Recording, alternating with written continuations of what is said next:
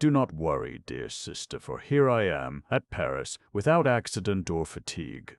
I have slept a few hours, breakfasted on a cup of coffee, made my toilet, and, in a moment, I am going to take a carriage to Madame Danglars, that she may present me to Madame de Villemer. This evening I will write you the result of the solemn interview, but I want first to mail you these few words, that you may feel easy about my journey and my health. Take courage with me, my Camille. All will go well. God does not abandon those who depend upon him, and who do their best to second his tender providence. What has been saddest for me in my resolution are your tears, yours and the dear little ones. It is hard for me to restrain mine when I think of them, but you must see it was absolutely necessary. I could not sit with folded hands when you have 4 children to rear. Since I have courage and health and no other claim upon me in this world than that of my tenderness for you and for those poor angels, it was for me to go forth and try to gain our livelihood. I will reach that end, be sure. Sustain me instead of regretting me and making me weaker. That is all I ask of you. And with this, my much-loved sister, I embrace you and our dear children with all my heart. Do not make them weep by speaking to them of me, but try, nevertheless, not to let them forget me. That would pain me beyond measure. Caroline de Saint-Geniax.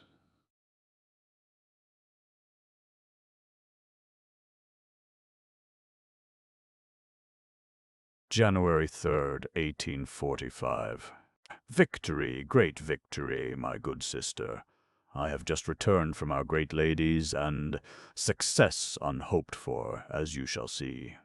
Since I have one more evening of liberty, and that probably the last, I am going to profit by it in giving you an account of the interview. It will seem as if I were chatting with you again at the fireside, rocking Charlie with one hand and amusing Lily with the other. Dear loves, what are they doing at this moment? They do not imagine that I am all alone in a melancholy room of a public-house, for, in the fear of being troublesome to Madame d'Arblade, I put up at a little hotel, but I shall be very comfortable at the Marchioness's, and this lone evening is not a bad one for me to collect myself and think of you without interruption. I did well, besides, not to count too much upon the hospitality which was offered me, because Madame d'Arblade is absent, and so I had to introduce myself to Madame de Villemer. You asked me to give you a description of her. She is about 60 years old, but she is infirm and seldom leaves her armchair. That and her suffering face make her look 15 years older. She could never have been beautiful or comely of form, yet her countenance is expressive and has a character of its own. She is very dark, her eyes are magnificent, just a little hard, but frank. Her nose is straight, and too nearly approaches her mouth, which is not at all handsome. Her mouth is ordinarily scornful. Still, her whole face gleams and mellows with a human sympathy when she smiles, and she smiles readily. My first impression agrees with my last. I believe this woman very good by principle rather than by impulse, and courageous rather than cheerful. She has intelligence and cultivation. In fine, she does not differ much from the description which Madame d'Arblade gave us of her. She was alone when I was conducted into her apartment. Gracefully enough, she made me sit down close to her, and here is a report of our conversation. You have been highly recommended to me by Madame Danglars, whom I esteem very much indeed. I know that you belong to an excellent family, that you have talents and an honorable character, and that your life has been blameless. I have therefore the greatest wish that we may understand each other and agree. For that there must be 2 things, one that my offer may seem satisfactory to you, the other that our views may not be too much opposed, as that would be the source of frequent misunderstandings. Let us deal with the first question. I offer you 1,200 francs a year. So I have been told, madame, and I have accepted. Have I not been told, too, that you would perhaps find that insufficient? It is true that is little for the needs of my situation, but Madam is the judge of her own affairs, and since I am here— Speak frankly, you think that is not enough? I cannot say that. It is probably more than my services are worth. I am far from saying so, and you say it from modesty, but you fear that will not be enough to keep you. Do not let it trouble you. I will take everything upon myself. You will have no expense here except for your toilet, and in that regard I make no requirement. And do you love dress? Yes, madame, very much, but I shall abstain from it, because in that matter you make no requirement. The sincerity of my answer appeared to astonish the Marchioness. Perhaps I ought not to have spoken without restraint, as it is my habit to do. She took a little time to collect herself. Finally she began to smile and said, "Ah, so, why do you love dress? You are young, pretty, and poor. You have neither the need nor the right to bedizen yourself." "I have so little right to do it," I answered, "that I go simply clad, as you see. That is very well, but you are troubled because your toilet is not more elegant." "No, madame, I am not troubled about it at all, since it must be so. I see that I spoke without reflection when I told you that I was fond of dress, and that has given you a poor idea of my understanding. I pray you to see nothing in that avowal but the effect of my sincerity. You questioned me concerning my tastes, and I answered as if I had the honor to be known to you. It was perhaps an impropriety, and I beg you to pardon it." "That is to say," rejoined she, "if I knew you, I would be aware that you accept the necessities of your position without ill temper and without murmuring." "Yes, madame, that is it exactly. Well, your impropriety, if it is one at all, is far from displeasing me. I love sincerity above all things. I love it perhaps more than I do understanding, and I make an appeal to your entire frankness. Now, what was it that persuaded you to accept such slight remuneration for coming here and keeping company with an infirm and perhaps tiresome old woman? In the first place, madam, I have been told that you are very intelligent and kind, and on that account I did not expect to find life tiresome with you. And then, even if I should have to endure a great deal, it is my duty to accept it all rather than to remain idle. My father having left us no fortune, my sister was at least well enough married, and I felt no scruples in living with her, but her husband, who had nothing but the salary of his place, recently died after a long and cruel illness which had absorbed all our little savings. It therefore naturally falls upon me to support my sister and her 4 children." "With 1,200 francs!" cried the Marchioness. "No, that cannot be. Ah, Madame d'Arglay did not tell me that. She, without doubt, feared the distrust which misfortune inspires, but she was very much mistaken in my case. Your self-devotion interests me, and, if we can agree in other respects, I hope to make you sensible of my regard. Trust in me. I will do my best." "Ah, madame," I replied, "whether I have the good fortune to suit you or not, let me thank you for this good prompting of your heart." And I kissed her hand impulsively, at which she did not seem displeased. "Yet," continued she, after another silence in which she appeared to distrust her own suggestion, "what if you are slightly frivolous and a little of a coquette?" "I am neither the one nor the other." "I hope not. Yet you are very pretty. They did not tell me that either, and the more I look at you, the more I think you are even remarkably pretty. That troubles me a little, and I do not conceal it from you." "Why, madame?" "Why? Yes, you are right. The ugly believe themselves beautiful, and to the desire to please they add the faculty of making themselves ridiculous. You would better perhaps have the art of pleasing, provided you do not abuse it. Well now, are you good enough girl and strong enough woman to give me a little account of your past life? Have you had some romance? Yes, you have not you? It is impossible that it could have been otherwise. You are 22 or 23 years old. I am 24, and I have had no other romance than the one of which I am going to tell you in 2 words. At 17 I was sought in marriage by a person who pleased me, and who withdrew when he learned that my father had left more debts than capital. I was very much grieved, but I have forgotten it all, and I have sworn never to marry. Ah, that is spite, and not forgetfulness. No, madame, that was an effort of the reason.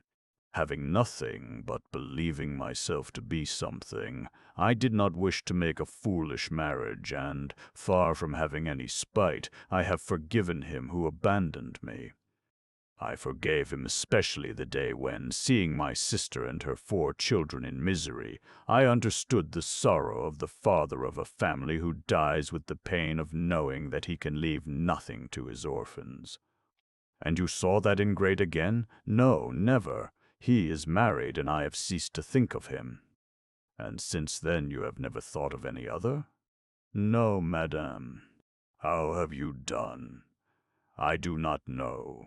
I believe I have not had time to think of myself. When one is very poor and does not want to give up to misery, the days are well filled out.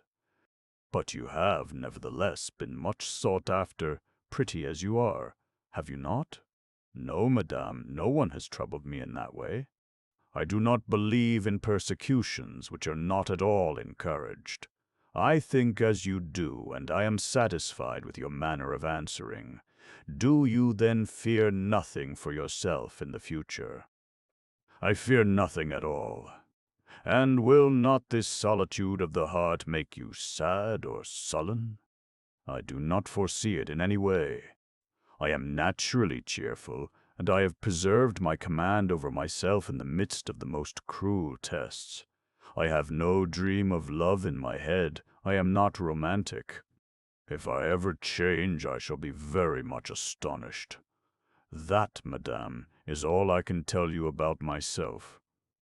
Will you take me such as I represent myself with confidence, since I can, after all, but give myself out for what I know myself to be? Yes, I take you for what you are, an excellent young woman, full of frankness and goodwill. It remains to be seen whether you really have the little attainments that I require. What must I do? Talk, in the first place, and upon that point I am already satisfied, and then you must read and play a little music. Try me right away, and if the little I can do suits you. Yes, yes, she said, putting a book into my hands. Do read. I want to be enchanted with you. At the end of a page she took the book away from me with the remark that my reading was perfect. Then came the music. There was a piano in the room. She asked me if I could read at sight.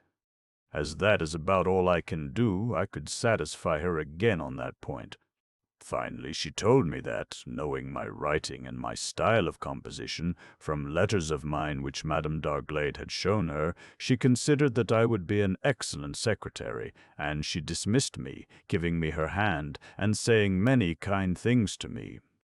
I asked her for one day, tomorrow, in order to see some people here with whom we are acquainted, and she has given orders that I should be installed Saturday. Dear sister, I have just been interrupted. What a pleasant surprise! It is a note from Madame de Villemer, a note of 3 lines, which I transcribe for you. Permit me, dear child, to send you a trifle on account for your sister's children, and a little dress for yourself. As you are fond of dress, we must humor the weaknesses of those we like. It is arranged and understood that you are to have 150 francs a month, and that I take upon myself to keep you in clothes. How good and motherly that is it not? I see that I shall love that woman with all my heart, and that I had not estimated her, at first sight, as highly as she deserved. She is more impulsive than I thought. The 500-franc bill I enclose in this letter. Make haste. Some wood in the cellar, some woolen petticoats for Lily, who needs them, and a chicken from time to time on that poor table. A little wine for you. Your stomach is quite shattered, and it will take so little to restore it. The chimney must be repaired. It smokes atrociously. It is unbearable. It may weaken the children's eyes, and those of my little girl are so beautiful. Really, I am ashamed of the dress which is intended for me, a dress of magnificent pearl gray silk.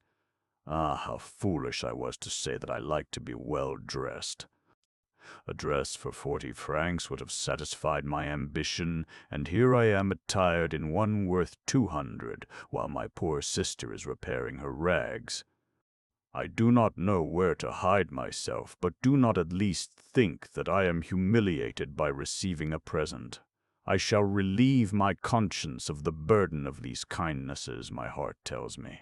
You see, Camille, everything succeeds with me as soon as I enter upon it.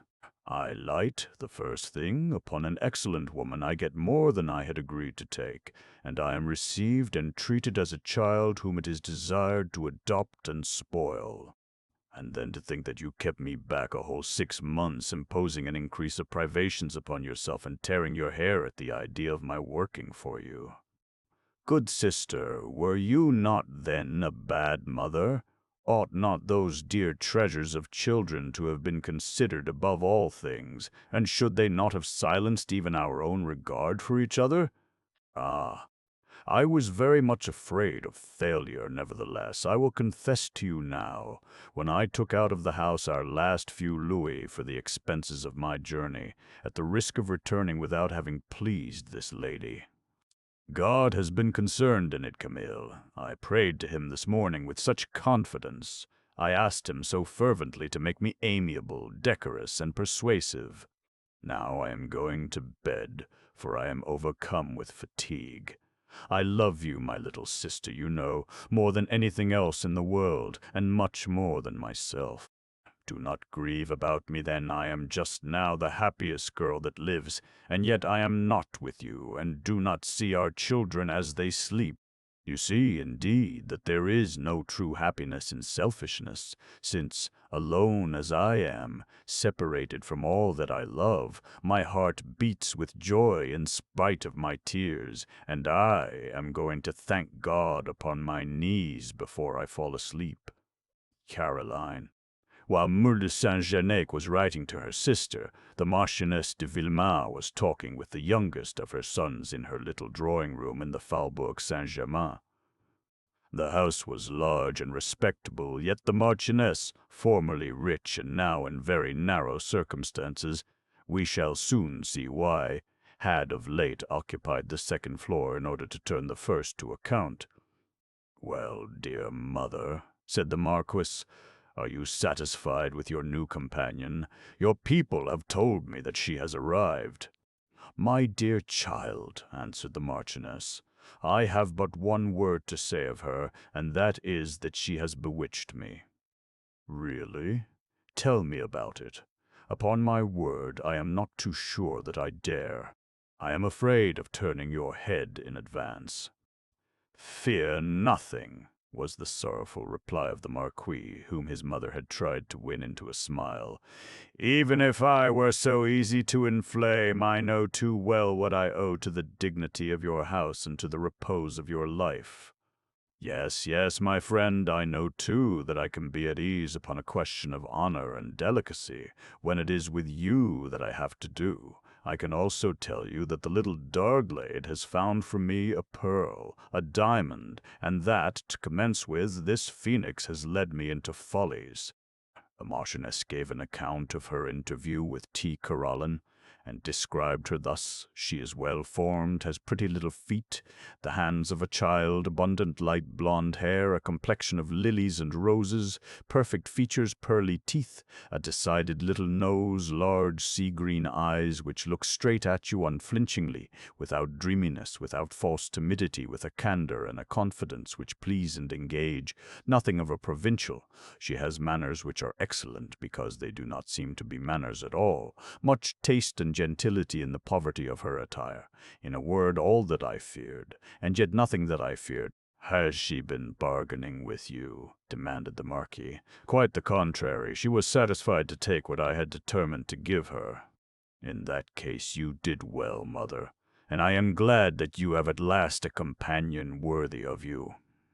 You have kept too long that hungry and sleepy old maid who worried you, and when you have a chance to replace her by a treasure, you would do very wrong to count the cost." "Yes," replied the Marchioness, "that's what your brother also says. Neither he nor you care to count the cost, my dear children, and I fear I have been too hasty in the satisfaction which I have just given myself."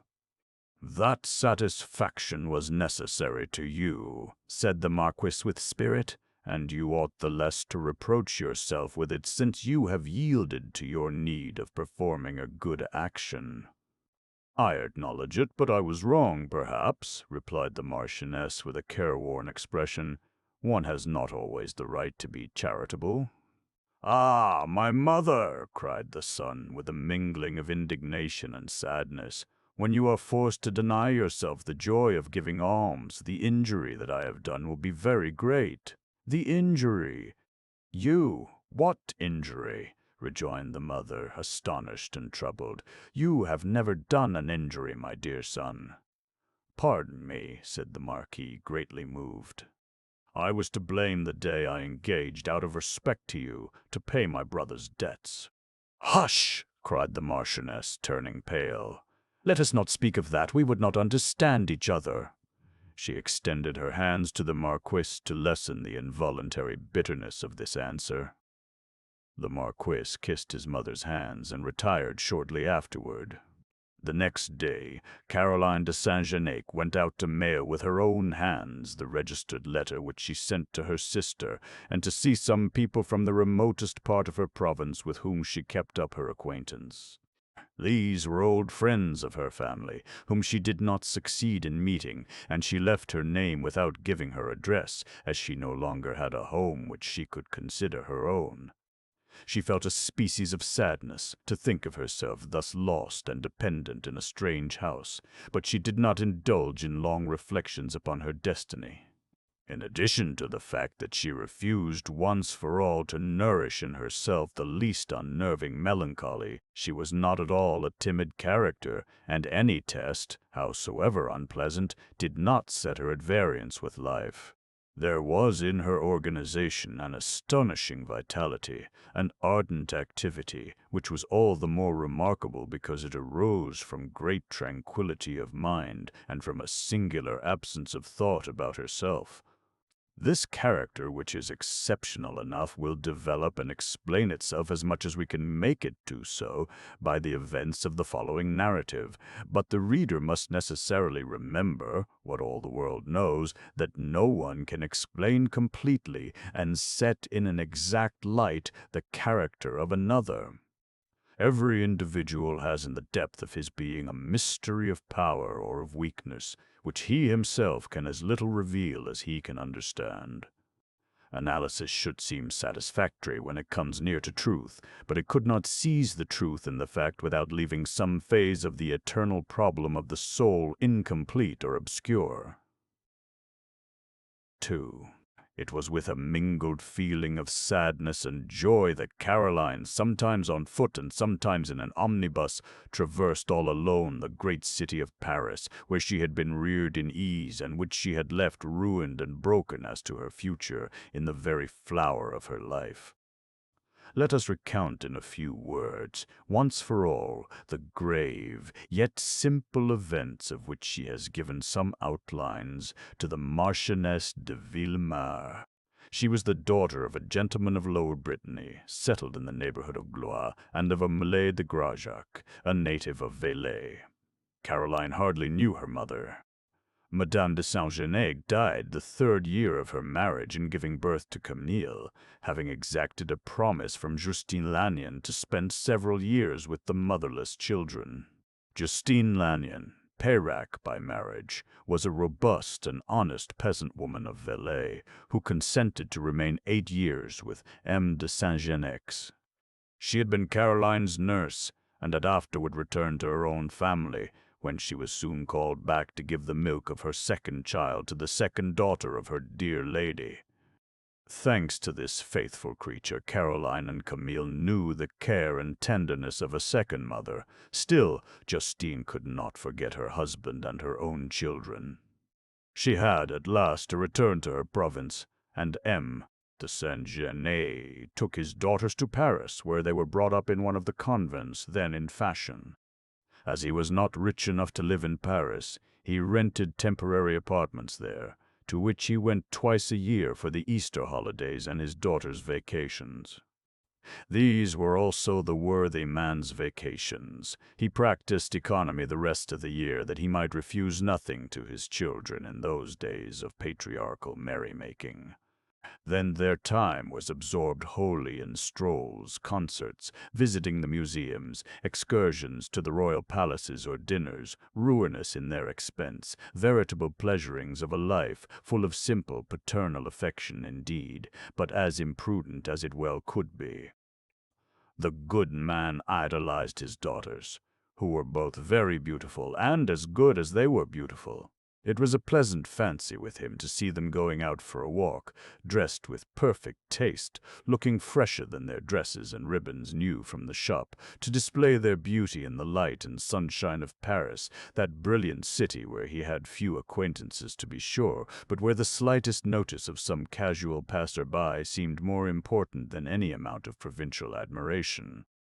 To make Parisians, real Parisian ladies, of these two charming girls was the dream of his life. He would have spent his whole fortune to accomplish this, and he did so spend it. This infatuated desire to taste the delights of life in Paris is a species of fatality which had, a few years ago, taken possession not only of the well-to-do people of the provinces, but of whole classes. Every great foreign nobleman also, howsoever little his cultivation, rushed wildly to Paris like a schoolboy in vacation time, tore himself away from its attractions with bitter regret, and passed the rest of the year at home in devising measures to obtain the passport giving him leave to return. Even today, if it were not for the severity of laws which condemn Russians to Russia and Poles to Poland, immense fortunes would vie with one another in their eagerness to come and be swallowed up in the pleasures of Paris. The two young ladies each profited very differently by their elegant education. Camille, the younger and the prettier of the two, which is saying a great deal, entered heartily into the giddy tastes of her father, whom she resembled in face and in character. She was passionately fond of luxury, and it had never occurred to her that her life could ever become unhappy. Mild and loving, but not very intelligent, she became merely an accomplished young lady in the matters of style, dress, and manners. Returning to the convent at the close of her vacations, she passed 3 months languishing regretfully, the next 3 working a little in order to please her sister, who would otherwise find fault with her, and the rest of the term in dreaming about her father's return and the pleasures it would bring. Caroline, on the other hand, was more like her mother, who had been a woman of seriousness and energy. Yet she was usually cheerful and more demonstrative even than her sister in the hearty enjoyment of their freedom. She showed herself more eager to make the most of dress, of their walks and their sightseeing, but she relished all in a different way. She was far more intellectual than Camille, with no creative genius for art, indeed, but yet deeply sensitive to all its true manifestations. She was born appreciative. That is, she could express the unspoken thought of another with brilliancy and refinement. She repeated poetry or read music with a surprising mastery of both. She spoke little, but always, well, yet with a strange precision, as if her ideas were all drawn from within. But whenever she received suggestions from outside sources, from books, music, or the stage, she gave the written thought a new radiance. She seemed to be the necessary instrument of genius within the limits of interpretation. This gift of hers might have been genius itself had it received its full development. But this it never received. Caroline had commenced her education at 10 years of age. At 17 it was wholly broken off. This is the way it happened, miss. de Saint-Genet, having an income of only 12,000 francs, and yet dreaming of a future for his daughters worthy of their attractions, had entangled himself with pitiable ingenuousness in speculations which were to quadruple his property, and which engulfed it in instant ruin. Very pale, and as if dazed by some powerful shock, he came one day to Paris for his daughters. He took them to his little manor house with no explanation whatever, and complaining only of a slight fever. He lay there ill for 3 months, and then died of grief, confessing his ruin to his 2 future sons-in-law, for at the appearance of the young ladies at Blois, many suitors presented themselves, and 2 of them had been accepted. The gentleman betrothed to Camille was a civil officer, a respectable man who was sincerely fond of her, and married her in spite of everything. Caroline was engaged to a gentleman of property. He reasoned more selfishly, pleaded the opposition of his family, and withdrew his pretensions. Caroline was brave. Her weaker sister would have died of grief, but she was not the one deserted. Weakness exacts respect oftener than energy. Moral courage is something invisible, and it breaks down silently. Killing a soul, too, leaves no trace. Therefore the strong are always buffeted, and the weak are buoyed up always.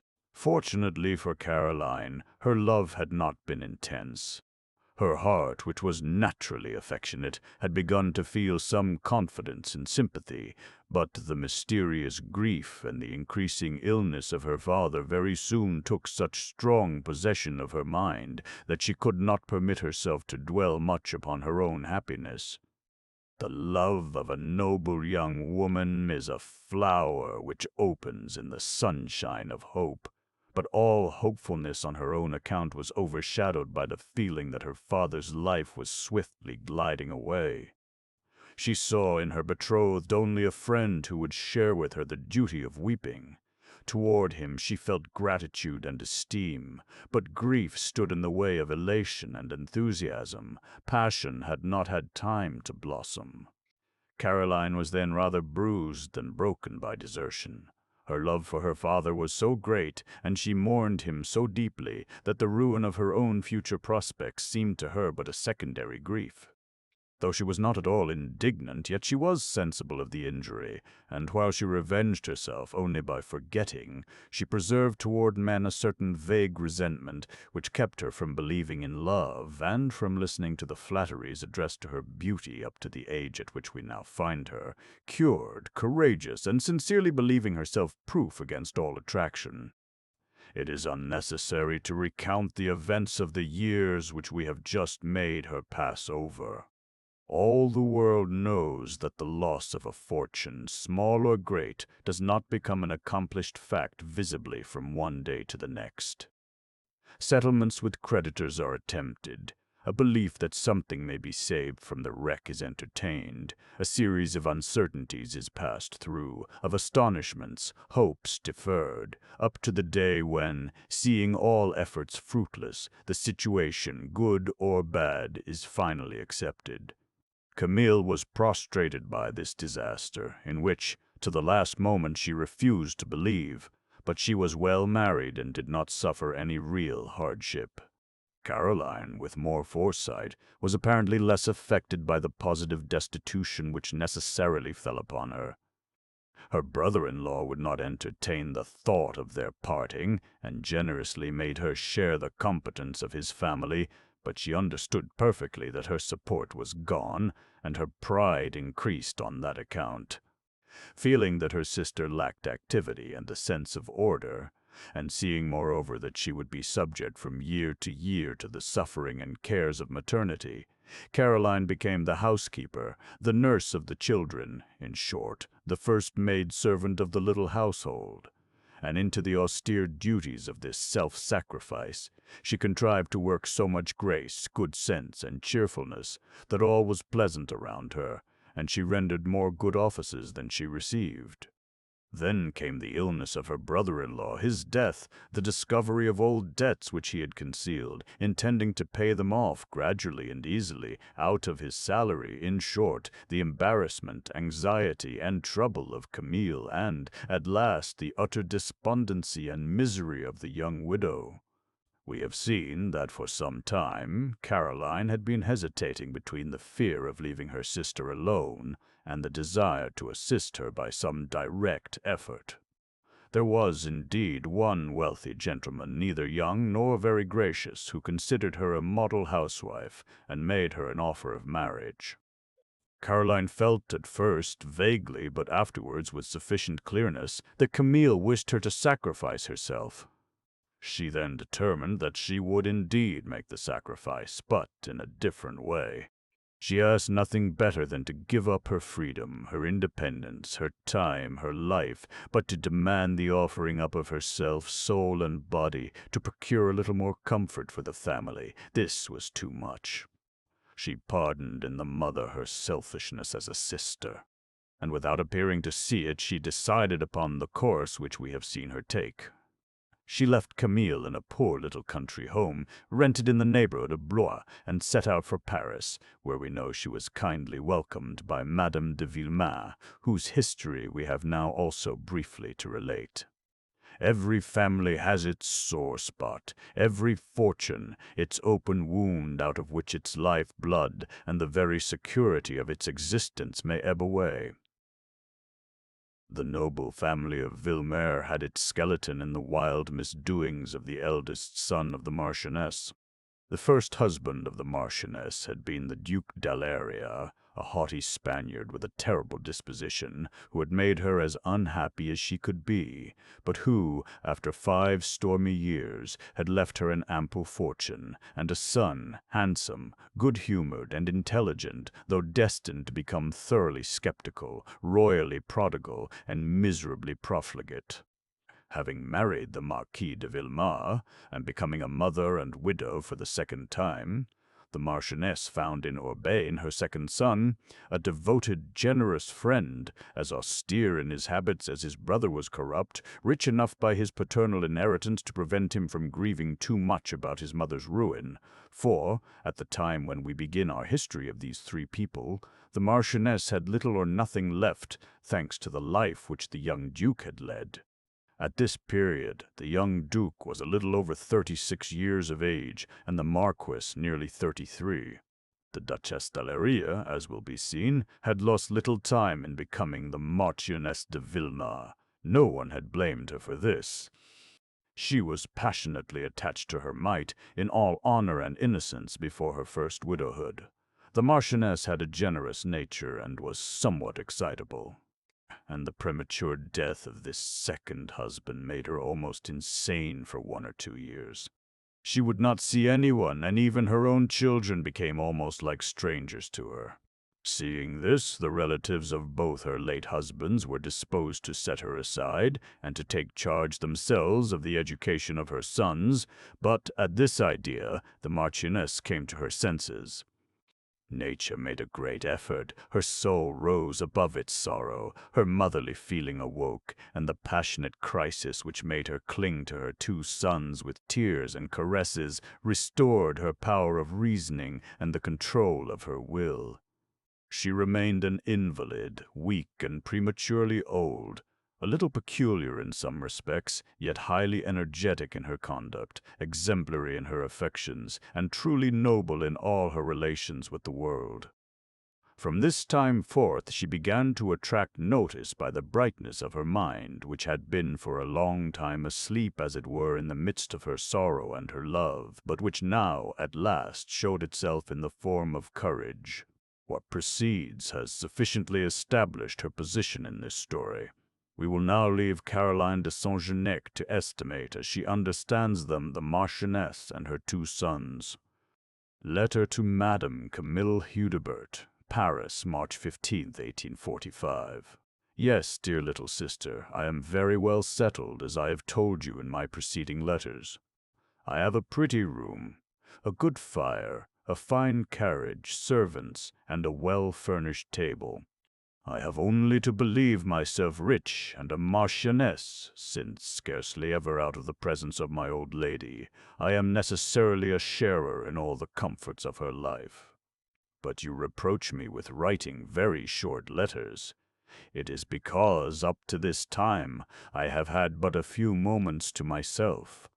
In fact, the Marchioness, who, I believe, wished to put me a little to proof, appears now to be satisfied that I am quite sincerely devoted to her, and she permits me to leave her at midnight.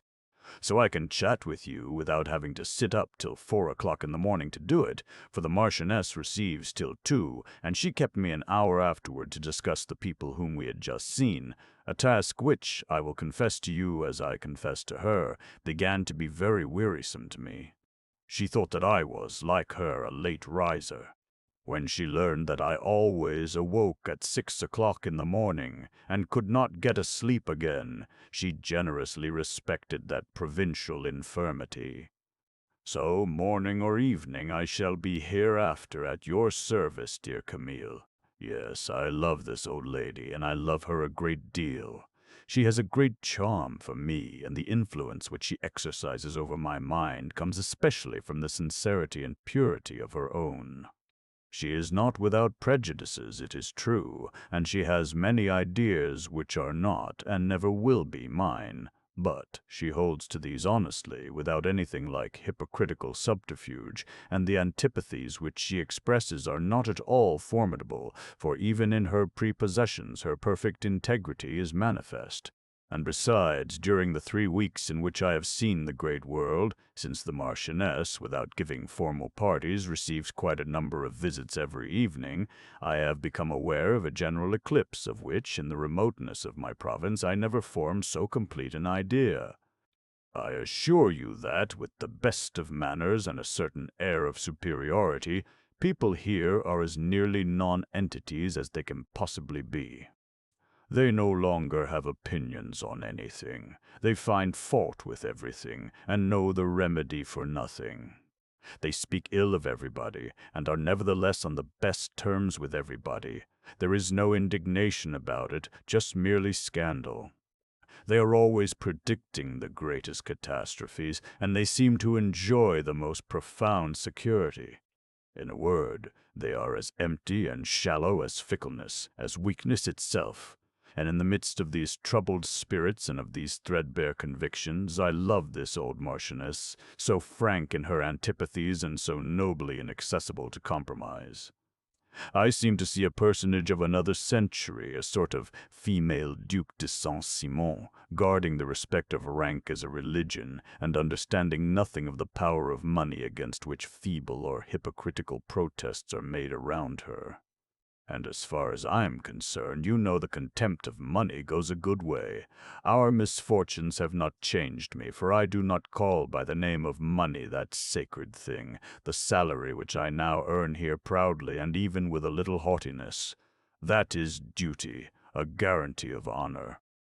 Luxury itself, when it is the continuation or the recompense of an elevated life, does not inspire me with the philosophic disdain which always conceals a trifle of envy, but wealth coveted, hunted up and down, bought at the price of ambitious marriages, by the unwinding of political conscience, by family intrigues about successions.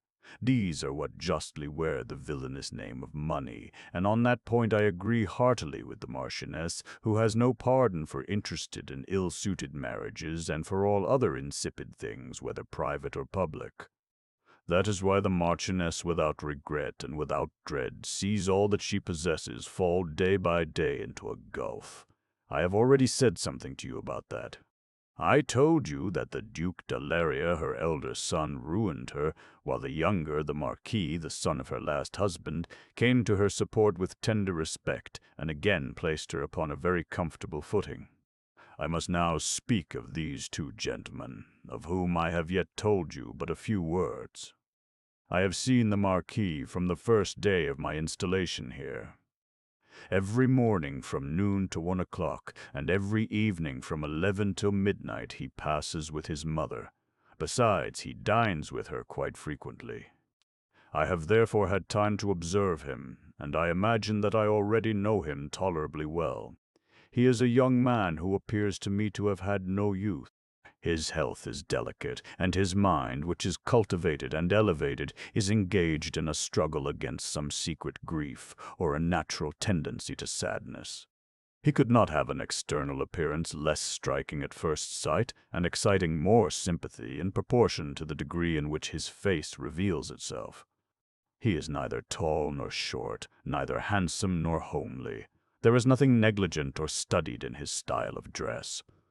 He seems to have an instinctive aversion to everything which might draw attention to the person, yet one sees very soon that he is no ordinary man. The few words which he says to you have a deep or delicate meaning, and his eyes, when they lose the perplexity of a certain shyness, are so handsome, so good, so intelligent, that I do not believe I ever met their equals. His conduct toward his mother is admirable and paints him at full length. I saw him pay out several millions, all his personal fortune, to discharge the rash debts of the elder son, and he never frowned, never said a word, never showed any vexation or regret. The weaker she was toward this ungrateful and graceless son, the more tender and devoted and respectful was the Marquis. You see, it is impossible not to esteem this man, and as for me, I feel a sort of veneration for him. His conversation, too, is very agreeable. He scarcely speaks at all in society, but in intimacy, when the first reserve is worn off, he talks charmingly. He is not only a cultivated man, he is a well of science. I believe he has read everything, for upon whatever subject you suggest, he is interesting, and proves that he has sounded it to the bottom. His conversation is so necessary to his mother that when anything prevents his accustomed visit or lessens its duration, she is restless and, as it were, out of her reckoning for the remainder of the day.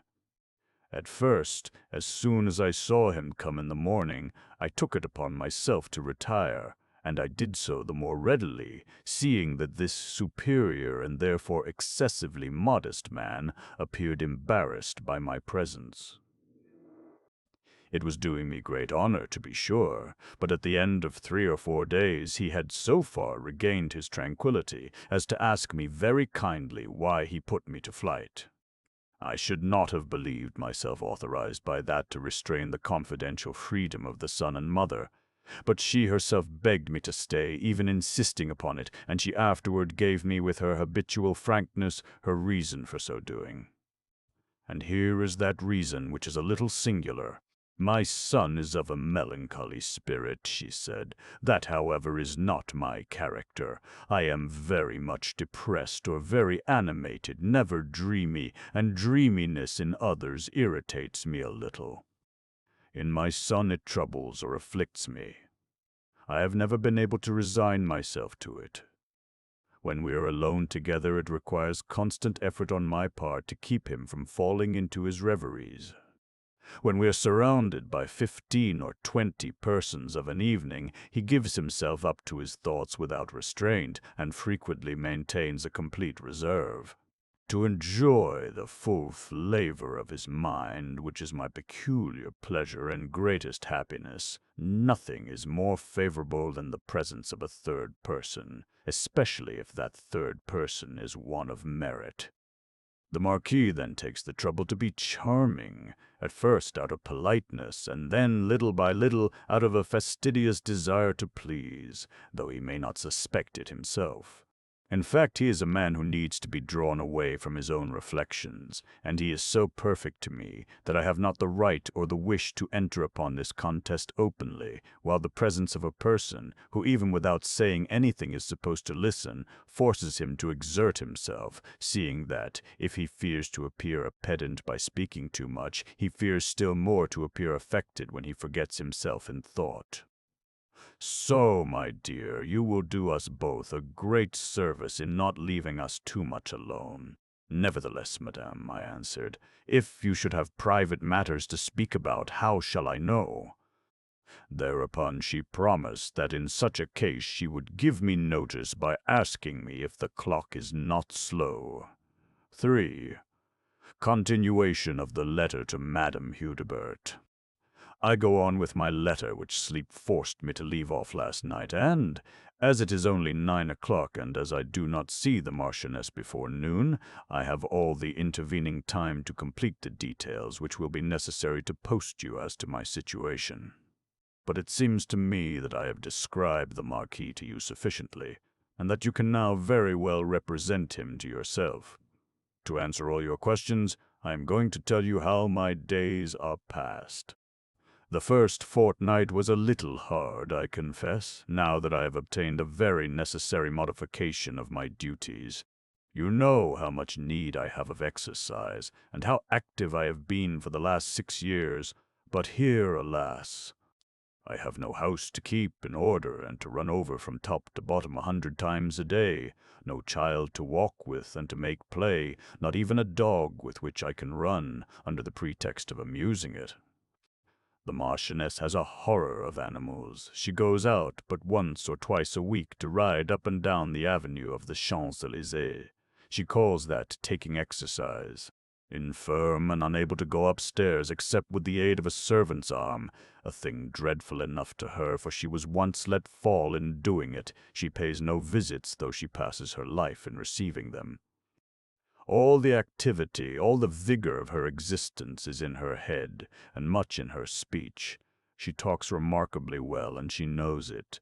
But she is not on that account guilty of any weak vanity, and thinks less of making herself heard than of venting the ideas and sentiments which agitate her. She has, you see, an energetic nature, and a singular earnestness in her opinions of all things, even of those which seem to me of very little account. She could never be quite happy. She has been seeking to be so too long, and living with her incessantly is tiresome, in spite of the attraction which she exercises.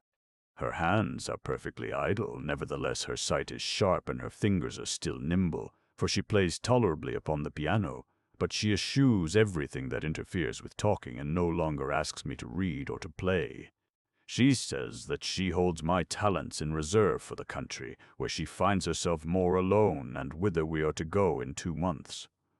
I look forward to this change with real pleasure, as here the life of the body is too much suppressed. And then the good Marchioness has the habit of living in a temperature of Senegal, besides covering herself with perfumes, and her apartment is filled with the most odorous of flowers. They are very beautiful to see, but in the absence of air it is not so easy a thing to breathe. Moreover, I have to be idle, like her. I tried at first to embroider while with her. That, I saw very soon, disturbed her nerves. She asked me if I was working by the day, if there was any hurry for what I was doing, if it was very useful, and she interrupted a dozen times with no other motive than to see me stop the work which annoyed her. At last I had to abandon it altogether, or it would have thrown her into a fit of illness. She was well pleased at this, and in order to ensure herself against a renewal of the attempt on my part, she gave me a very frank exposition of her way of thinking in such matters.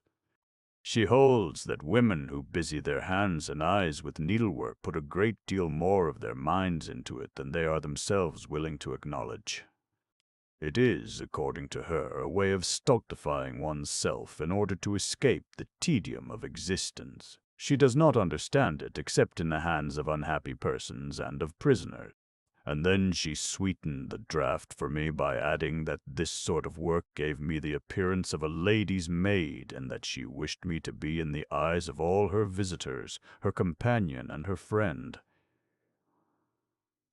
So she puts me forward in conversation, referring to me frequently in order to force me to show my intelligence, what I am especially careful not to do, for I feel that I have none at all when people are looking at me and listening to me.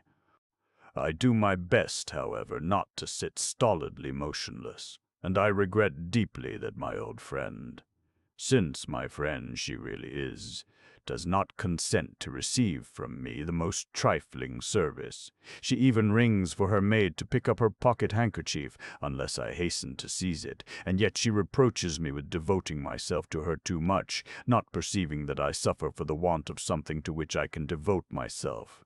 You may ask why, therefore, she has taken me into her service. I will tell you, she does not receive before 4 o'clock, and up to that time, that is, as soon as the Marquis leaves her, she hears the reading of the newspapers and attends to her correspondence. It is I, then, who read and write for her. Why she does not read and write herself, I am sure I do not know, for she is very able to do both. I think, however, I can see that she cannot endure solitude, and that the dread with which it inspires her cannot be counteracted by any occupation whatever. Certainly there is in her something strange which does not appear, but which exists in the secret places of her heart or head. Hers is perhaps a nature a little perverted by the relations it has been forced to sustain toward others. It is too late to teach her to be busy, and perhaps she cannot even think when she is alone. It is certain that when I enter her apartment at the stroke of noon, I find her very different from what I left her the night before in the midst of her drawing-room. She seems to grow 10 years older every night. I know that her maids make a long toilet for her, during which she does not speak a single word to them, for she has a great contempt for people whose language is vulgar.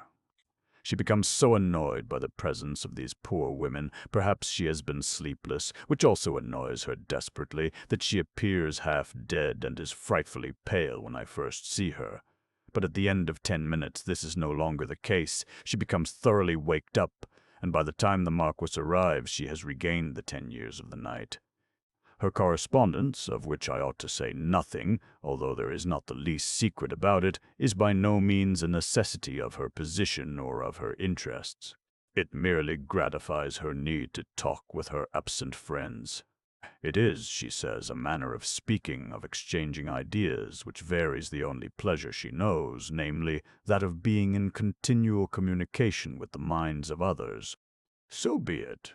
But, for my part, that would not be my taste if I were troubled with leisure.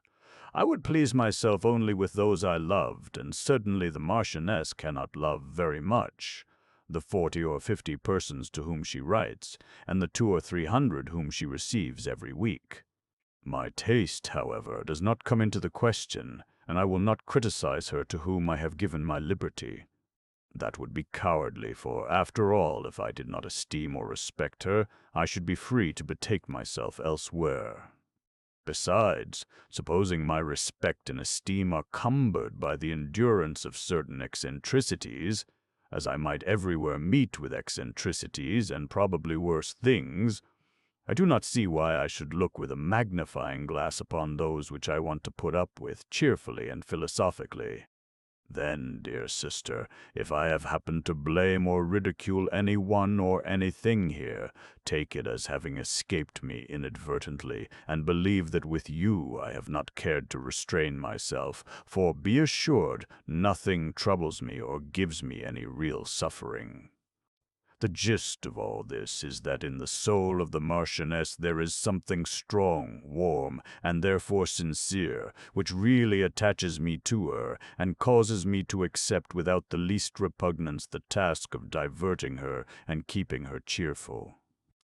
I know very well, whatever she may say, that I am something much worse than an attendant. I am a slave, but I am so by my own will, and therefore I feel in my conscience as free as the air. What is freer than the spirit of a captive, or of one proscribed for his faith? I had not reflected upon all this when I left you, my sister. I believed that I would have to suffer a great deal. Well, I have reflected upon it now, and, save the want of exercise, which is altogether a physical matter, I have not suffered at all. That little suffering will be spared me hereafter. Do not torment yourself about it. I was forced to acknowledge it to you. Henceforth I shall be permitted to go to sleep early enough, and I can walk in the garden of the hotel, which is not large, but in which I succeed in going a good way while thinking of you and our wide fields. Then I imagine myself there, with you and the children around me, a beautiful dream which does me good. But I perceive that I have told you nothing yet of the Duke. I now come to that subject.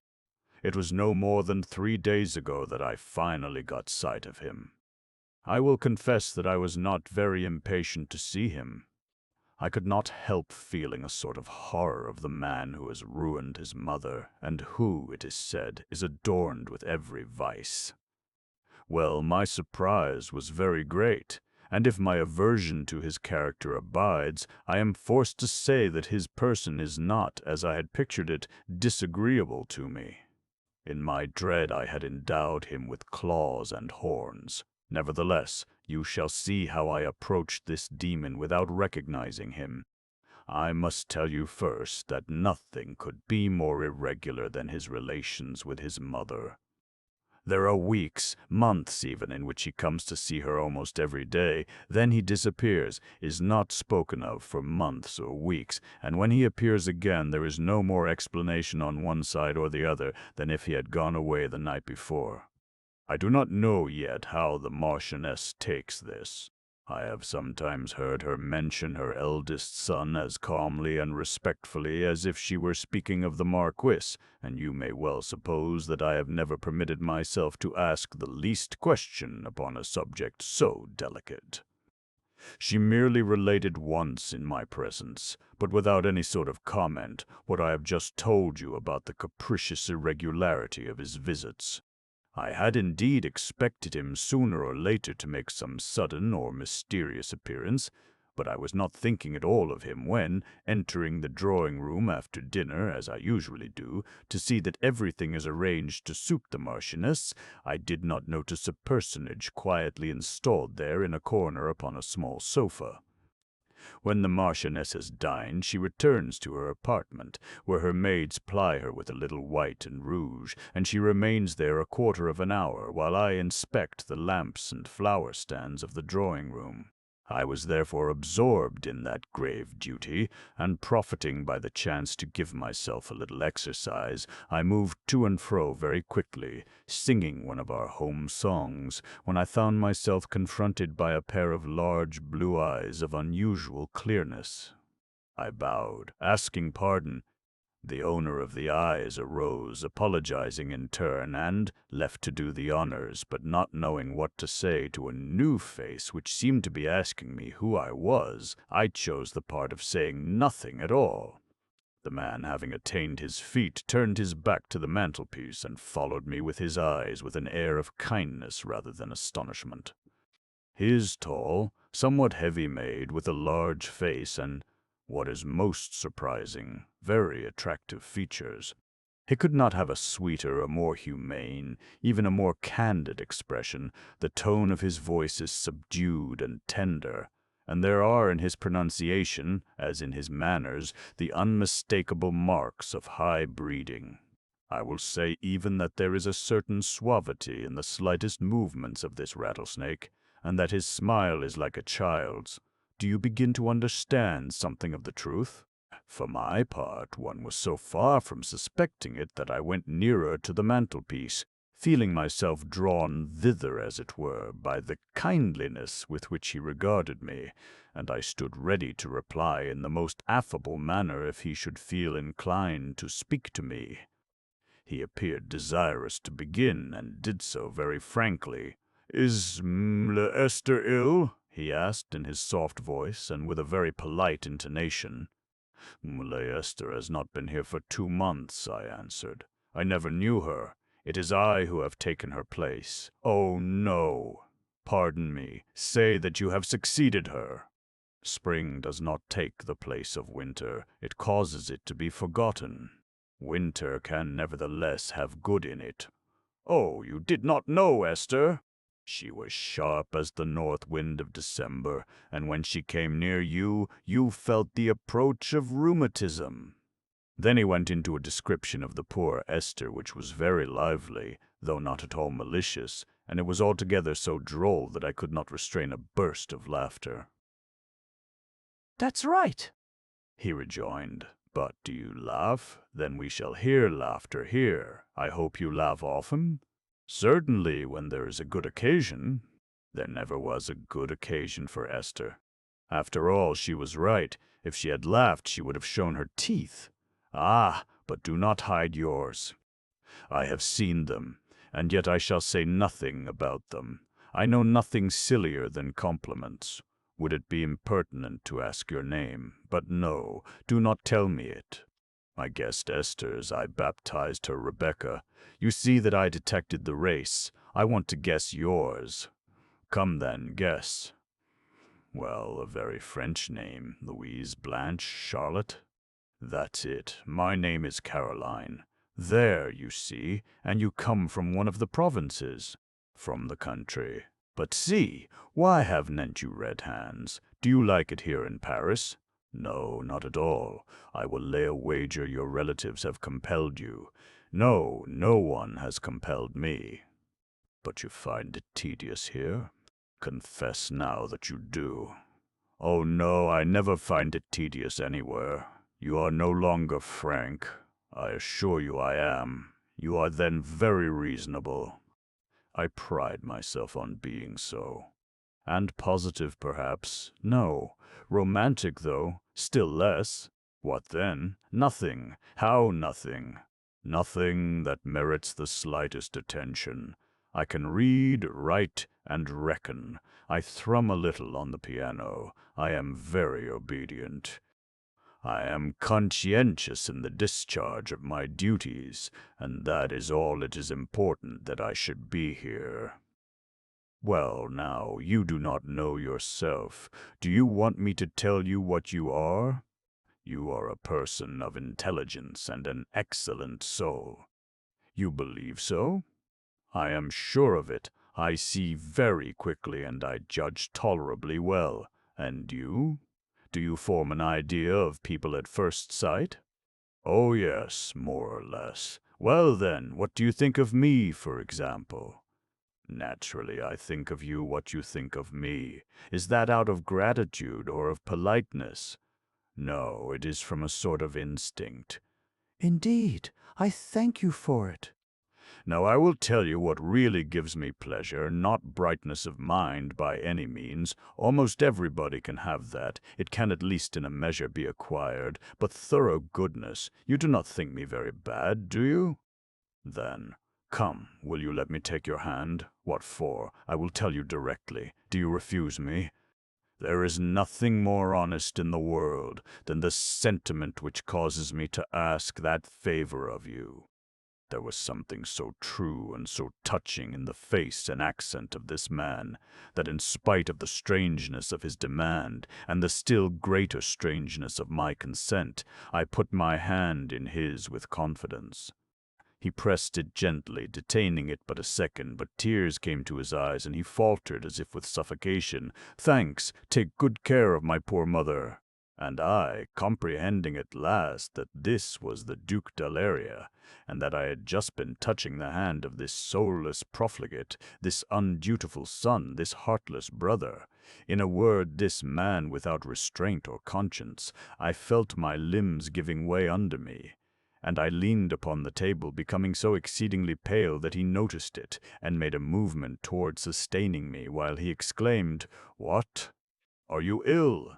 But he paused when he perceived the dread and disgust with which he inspired me, or perhaps merely because his mother was just entering the room.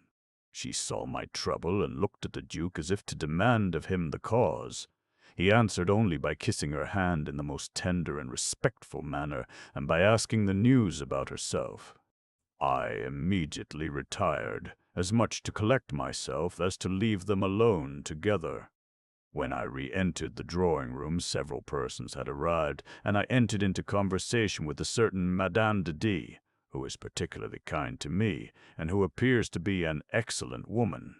She cannot, however, endure the Duke, and it is she who has told me all the evil I know of him. A feeling of reaction against the sympathy with which he had inspired me caused me, no doubt, to seek now the society of this lady. "Well," she said, as if she had divined what was passing in me, while she regarded the Duke, then engaged in conversation not far from his mother, "you have at last seen him, the beloved child." "What have you to say of him? He is amiable and handsome, and that is what in my eyes condemns him all the more." "Yes, is it not so?" His is certainly a fine organization, and it is incredible that he should be so well preserved and so intellectually bright after the life he has led, but do not go to trusting him. He is the most corrupt being that exists, and he is perfectly able to play the good apostle with you in order to compromise you. With me? Oh, no!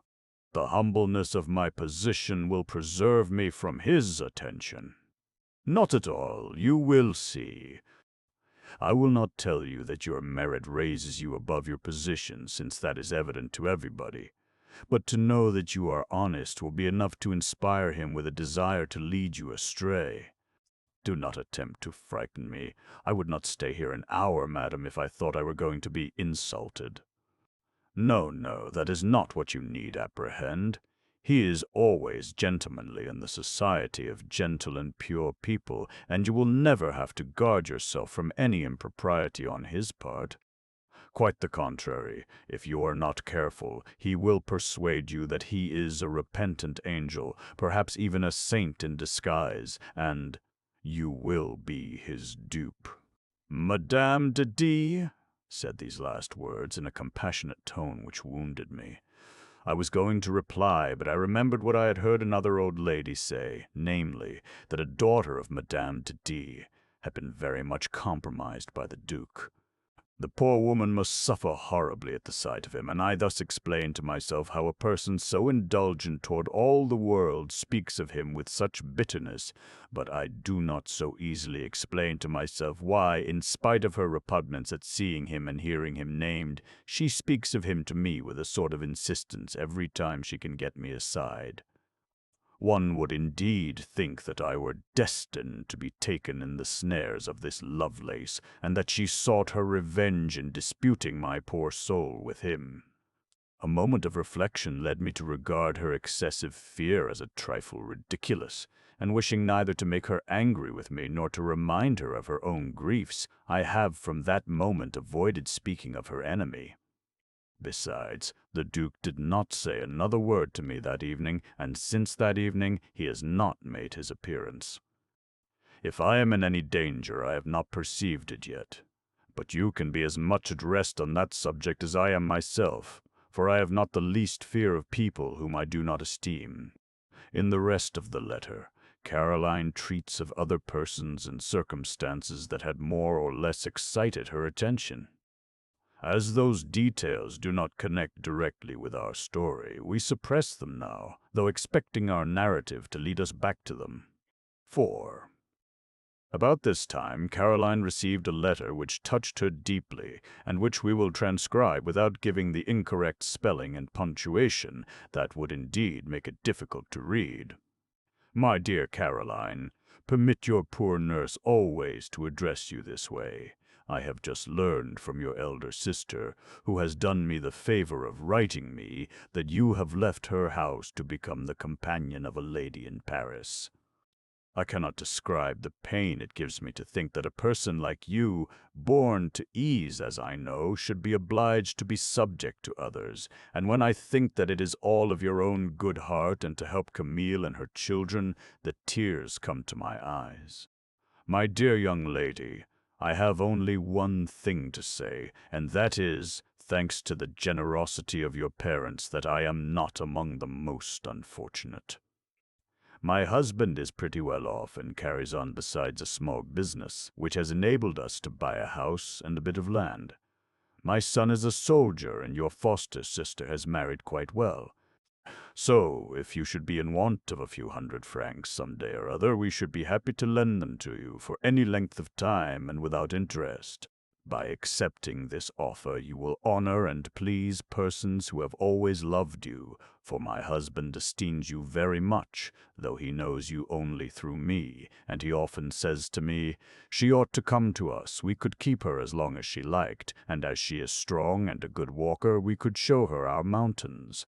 If she would, she might, too, be the schoolmistress of our village. This would not bring her in much, to be sure, but then her expenses would be small, and it would amount, perhaps, to the same as her salary in Paris, where living is so dear. I tell you this just exactly as Peyrac says it, and if your own heart will say the same, we shall have a neat little room all ready for you, and a somewhat wild country to show you. You will not feel afraid, for when you were a very little thing even, you were always wanting to climb everywhere, so that your poor papa would call you his little squirrel. Remember then, if you are not comfortable where you are, dear Caroline of my heart, that in a little corner of what is to you an unknown country, there are those who know you for the best soul in the wide world, and who pray for you every night and morning, asking the good God to bring you here to see us. Justin Lannion, Peyrac by marriage, Lantriac near Le Puy, Haute-Loire. Caroline replied immediately as follows. My good Justine, my dear friend, I wept while reading your letter. They were tears of joy and gratitude. How happy I am to find your friendship as tender as it was on the day when we parted from one another 14 years ago. That day lingers in my memory as one of the saddest in my whole life. I had learned to know no mother but you, and losing you was being left motherless for the second time. My good nurse, you loved me so much that for me you had almost forgotten your good husband and your dear children. But they recalled you. Your first duty was to them, and I saw from all your letters that they were making you happy. It was they who paid you my debt, for I owed you a great deal, and I have often thought that, if there is anything good or reasonable in me, it is because I have been treated lovingly, gently, and reasonably by her whom my childish eyes first learned to know. Now you want to offer me your savings, you dear good soul. That is good and motherly, like you, and on the part of your husband, who does not know me, it is great and noble. I thank you tenderly, my kind friends, but I need nothing. I am well provided for where I am, and I am as happy as I can be away from my own dear family. I shall not give up the hope of going to see you, all the same. What you tell me about the neat little room and the fine wild country gives me a strong desire to know your village and your little household. I cannot say when, in the course of my life, I shall find a fortnight of liberty, but be assured that if I ever do find it, it shall be at the disposal of my darling nurse, whom I embrace with all my heart.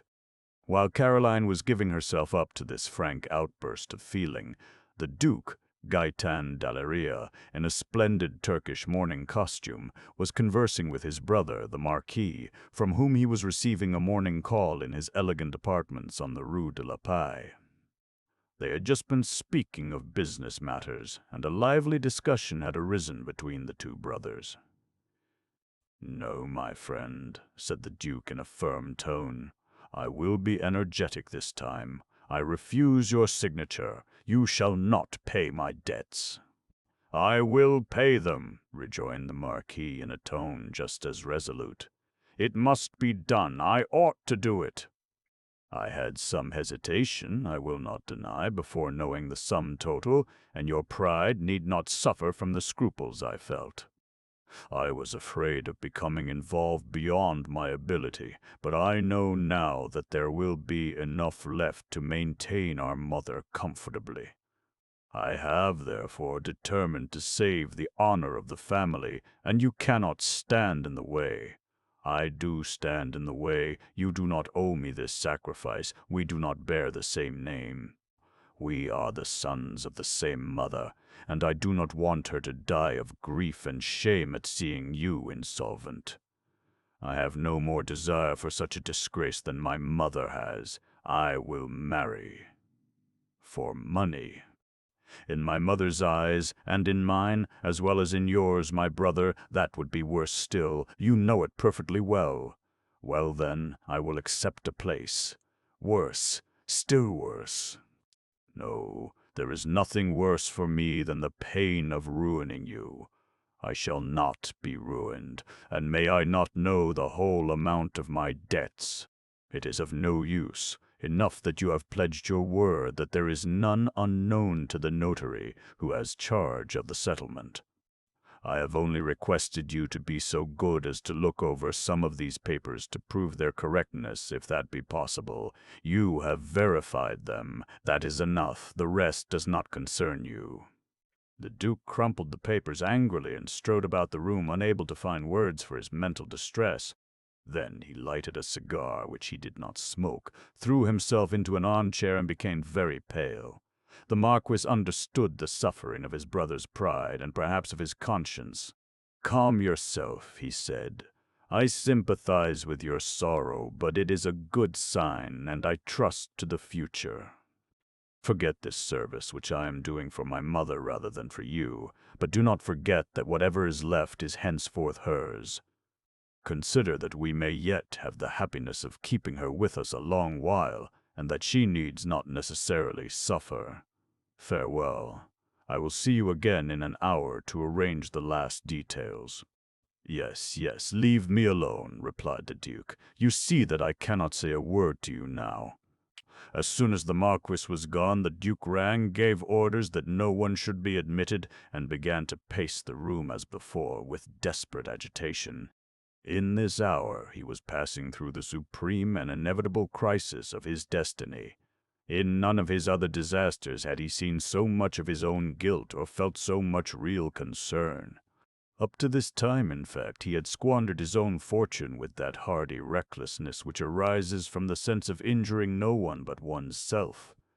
He had, so to speak, only made use of a right. Then, half without his own knowledge, by encroaching upon his mother's capital, he had consumed it entirely, becoming gradually hardened to the disgrace of throwing upon his brother the duty of maintaining her from his own resources. Let us say all that we can in excuse of the Duke's conduct up to this period. He had been fearfully spoiled in his mother's heart. A very marked preference for him had existed. Nature, too, had been partial to him. Taller, stronger, more elegant, more brilliant, and apparently more active than his brother, and more demonstratively affectionate from childhood, he had seemed to everyone the better endowed and the more amiable of the two. For a long while, weakly and taciturn, the Marquis had shown no fondness for anything but study, and this taste, which in a plebeian would have seemed a great advantage, was considered eccentric in a man of rank. This tendency was therefore repressed rather than encouraged, and precisely on that account it became a passion, an absorbing, pent-up passion, which developed in the young man's soul a quick inward sensibility and an enthusiasm all the more ardent from having been restrained. The Marquis was far more affectionate than his brother, and yet passed for a man of cold nature, while the Duke, always kindly and communicative, without loving anyone exclusively, had long passed for the very soul of warmth. The Duke inherited from his father the impulsive temperament which had proved so delusive, and during his childhood the wild freedom of his ways had given the Marchioness some anxiety. We have mentioned already that after the death of her second husband she had been very much carried away by grief, and that for more than a year she had shrunk from seeing her children. When this moral disease gave place to natural feeling, her first effort was to clasp in her arms the son of the husband whom she had loved. But the child, surprised and perhaps terrified by the impetuosity of caresses which he had almost forgotten, burst into tears without knowing why. It may have been the vague, instinctive reproach of a nature chilled by neglect. The Duke, older than he by 3 years, but more easily diverted, perceived nothing of all this. He returned his mother's kisses, and the poor woman imagined that he inherited her own warm heart, while the Marquis, she thought, had the traits of his paternal grandfather, a man of letters, but not quite sane. So the Duke was secretly preferred, though not more kindly treated, for the Marchioness had a deep and almost religious sense of justice. But he was petted more, since he alone, she believed, appreciated the value of a caress. Urbain, the Marquis, felt this partiality and suffered from it, but he never allowed himself to complain, and perhaps, already putting a just estimate upon his brother, he did not care to contend with him on such frivolous grounds. In the course of time, the Marchioness found out that she had been greatly mistaken, and that sentiments should be judged by deeds rather than by words. But the habit of spoiling her prodigal son had now become fixed, and to this she soon added a tender pity for the bewildered perversity which seemed to be leading the wilful youth to his own destruction. This perversity, however, did not take its rise in an evil heart. Vanity at first and dissipation afterward, then the loss of energy, and at last the tyranny of vice. That, briefly, is the history of this man, charming without real refinement, good without grandeur of soul, skeptical without atheism. At the age when we are describing him, there was in him an awful void in the place where his conscience should have been, and yet it was a conscience rather absent than dead. There would sometimes be returns of it and struggles with it, fewer and briefer indeed than they had been in his youth, but perhaps on that account all the more desperate. And the one which was going on within him at this time was so cruel that he laid his hand repeatedly upon one of his splendid weapons, as if he were haunted by the spectre of suicide. But he thought of his mother, pushed away the pistols and locked them up, putting both hands to his head in the fear that he was becoming insane. He had always looked upon money as nothing. His mother's noble, disinterested theories on the subject had made the way of false reasoning easy to him. Nevertheless, he understood that, in effecting his mother's ruin, he had overstepped his right. He was astounded. He had gone on up to the last, promising himself that he would stop before reaching his brother's fortune, and then he had seriously encroached upon it. But the truth is that he had not done this knowingly, for, from motives of delicacy, the Marquis had kept no accounts with him in matters of detail, and would never have mentioned them at all had it not been for the necessity of preserving by an appeal to his honor the little which was left. The Duke therefore did not feel himself guilty of deliberate selfishness, and had reproached Urbain warmly and sincerely for not having warned him sooner. He saw at last the abyss opened by his lawless and reckless conduct. He was bitterly ashamed of having injured his brother's prospects, and of having no way to repair the harm, without infringing upon certain rigid principles established by his mother and his education. Yet this error was less serious than that of having wronged his own mother, but it did not appear so to the Duke. It had always seemed to him that whatever belonged to his mother was his own, while in dealing with his brother his pride kept up the distinction of meum and tuum. Besides, should it not be admitted, while there was no wicked dislike between the two brothers so differently constituted, there was at least a want of confidence and sympathy. The life of the one was a continual protest against that of the other. Urbain had made a silent but powerful effort that the voice of nature within him might be also that of friendship. Gaetan had made no such effort. Trusting to the freedom from malice which characterized him, he had felt a liberty to rail at the austerity of the Marquis. They were then together most of the time, upon a footing of blame delicately restrained by the one, and of ridicule manifested in easy revolt by the other. "Very well," exclaimed the Duke, seeing the Marquis return. "It is an accomplished fact, then. I see by your face that you have been signing." "Yes, brother," replied Urbain. "It is all arranged, and there is left for you besides an income of 12,000 francs, which I did not allow them to use in the liquidation." "Left for me?" rejoined Gaetan, looking him in the face. "No, you are deceived. There is nothing left for me, but, after having cleared me of debt, you are yourself making me an allowance." "Well, yes," replied the Marquis, "since you must also learn, sooner or later, that you are not at liberty to dispose of the principal." The Duke, who had not yet decided upon anything, wrung his hands with violence and fell back upon his mute opposition. The Marquis made an effort to conquer his habitual reserve, seated himself near Gaetan, and taking in his own the clenched hands which seemed hesitating to extend themselves to him, "My friend," said he, "you are too haughty with me. Would you not have done for me what I am doing for you?" The Duke felt his pride breaking down. He burst into tears. "No," said he, pressing his brother's hand feelingly. "I never should have known how to do it. I never could have done it, for my destiny is to injure others, and I shall never have the happiness of saving anyone." "You will at least admit that it is a happiness," replied Urbane. "Then consider yourself doing me a kindness, and give me back your friendship, which seems to be vanishing under this grievance." "Urbane," cried the Duke, "you speak of my friendship. Now would be the time to thank you with all manner of protestations, but I will not do it. I will never fall so low as to take refuge in hypocrisy.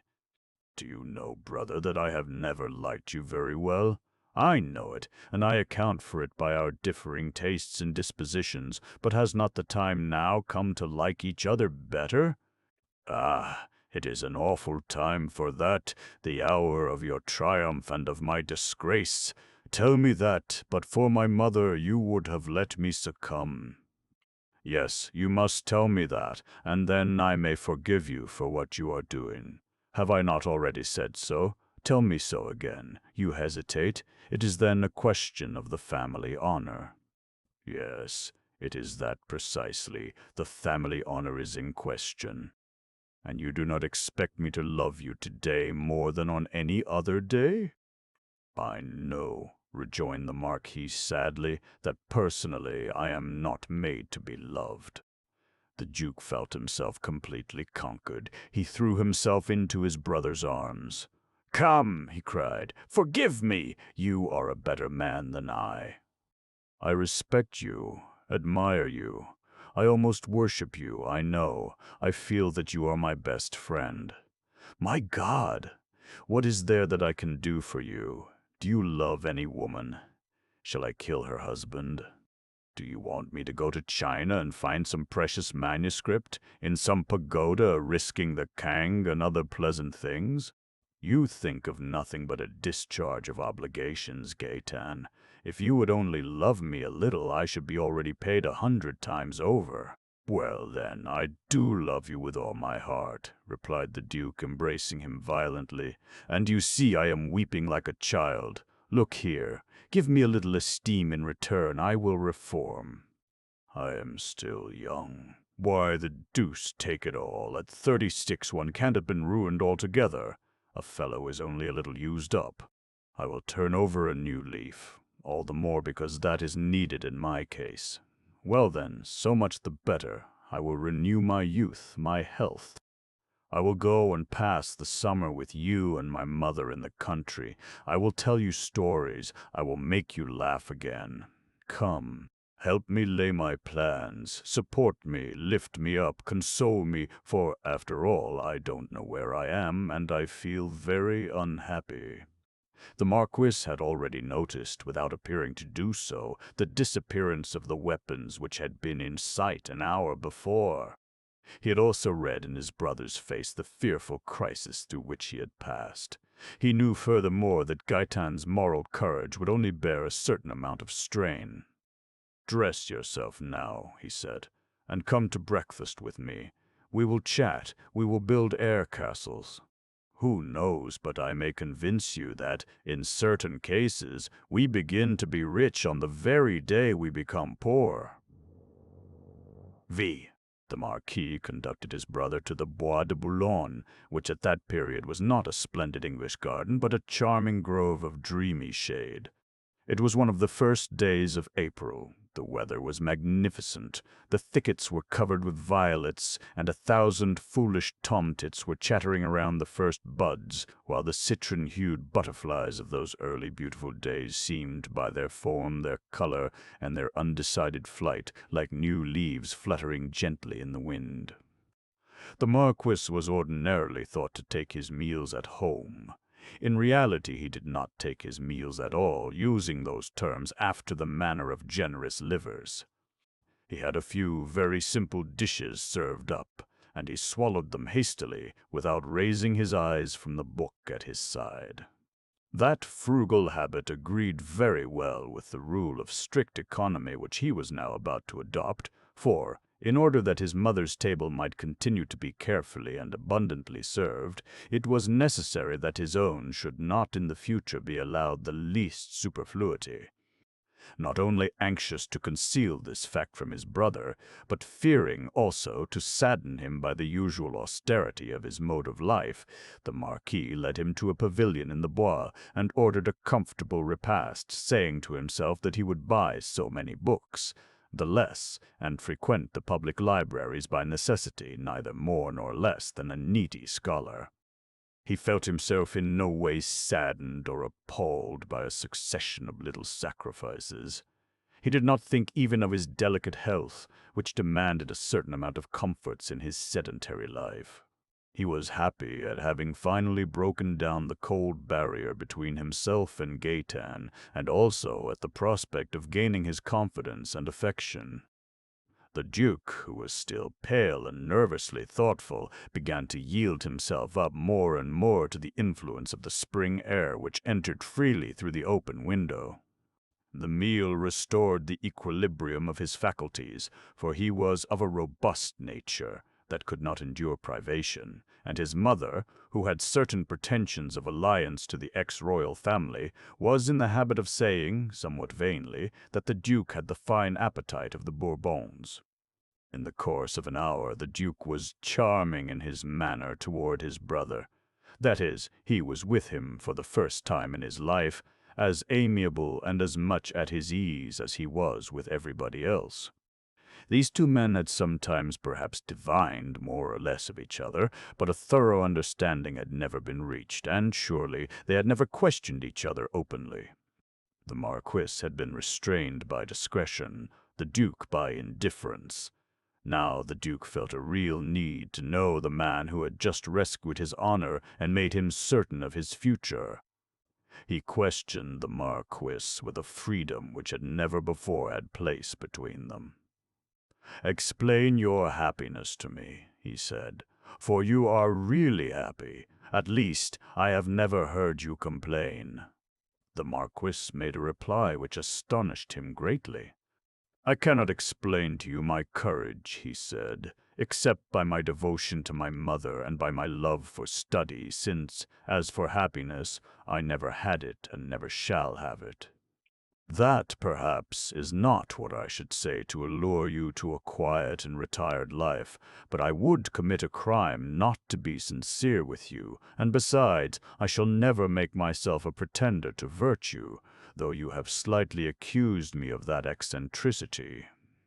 It is true I was very wrong, I see it now. But how and why are you unhappy, my poor brother? Can you tell me? I cannot tell you, but I will confide in you. I have loved you. You have loved a woman? When was that? It is now a long time ago, and I loved her a long time. And you do not love her any more? She is dead. She was a married woman? Precisely, and her husband is yet living. You will permit me to conceal her name. There is no need whatever to mention that, but you will conquer this feeling, will you not? I do not positively know. Up to the present time I have not succeeded at all. She has not been dead long. 3 years. She loved you then very much? No. How? No. She loved me as much as a woman can love who ought not and will not break with her husband. Bah! That's no reason. On the contrary, obstacles stimulate passion, and they wear it out. She was weary with deceiving and consequently of suffering. It was only the fear of driving me to despair that hindered her from breaking with me. I was greatly wanting in courage. She died a suffering death, and through my fault. But no, oh no, you imagine that to torment yourself. I imagine nothing, and my grief is without resource, as my fault is without excuse. You shall see. There came one of those paroxysms of passion in which we wish, in spite of God and men, to appropriate forever the object of our love. She bore me a son whom I saved, concealed, and who still lives, but she, not wishing to give a foothold to suspicion, made her appearance in society the day after her delivery. There she seemed still beautiful and full of her wonted animation. She spoke and walked, notwithstanding the fever which was devouring her. 24 hours afterwards she was a corpse. Nothing was ever known. She passed for the most rigid person. I know who it was, Madame de G. Now, yes, you alone in the whole world possess the secret. Ah, do not be so sure. Does not our mother herself suspect it? Our mother suspects nothing. The Duke was silent for a moment, then he said with a sigh, "My poor brother, this child that is living and that you probably cherish. Certainly. And I have ruined him too. What matter? If he has the means of learning to work, of being a man, it will be all that I desire for him. I can never recognize him openly, and for some years I do not wish to have him near me. He is very frail. I am having him brought up in the country at the house of some peasants. He must get the physical strength which I have always lacked, and whose absence has, perhaps, induced in me the want of moral force. Then, too, at the last hour, from an imprudent word of the physician, Mel de G. gained a suspicion of the truth.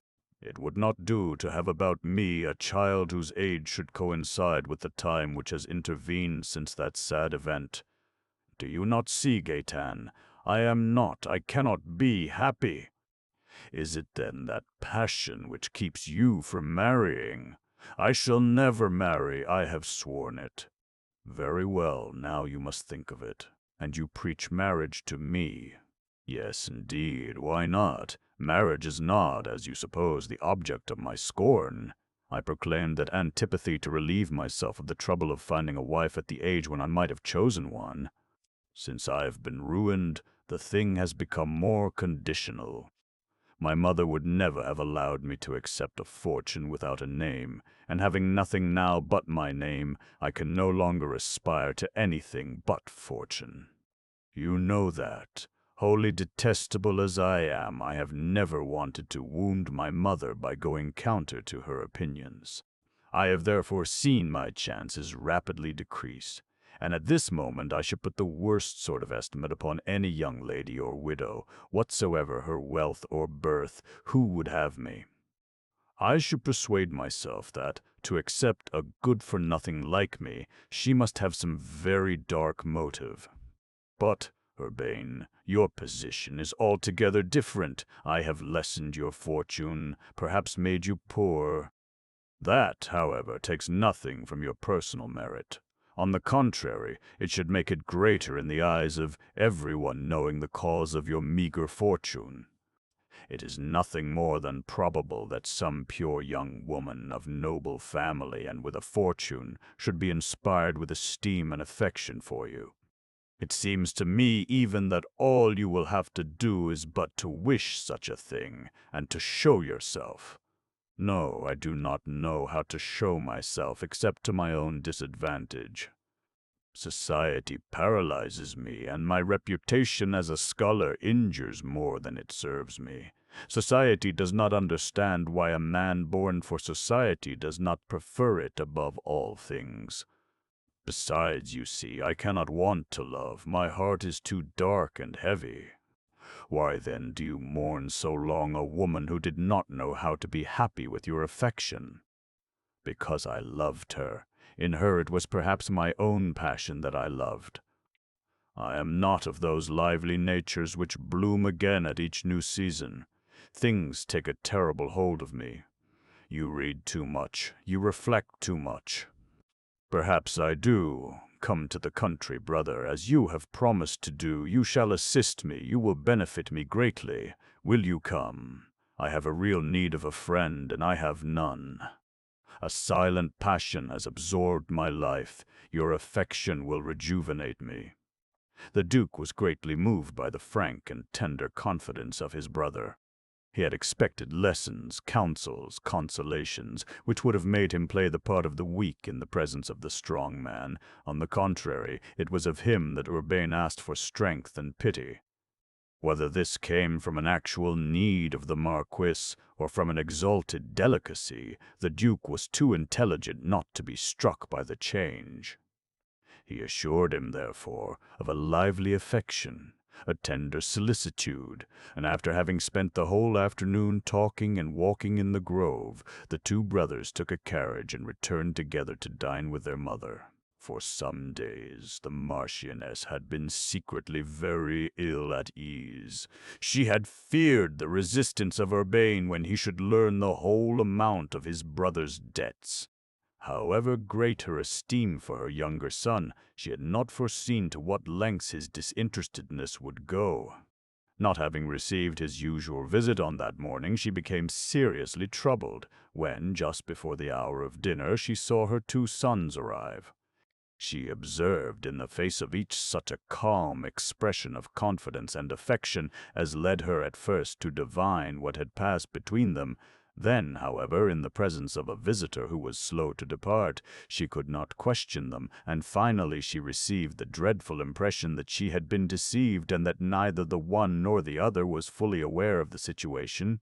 But when they were at last at table, she remarked that they addressed each other in the familiar and endearing thee and thou. She understood all, and the presence of Caroline and the servants hindering her from expressing her emotion, she concealed her joy in an affectation of extreme cheerfulness, while great tears fell upon her faded cheeks. Caroline and the Marquis perceived these tears at the same moment, and her troubled look seemed to ask of him whether the Marchioness was concealing joy or suffering. The Marquis quieted her solicitude by the same means in which it had been conveyed, and the Duke, detecting this mute, rapid dialogue, smiled with a sort of good-natured malice. Neither Caroline nor the Marquis paid attention to this smile. There was too much good faith in their mutual sympathy. Caroline still held to her dislike and distrust of the Duke. She continued to grudge him the power of being so amiable and of appearing so good. She thought indeed that Madame de D had slightly exaggerated his waywardness, but feeling, in spite of herself, a vague fear, she avoided seeing him, and even in his presence forced herself to forget his face. When the dessert was brought in and the servants had retired, the conversation became a little more intimate. Caroline asked timidly of the Marchioness if she did not think the clock was slow. "No, no, not yet, dear child," kindly replied the old lady. Caroline understood that she was to remain till they left the table. "So, my good friends," said the Marchioness, addressing her sons, "you breakfasted together in the Bois?" "Like Orestes and Pylades," answered the Duke. "And you could not imagine, dear mother, how fine it all was. And then I made a delightful discovery there, namely that I have a charming brother." "Oh, the word seems frivolous to you when applied to him. Very well, I at least do not understand it in its trivial sense. The charm of the understanding is occasionally the charm of the heart, and my brother has them both." The Marchioness smiled again, but she soon became thoughtful. A cloud passed athwart her mind. Gaotin should be pained to receive his brother's sacrifice, she thought. He takes it too lightly. Perhaps he has lost his pride. Heavens, that would be fatal to him. Urbain saw this cloud and hastened to dissipate it. "For my part," he said, addressing his mother cheerfully and tenderly, "I will not say in return that my brother is more charming than I am, for that is too apparent, but I will say that I have also made a discovery, which is that he has admirable and serious depths in his nature, and an unalterable respect for all that is true. Yes," he added, in instinctive reply to the profoundly astonished look of Caroline, "there is in him a veritable candor which no one suspects, and which I have never before fully appreciated." "My children," said the Marchioness, "it does me good to hear you speak thus of each other. You touch my pride in the most sensitive place, and I am really led to believe that you are both right." "As far as it concerns me," rejoined the Duke, "you think so because you are the best of mothers, but you are blind. I am good for nothing at all, and the sad smile of Le de Saint-Genic says plainly enough that you and my brother are both deceiving yourselves." "What?" I smiled, cried Caroline in stupefaction. "Have I looked sad?" "I could take my oath that I have not raised my eyes from this decanter, and that I have been meditating profoundly upon the qualities of crown glass." "Do not fancy we believe," returned Gaetan, "that your thoughts are always absorbed by household cares. I believe that they are frequently elevated far above the region of decanters, and that you judge of men and things from a very high standpoint." "I allow myself to judge no one, your grace. So much the worse for those who are not worth the exercise of your judgment. They could but gain by knowing it, however severe it might be. I myself, for instance, like to be judged by women. From their mouths I like a frank condemnation better than the silence of disdain or of mistrust. I regard women as the only beings really capable of appreciating our failings or our good qualities."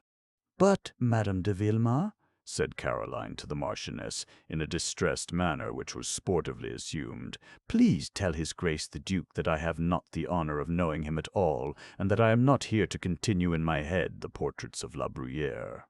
"Dear child," replied the Marchioness, "you are here to be a sort of adopted daughter, to whom everything is permitted, because we are aware of your fine discretion and your perfect modesty. Do not hesitate, therefore, to answer my son, and do not be disturbed by his friendly attempt to tease you. He knows as well as I do who you are, and he will never be wanting in the respect which is your due." "This time, mother, I accept the compliment," said the Duke in a tone of entire frankness. "I have the profoundest respect for every pure, generous, and devoted woman, and consequently for Mlle de Saint-Jean in particular." Caroline did not blush, or stammer the thanks of a prude governess. She looked the Duke squarely in the eyes, saw that he was not at all mocking her, and answered him with kindness. "Why, then, your Grace, having so generous an opinion of me, do you suppose that I permit myself to have a bad one of you?" "Oh, I have my reasons," answered the Duke. "I will tell them to you when you know me better." "Well, but why not now?" said the Marchioness. "It would be the preferable way." "So be it," rejoined the Duke.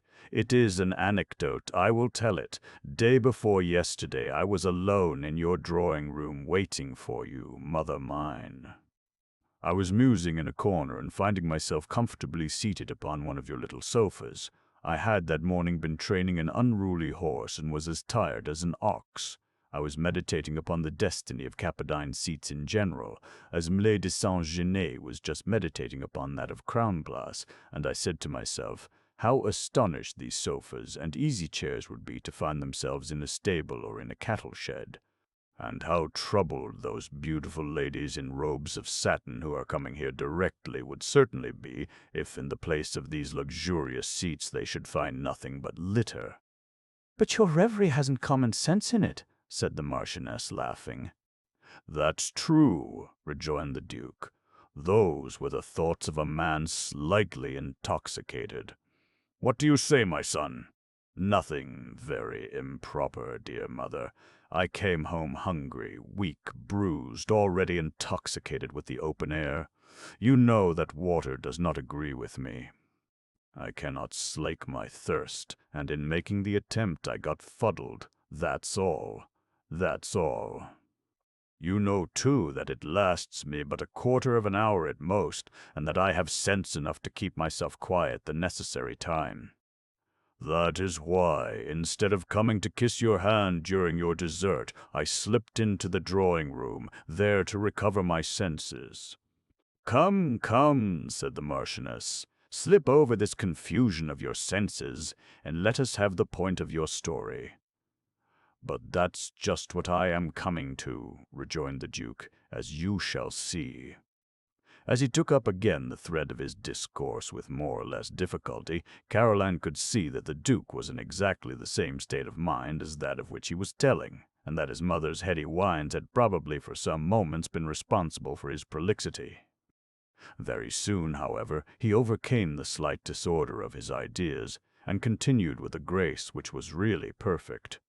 I was a little absent-minded, I will confess, but not at all besotted. On the contrary, I had poetical visions. From the litter scattered on the floor by my imagination, I saw 1,000 odd figures arise. They were all women, some attired as for an old-fashioned court ball, others as for a Flemish peasant festival, the former embarrassed by contact of their crinoline and laces with the fresh straw, which impeded their steps and wounded their feet, the latter in short dresses, shod in great wooden shoes, which tramped lustily over the litter, while their wearers laughed till their mouths were opened well-nigh from ear to ear at the odd appearance of the others. With regard to this side of the picture, it was, as the canvases of Rubens have been called, the festival of flesh. Large hands, red cheeks, powerful shoulders, very prominent noses upon blooming faces still with admirable eyes, and a sort of Cappadine attraction like your sofas and easy-chairs, which had undergone this magic transformation. I cannot otherwise explain to myself the point of departure of my hallucination.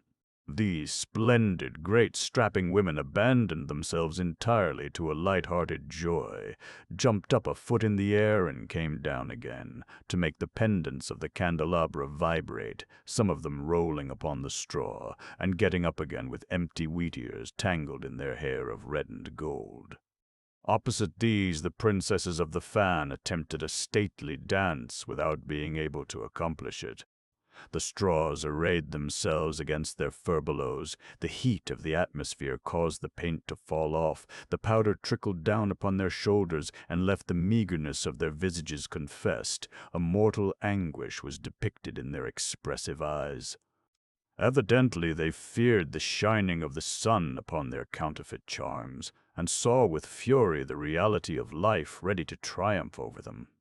"Well, well, my son," said the Marchioness, "where are you wandering, and what signifies all this? Have you undertaken the panegyric of viragos?" "I have undertaken nothing at all," replied the Duke. "I relate, I am inventing nothing. I was under the empire of that vision, and I have no idea to what reflections it would have led me if I had not heard a woman singing close by me." Gaetan sang very pleasantly the rustic words of which he had faithfully retained the air, and Caroline began to laugh, remembering that she had sung that refrain of her province before perceiving the Duke in the drawing-room. The Duke continued, "Then I arose, and my vision was completely dissipated. There was no more straw upon the floor. The plump chairs and sofas with wooden legs were no longer girls in wooden shoes from the poultry yard. The slender candelabra, with their bulging ornaments, were no longer thin women in hoop petticoats. I was quite alone in the lighted apartment and had completely come to my senses, but I heard the singing of a village air in a style altogether rustic and true and charming, with a freshness of voice, too, of which mine certainly can give you no idea." "What?" cried I to myself. A peasant girl in the drawing-room of my mother!" I kept still, hardly breathing, and the peasant girl appeared. She passed before me twice without seeing me, walking quickly and almost touching me with her dress of pearl-gray silk. "Ah, that," said the Marchioness. "That, then, was Caroline." "It was somebody unknown," rejoined the Duke. "A singular peasant girl, you will agree, for she was dressed like a modest person, and of the best society. About her head she wore nothing but the glory of her own yellow hair, and she showed neither her arms nor her shoulders, but I saw her neck of snow, and her nice little hand and feet too, for she did not have on wooden shoes." Caroline, a little annoyed at the description of her person by this veteran Lovelace, looked toward the Marquis as if in protest. She was surprised to find a certain anxiety expressed in his face, and he avoided her look with a slight contraction of his brows. The Duke, from whom nothing escaped, proceeded. "This adorable apparition struck me all the more that it recalled to my eyes the two types of my dispelled vision. That is, she preserved all that made the merit of the one or the other, nobleness of bearing and freshness of manners, delicacy of features, and the glow of health. She was a queen and a shepherdess in the same person. "That is a picture which does not flatter," said the Marchioness, "but which, exposed face to face with its original, lacks perhaps a lightness of touch." "Ah, my son, may you not again be a little overexcited?" "You ordered me to speak," rejoined the Duke. "If I speak too much, make me keep still." "No," was the quick remark of Caroline, who observed a queer, half-suspicious look upon the face of the Marquis, and who was anxious that nothing vague should be left about her first interview with the Duke. "I do not recognize the original of the picture, and I wait for his Grace the Duke to make her speak a little." "I have a good memory, and I shall invent nothing," rejoined he. Carried away by a sudden, irresistible sympathy, I spoke to this young lady from the country. Her voice, her look, her neat, frank replies, her air of goodness, of real innocence, the innocence of the heart, won me to such a degree that I told her of my esteem and respect at the end of 5 minutes as if I had known her all my life, and I felt myself jealous of her esteem as if she had been my own sister. "Is that the truth this time, Mallet de Saint-Genix?" "I know nothing of your private sentiments, your Grace," replied Caroline, "but you seemed to me so affable that it never crossed my mind you could be tender in your cups, and that I was very grateful for your kindness. I see now that I must put a lower estimate upon it, and that there was a trifle of irony in the whole." "And in what do you see that, if you please?" "In the exaggerated praise with which you seem to try to excite my vanity, but I protest against it, your Grace, and perhaps it would have been more generous in you not to have commenced the attack upon a person so inoffensive and of so humble a quality as I am." "Come now," said the Duke, turning toward his brother, who appeared to be thinking upon an entirely different subject, and who, nevertheless, heard everything, as if in his own despite. "She persists in suspecting me, and in regarding my respect as an injury. Come now, Marquis, you have been telling her naughty things of me." "That is not a habit of mine," answered the Marquis with the gentleness of truth. "Well, then," continued the Duke, "I know who has ruined me in the opinion of Malot de Saint-Genix. It is an old lady whose gray hairs are turning to a slaty blue, and whose hands are so thin that her rings have to be hunted up in the sweepings every morning. She talked about me to Moll de Saint-Genix for a quarter of an hour the other evening, and when I sought again the kindly look which had made my heart young, I did not find it, and I do not find it now. You see, Marquis, there is no other way. Ah, but why are you so silent? You commenced my eulogy, and Mal de Saint-Genix seems to have confidence in you. If you would just commence again." "My children," said the Marchioness, "you can resume the discussion another time. I have to dress, and I want to say something to you before anyone comes to interrupt us. The clock is perhaps a few minutes slow." "I think, indeed, that it is very slow," observed Caroline, rising, and, leaving the Duke and the Marquis to help their mother to her apartment, the young lady went quickly to the drawing-room.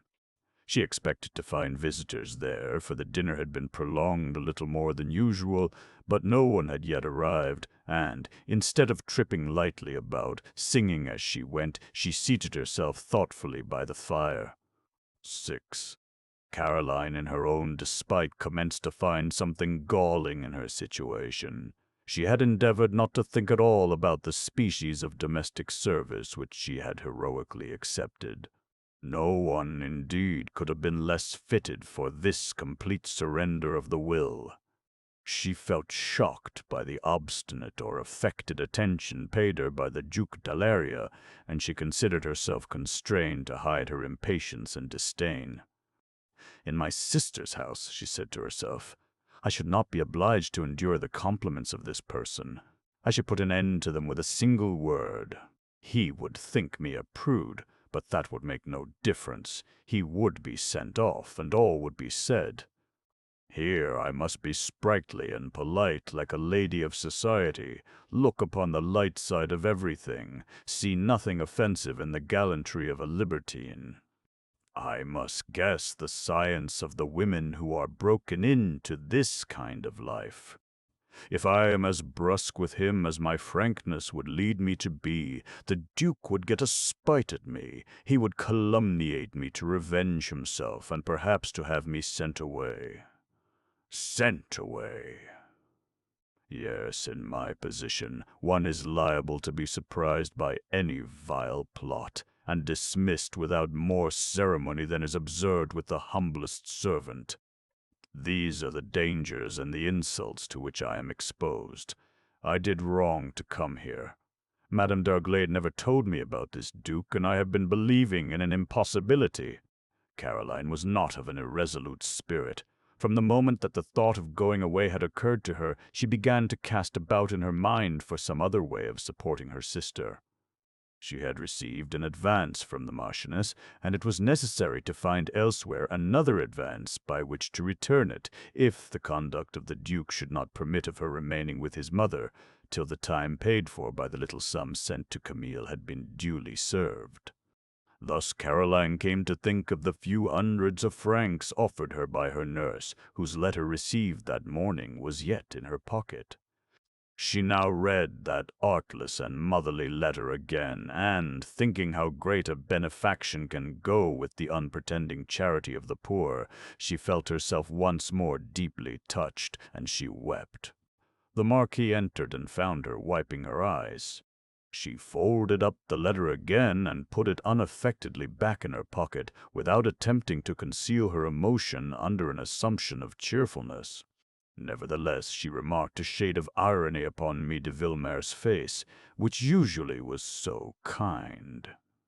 She looked at him as if asking whom he wanted to ridicule, and he, becoming slightly embarrassed, hesitated for words and ended by saying quite simply, "You were weeping?"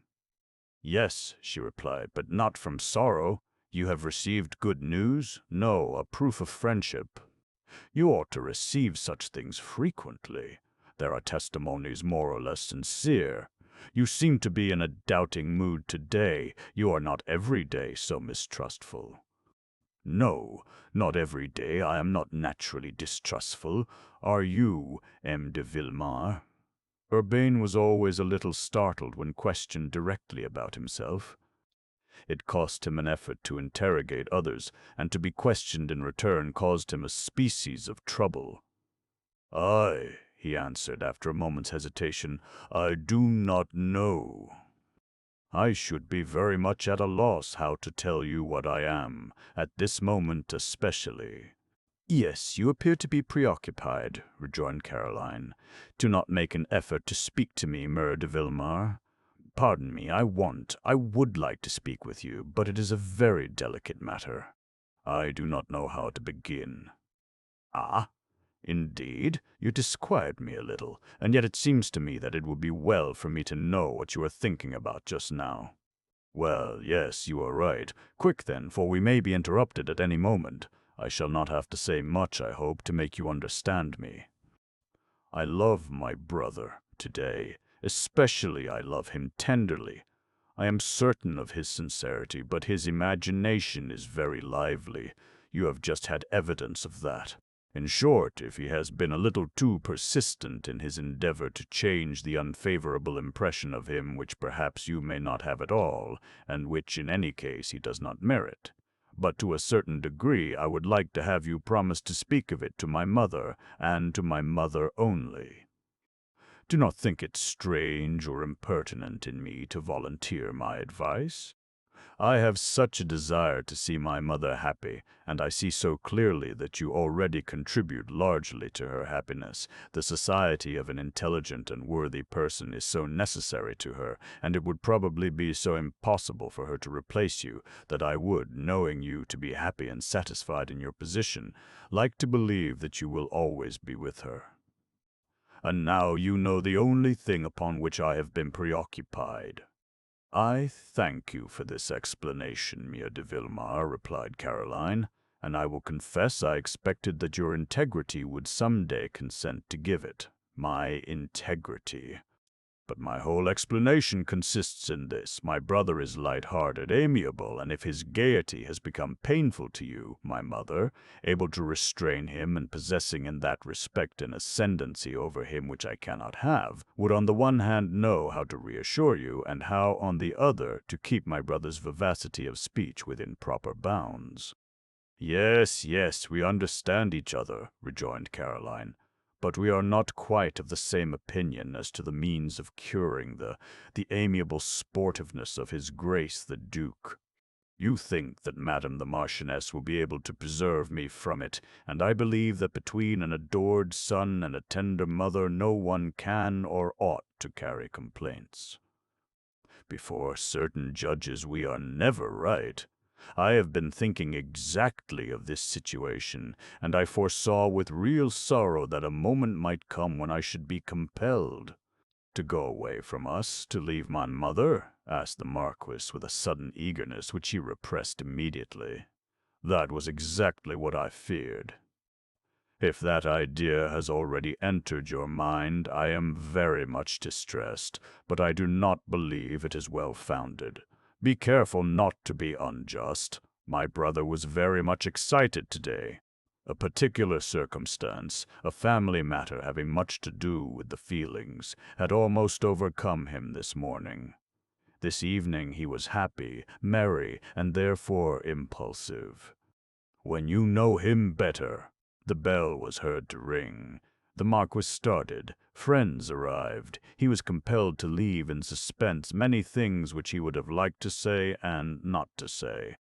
He hastened to add, "Now, in the name of heaven, in the name of my mother, do not be in a hurry to take a step which would be so sad, so grievous to her. If I dared, if I had the right, I would pray you to decide nothing without consulting me."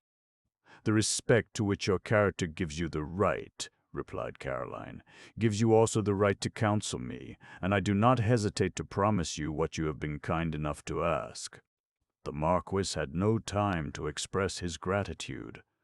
They were no longer alone in the drawing-room, but there was an extraordinary eloquence in his look, and Caroline found again in it the confidence and affection which had appeared under a cloud at the commencement of their interview. The eyes of the Marquis had that remarkable beauty which can spring only from an ardent soul joined to great purity of thought. They were the only expression of his inner nature which his timidity did not succeed in paralyzing. Caroline understood him now, and nothing confused, nothing troubled her in the language of those clear eyes which she questioned frequently as the keepers of her conscience and the guides of her conduct. Caroline really had a veneration for this man, whose character everyone appreciated, but whose intelligence and delicacy everyone did not fathom or divine. In spite, however, of the satisfaction in which their conversation had just ended, she sought in going over it again to herself to understand it in all its bearings. She thought quickly, and, while going about the drawing-room to do the honors, within the limits of the favor and reserve which had been imposed upon her, and whose exact lines she had easily observed from the first, she demanded of herself why the Marquis had seemed to waver among 2 or 3 successive ideas in speaking to her. At first he had appeared disposed to reproach her for believing in the flatteries of the Duke. Then he had given her a friendly warning against the continuance of these attacks, and finally, as soon as she had expressed her displeasure at them, he himself had hastened to allay it. She had never seen him irresolute, and, if his language was frequently timid, his convictions were never so.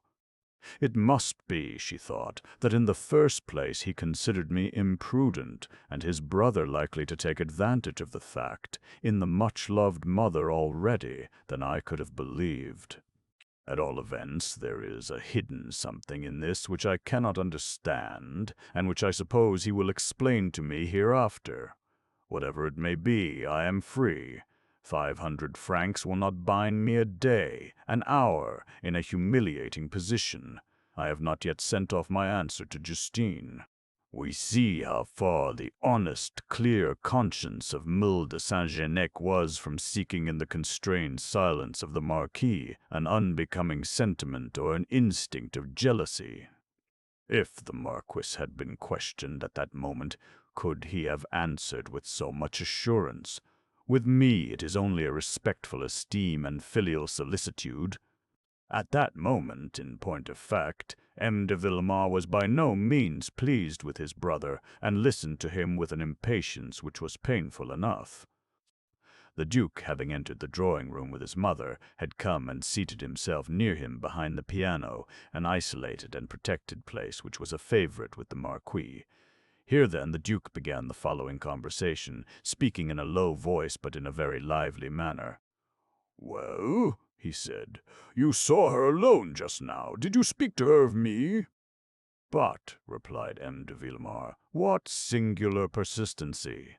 "There is nothing singular about it," rejoined the Duke, as if he were continuing the details of a confidential disclosure already made. "I am struck, touched, taken. I am in love, if you will. Yes, in love with her, upon my honor. It is no joke. Are you going to reproach me when for this morning? Did we not swear to tell each other everything and to be each other's best friend? I asked you whether you had any feeling for Mlle de Saint-Genec. You answered me no, very seriously. Do not, therefore, think it extraordinary that I ask you to serve me with her." "My friend," replied the Marquis, "I have done exactly the contrary of what you would have me to do. I told her to take nothing you said too seriously." "Ah, traitor!" cried the Duke with a gaiety whose frankness was as a reparation for his former prejudices against his brother. "That is the way you serve your friends. Trust in Pylades. At the first call he resigns, he whistles at my dreams and gives my hopes to the winds. But what do you suppose will become of me if you abandon me in this fashion? For that kind of service I have not even common sense, you see very plainly. That's so. At the first difficulty you renounce it. Well, but I am maddened. I have driven from my heart all that is not you, and none but you shall hear of my new flames. With regard to the present one at least, will you pledge me your honor? Ah, you are in great fear lest I compromise her. That would give me serious pain. Bah, come now, why? Because she is proud, sensitive perhaps, and would leave my mother, who dotes upon her. Have you not observed that? Yes, and it is that very thing which has turned my head. She must really be a girl of great cleverness and a deal of heart. Our mother has such perfect tact. This evening, in taking me to task a little for what she considered my attempt at teasing, she held the sugar-plum very high, saying, "Your conduct toward Caroline was neither proper nor agreeable. She is a person of whom you are not permitted to think. The deuce! A fellow always has the right to dream. That certainly harms no one. But see, though, how pretty she is, how alive in the midst of all those plastered women. One can look at the contour of her face in the nearest and most trying light. One will not see there those dull, sticky lines which make the others look like plaster casts. It is true she is too pretty to be anyone's young lady companion. My mother can never keep her. Everyone will fall in love with her, and if she continues to be well behaved, someone will want to marry her." "Then," rejoined the Marquis, "you cannot think of her." "Why so, pray?" demanded the Duke. "Am I not today a poor devil with nothing in the world? Is she not of good birth? Is not her reputation spotless? I should like to know what my mother would find to say against it, she who already calls the young lady her daughter, and who wishes us to respect her as if she were our own sister." "You, sir, carry your enthusiasm or your joke to great lengths," said the Marquis, stunned by what he heard. "Good," thought the Duke, "he has forgotten his brotherly thee, and thou. He calls me you, sir." And he continued to maintain with astonishing seriousness that he was quite capable of marrying Mille de Saint-Genec if there were no other means of winning her. "I should prefer to run away with her," he added. "That would better accord with my usual way of doing things, but I no longer have the means with which to run away with her, and now my laundress herself would not trust herself to my hands. Besides, it is time to break with my entire past. I have said it to you, and it is done because I have said it. Starting from today, a complete reformation along the whole line. You are going to see a new man, a man whom I myself do not know and who indeed is going to astonish me. But that man, I feel now, is capable of all things, all even to believe, to love, and to marry. So good evening, brother. Those are my last words. If you do not repeat them to Maule de Saint-Genec, it is because you wish to do nothing to aid me in my conversion." The Duke withdrew, leaving his brother stupefied, divided between the necessity of believing him sincere in his momentary passion and the indignity of being solicited as an accomplice in a flagrant libertinism. "But no," he said to himself, going to his own apartments, "that was all merely his gaiety, his trifling, his folly, or it was still the wine." Nevertheless, this morning in the grove he interrogated me about Caroline with a surprising insistence, and that too, almost in the midst of my confidences concerning my past, which he received with genuine emotion, with tears in his eyes. What kind of a man, then, is this brother of mine? Not 12 hours ago he thought of killing himself. He hated me. He detested himself. Then I believed I had won his heart. He sobbed in my arms. All day long it has been the extreme of impulse and devotion, winning tenderness and goodwill, and tonight I no longer know what it is. Has his reason received some shock in the uncurbed life which he has hitherto led, or did he indeed make sport of me all the forepart of the day? Am I the dupe of my need to love? Shall I have cause for bitter repentance, or have I in fact taken upon myself the task of caring for a diseased brain? In his fright the Marquis accepted this latter supposition as the less appalling, but another anguish was mingled with it. The Marquis felt himself bruised and irritated by a sentiment which he did not avow to himself, and to which he would not so much as give a name. He set himself to work, and worked badly. He went to bed and slept still worse. As for the Duke, he innocently rubbed his hands. "I have succeeded," said he to himself. "I have found the proper reaction against his despair. Poor dear brother! I have turned his head, I have aroused his feelings, I have excited his jealousy. He is in love. He will be cured, and he will live. For passion there is no remedy but passion. It is not my mother who would have found that out, and if she is opposed to so humble a match, she will forgive me for making it on the day when she shall know that my brother would have died of his regrets and of his constancy." The Duke was not perhaps mistaken, and a wiser man could have been less ingenious. He would have endeavored to lead the Marquis back to an interest in life, through the love of letters, through filial affection, through reason and duty, things which were all excellent, but which the invalid himself had long since vainly called to his aid. Now the Duke, from his point of view, imagined that he had rescued everything, and did not foresee that with an exclusive nature like his brother's, the remedy might soon become worse than the disease. The Duke, knowing human susceptibility through himself, believed in a general susceptibility in women, and admitted no exceptions.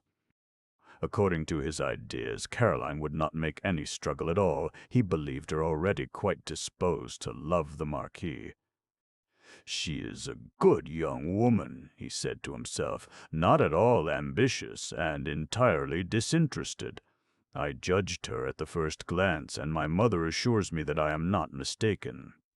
She will yield through her need to love someone, and through allurement too, for my brother has great attractions for an intelligent woman. If she resists him a while, it will be all the better. He will be so much the more attached to her. My mother will see nothing of this, and if she does see it, it will agitate her. It will occupy her too. She will be good, she will preach the requirements of caste and yield to endearment. These little domestic emotions will rescue her from the tedium which is her greatest torment. To these heartless calculations the Duke gave himself up with perfect candor. He grew tender himself over this sort of puerility which oftentimes characterizes corruption as an exhaustion. He laughed to himself as he regarded the beautiful victim already immolated in imagination to his projects, and if anyone had questioned him on the subject, he would have answered with a laugh that he was in the act of arranging a romance after the manner of Florian as a beginning to his contemplated life of sentiment and innocence. He remained in the drawing-room the whole evening and found the means to speak to Caroline without being overheard. "My mother has been scolding me," he said. "It appears that I have been absurd with you. I did not suspect such a thing, I assure you, for I really wanted to prove to you my respect. In a word, my mother has made me pledge my honor that I will not think of making love to you, and I pledged it without hesitation. Are you quieted now? All the more that I have not thought of being disquieted. That's fortunate, since my mother forced me into the rudeness of saying to a woman what we never say, even when we think it. Let us be good friends, like two well-meaning people as we are, and let us be frank with each other to commence with. Promise me, then, no longer to speak ill of me to my brother." "No longer? When, pray, have I spoken ill of you to him?" "You did not complain of my impertinence there this evening. I said that I dreaded your raillery, and that, if it continued, I should go away. That is all." "Indeed," thought the Duke, "they are already on better terms than I had hoped." He rejoined, "If you think of quitting my mother on my account, it will condemn me to go away from her myself. That could not be thought of. A son giving place to a stranger. That, nevertheless, is what I have resolved to do, if I displease you and if I frighten you, but remain and command me to be and do as you would wish. Ought I never to see you, never speak to you, not even salute you? I exact no affectation in any sense whatever. You are too clever and experienced not to have understood that I am not skilled enough in the artifices of speech to sustain any assault against you. You are too modest, but since you do not wish that the prescribed forms of admiration should mingle with those of respect, and since the attention, which it is so difficult for you not to awaken, alarms and afflicts you, be at ease. I consider it said and done. You will have no further cause of complaint in me. I swear it by all that a man can hold sacred, by my mother."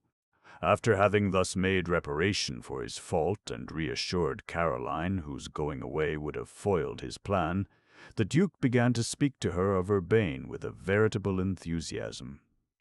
Upon this point he was so thoroughly sincere that Maud de Saint-Genègue laid aside her prejudices.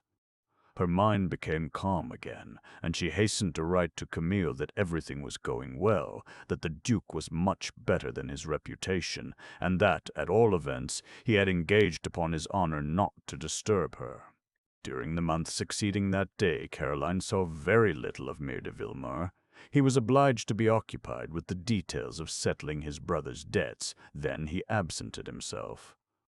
He told his mother that he was going to Normandy to see a certain historical castle whose plan was necessary for his work, and he set out in quite an opposite direction, confiding to the Duke alone that he was going in the strictest incognito to see his son. As for the Duke himself, he was very busy with the change of his pecuniary position. He sold his horses, his furniture, and personal property, discharged his lackeys, and came, at the request of his mother, to install himself provisionally, for economy's sake, in a suite of apartments between the ground floor and the first story of her hotel, which was going to be sold also, but with the reservation that the Marquis should remain for 10 years the principal tenant, and that nothing should be changed in the apartments of his mother. Urbain himself had ascended to the 3rd story and piled up his books in a lodging more than modest, protesting that he had never been better off and that he had a magnificent view of the Champs-Élysées. During his absence, the preparations for the departure to the country were made, and Maule de Saint-Genec wrote to her sister, "I am counting the days which separate us from the blissful time when I can at last walk to my heart's content and breathe a pure air. I have enough of flowers which faint and die upon the mantels. I am thirsty for those which bloom in the open fields." 7. Letter from the Marquis de Villemer to the Duc de Laurier. Polignac, via Le Puy-Haute-Loire, May 145. The address I give you is a secret which I entrust to you, and which I am happy to entrust to you. If by any unforeseen accident I should chance to die away from you, you would know that your first duty would be to send hither and see that the child was not neglected by the people in whose charge I have placed him. These people do not know who I am. They know neither my name nor my country. They are not aware even that the child is mine. That these precautions are necessary, I have already told you.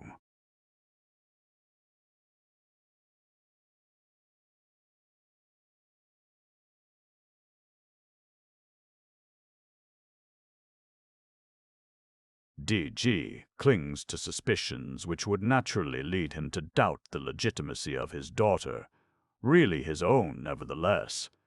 This fear was the torture of their unhappy mother, to whom I swore that the existence of Didier should be concealed until Laura's fortune had been assured. I have noticed more than once the uneasy curiosity with which my movements have been watched. I cannot therefore cloud them too much in mystery. This is my reason for placing my son so far away from me, and in a province where, having no other interests of any kind, I run less risk than I should elsewhere of being betrayed through some accidental meeting. The people with whom I have to deal give me every possible guarantee of their honesty, goodwill, and discretion, in the single fact that they abstain from questioning or watching me. The nurse is the niece of Joseph, that good old servant whom we lost a year ago. It was he who recommended her to me, but she, too, is in complete ignorance regarding me. She knows me by the name of Bernier. The woman is young, healthy, and good-humored, a simple peasant, but comfortably provided for. I should fear that, in making her richer, I could not eradicate the parsimonious habits of the country, which, I perceive, are even more inveterate here than elsewhere, and I have held merely to this, that the poor child, while brought up in the true conditions of rustic development, should not have to suffer from an excess of these conditions, this excess having precisely the same effect upon children that lack of sunlight produces upon plants.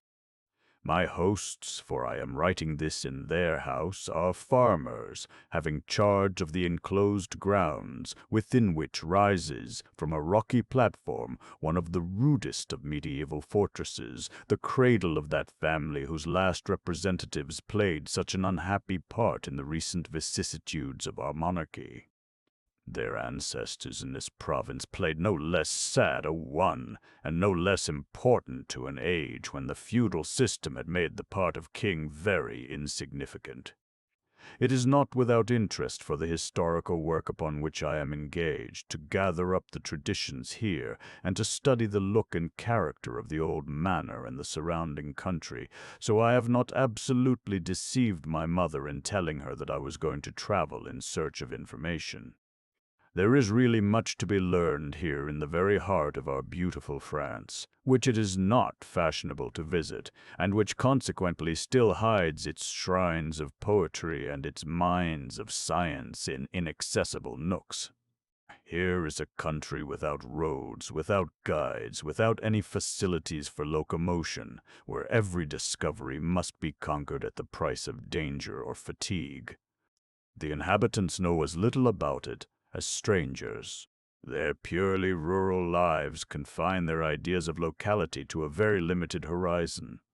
On a stroll, then, it is impossible to get any information if you do not know the names and relative situations of all the little straggling villages. Indeed, without a very complete map to consult at every step, Although I have been in this country 3 times in the 2 years of Didier's life here, I could find my way only in a straight line, a thing entirely out of the question over a soil cut up with deep ravines, crossed in every way by lofty walls of lava, and furrowed by numerous torrents. But I need not go far to appreciate the wild and striking character of the landscape. Nothing, my friend, can give you an idea of this basin of Le Puy with its picturesque beauty, and I can think of no place more difficult to describe. It is not Switzerland. It is less terrible. It is not Italy. It is more lovely. It is central France with all its Vesuviuses extinct and clothed with splendid vegetation, and yet it is neither Auvergne nor Limousin, with which you are familiar. But I have said enough to keep my promise and to give you some general idea of the country. My dear brother, you urged me to write a long letter, foreseeing that in my lonely, sleepless hours I should think too much about myself, my sad life, and my painful past, in the presence of this child who is sleeping yonder while I write.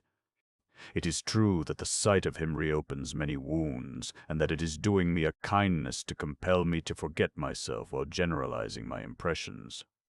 And yet I find here powerful emotions too, which are not without sweetness. Shall I close my letter before I have spoken of him?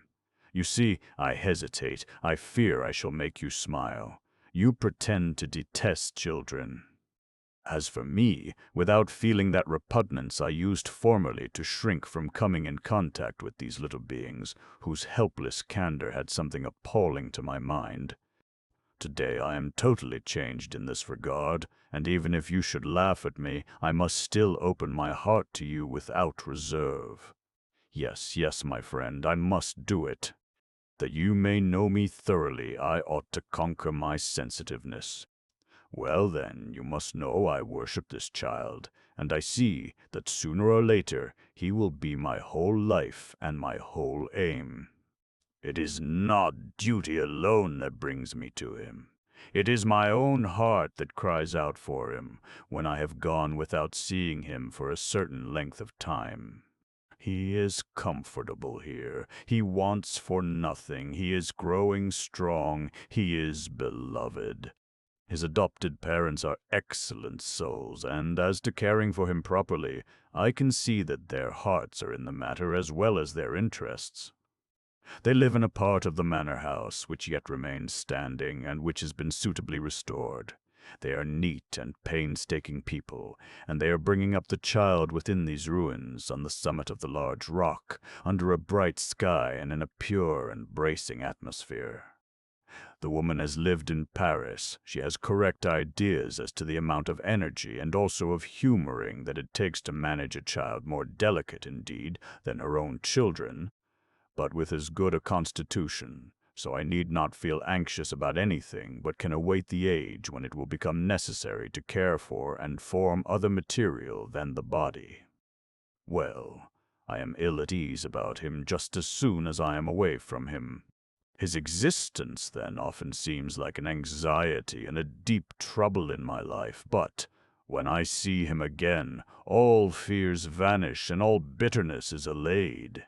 What shall I say, then? I love him. I feel that he belongs to me and that I belong equally to him. I feel that he is mine, yes, mine, far more than his poor mother ever was.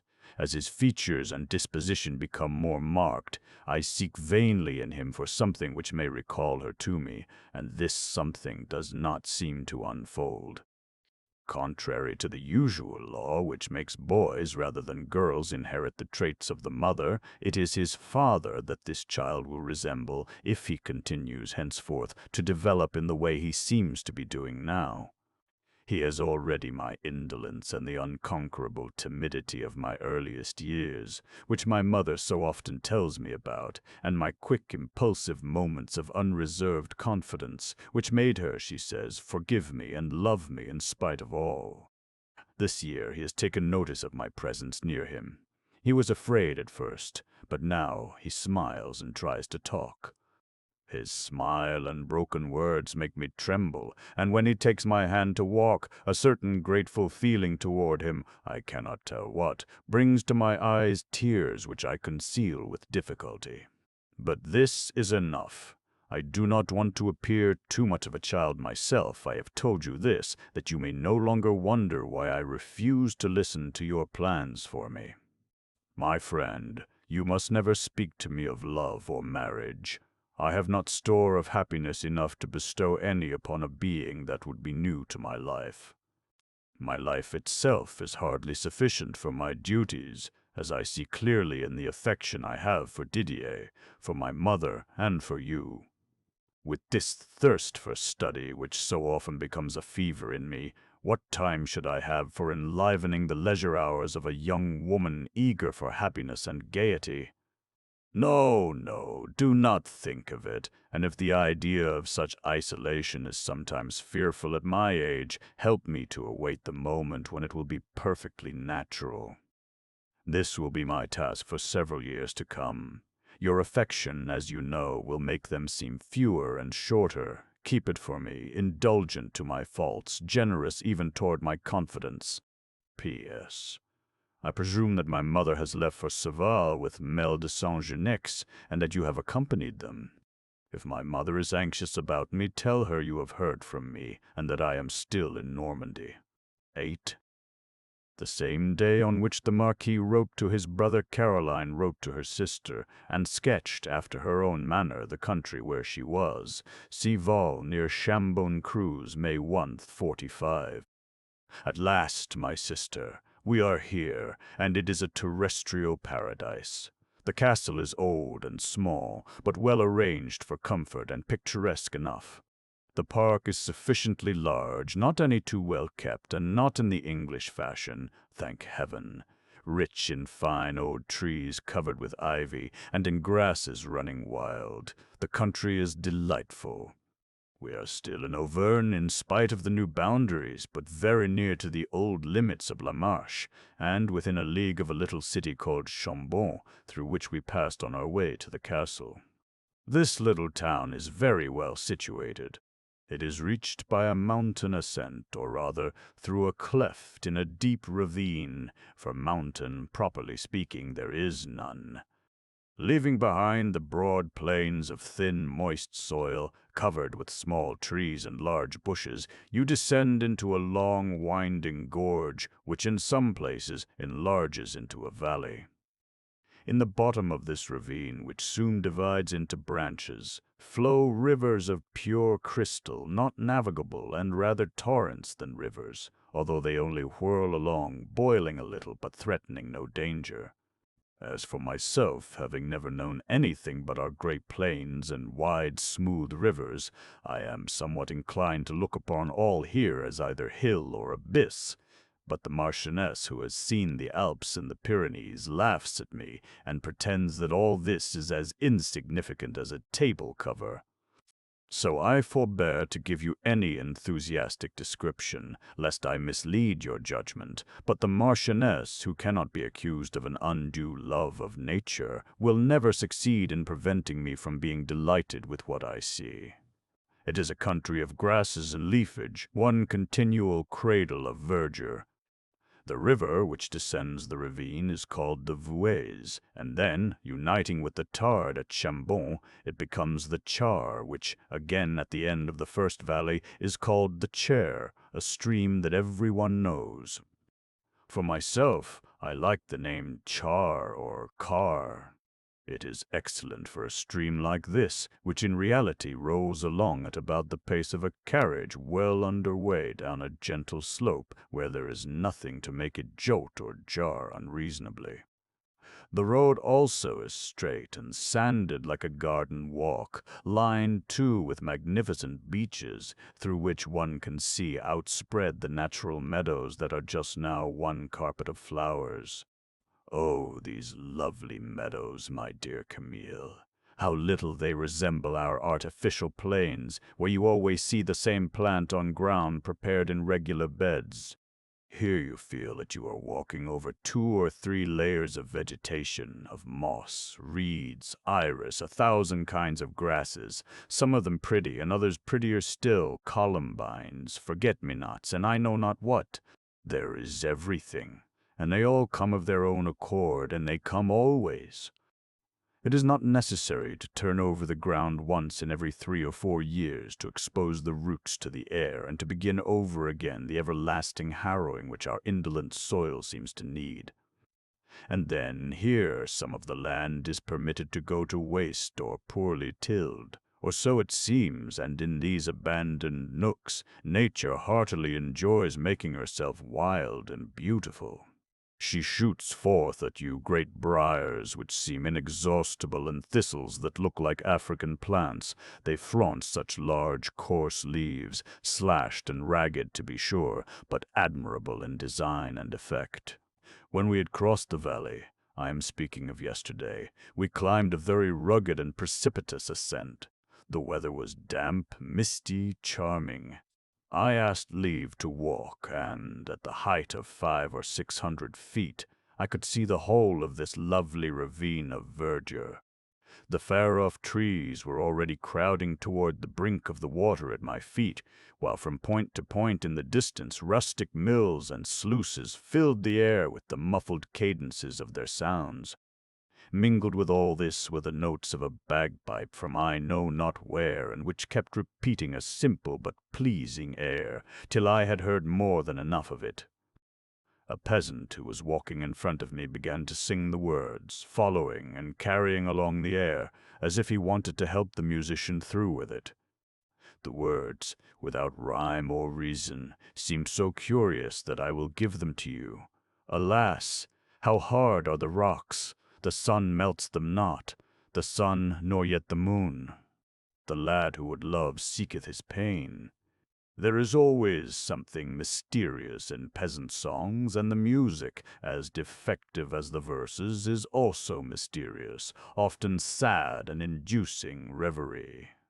For myself, condemned as I am to do my dreaming at lightning speed, since my life does not belong to me, I was forcibly impressed by this couplet, and I asked myself many times why the moon, at least, did not melt the rocks. Did this mean that, by night as well as by day, the grief of the peasant lover is as heavy as his mountains? On the top of this hill, which appropriately bristles with these large rocks, so cruelly hard, the Marchioness says they are small as grains of sand, but then I never happened to see any such beautiful sand. We entered upon a road narrower than the highway, and, after walking a little way amid enclosures of wooded grounds, we found ourselves at the entrance of the castle, which is entirely shaded by the trees, and not imposing in appearance, but on the other side it commands the whole beautiful ravine that we had just passed through. You can see the deep declivity with its rocks and its bushes, the river too with its trees, its meadows, its mills, and the winding outlet through which it flows, between banks growing more and more narrow and precipitous. There is in the park a very pretty spring which rises there, to fall in spray along the rocks. The garden is well in bloom. In the lower court there is a lot of animals which I am permitted to manage. I have a delightful room, very secluded, with the finest view of all. The library is the largest apartment in the house. The drawing-room of the Marchioness, in its furniture and arrangement, calls to mind the one in Paris, but it is larger, not so deadening to sound, and one can breathe in it. In short, I am well, I am content, I feel myself reviving. I rise at daybreak, and until the Marchioness appears, which, thank heaven, is no earlier here than in Paris, I am going to belong to myself in a most agreeable fashion. Oh, how free I shall be to walk, and write to you, and think of you! Alas, if I only had one of the children here, Lily or Charlie, what delightful and instructive walks we could take together! But it is in vain for me to fall in love with all the handsome darlings that I meet, for it does not last. A moment after I compare them with yours, and I feel that yours will have no serious rivals in my affections, and in the midst of my rejoicing at being in the country, comes the thought that I am farther from you than I was before. And when shall I see you again? Alas, how hard are the rocks! But it's of no use to struggle against all of those which cumber the lives of poor people like us. I must do my duty and become attached to the Marchioness. Loving her is not difficult. Every day she is more kind to me. She is really almost like a mother to me, and her fancy for petting and spoiling me makes me forget my real position. We expected to find the Marquis on our arrival, since he promised to meet his mother here. It cannot be long before he comes. As for the Duke, he will be here, I think, next week. Let us hope that he will be as civil to me in the country as he has been lately in Paris, and not oblige me to show my temper. At another time, Caroline reported to her sister the opinions of the Marchioness on country life. "My dear child," said she to me not long since, "in order to love the country one must love the earth stupidly, or nature unreasonably. There is no mean between brutal stupidity and enthusiastic folly. Now you know that if I have anything excitable or even sanguine in my composition, it is for the concerns of society rather than for what is governed by the laws of nature, which are always the same. Those laws are the work of God, so they are good and beautiful. Man can change nothing in them. His control, his observation, his admiration, even his descriptive eloquence, add nothing at all to them. When you go into ecstasies over an apple tree in bloom, I do not think you are wrong. I think, on the contrary, that you are very right. But it seems to me hardly worth while to praise the apple tree, which does not hear you, which does not bloom to please you, and which will bloom neither the more nor the less if you say nothing to it. Be assured that when you exclaim, 'How beautiful is the spring!' it is just the same as if you said, 'The spring is the spring.' Well then, yes, it is warm in summer because God has made the sun. The river is clear because it is running water, and it is running water because its bed is inclined.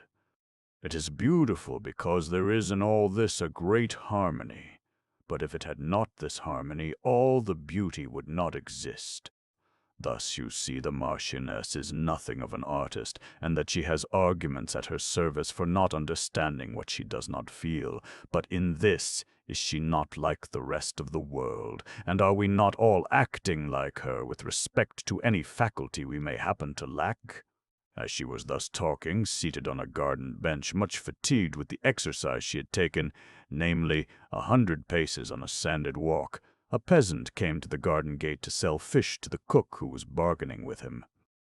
I recognized this peasant as the one who had walked before me on the day of our arrival, singing the song about the hard rocks.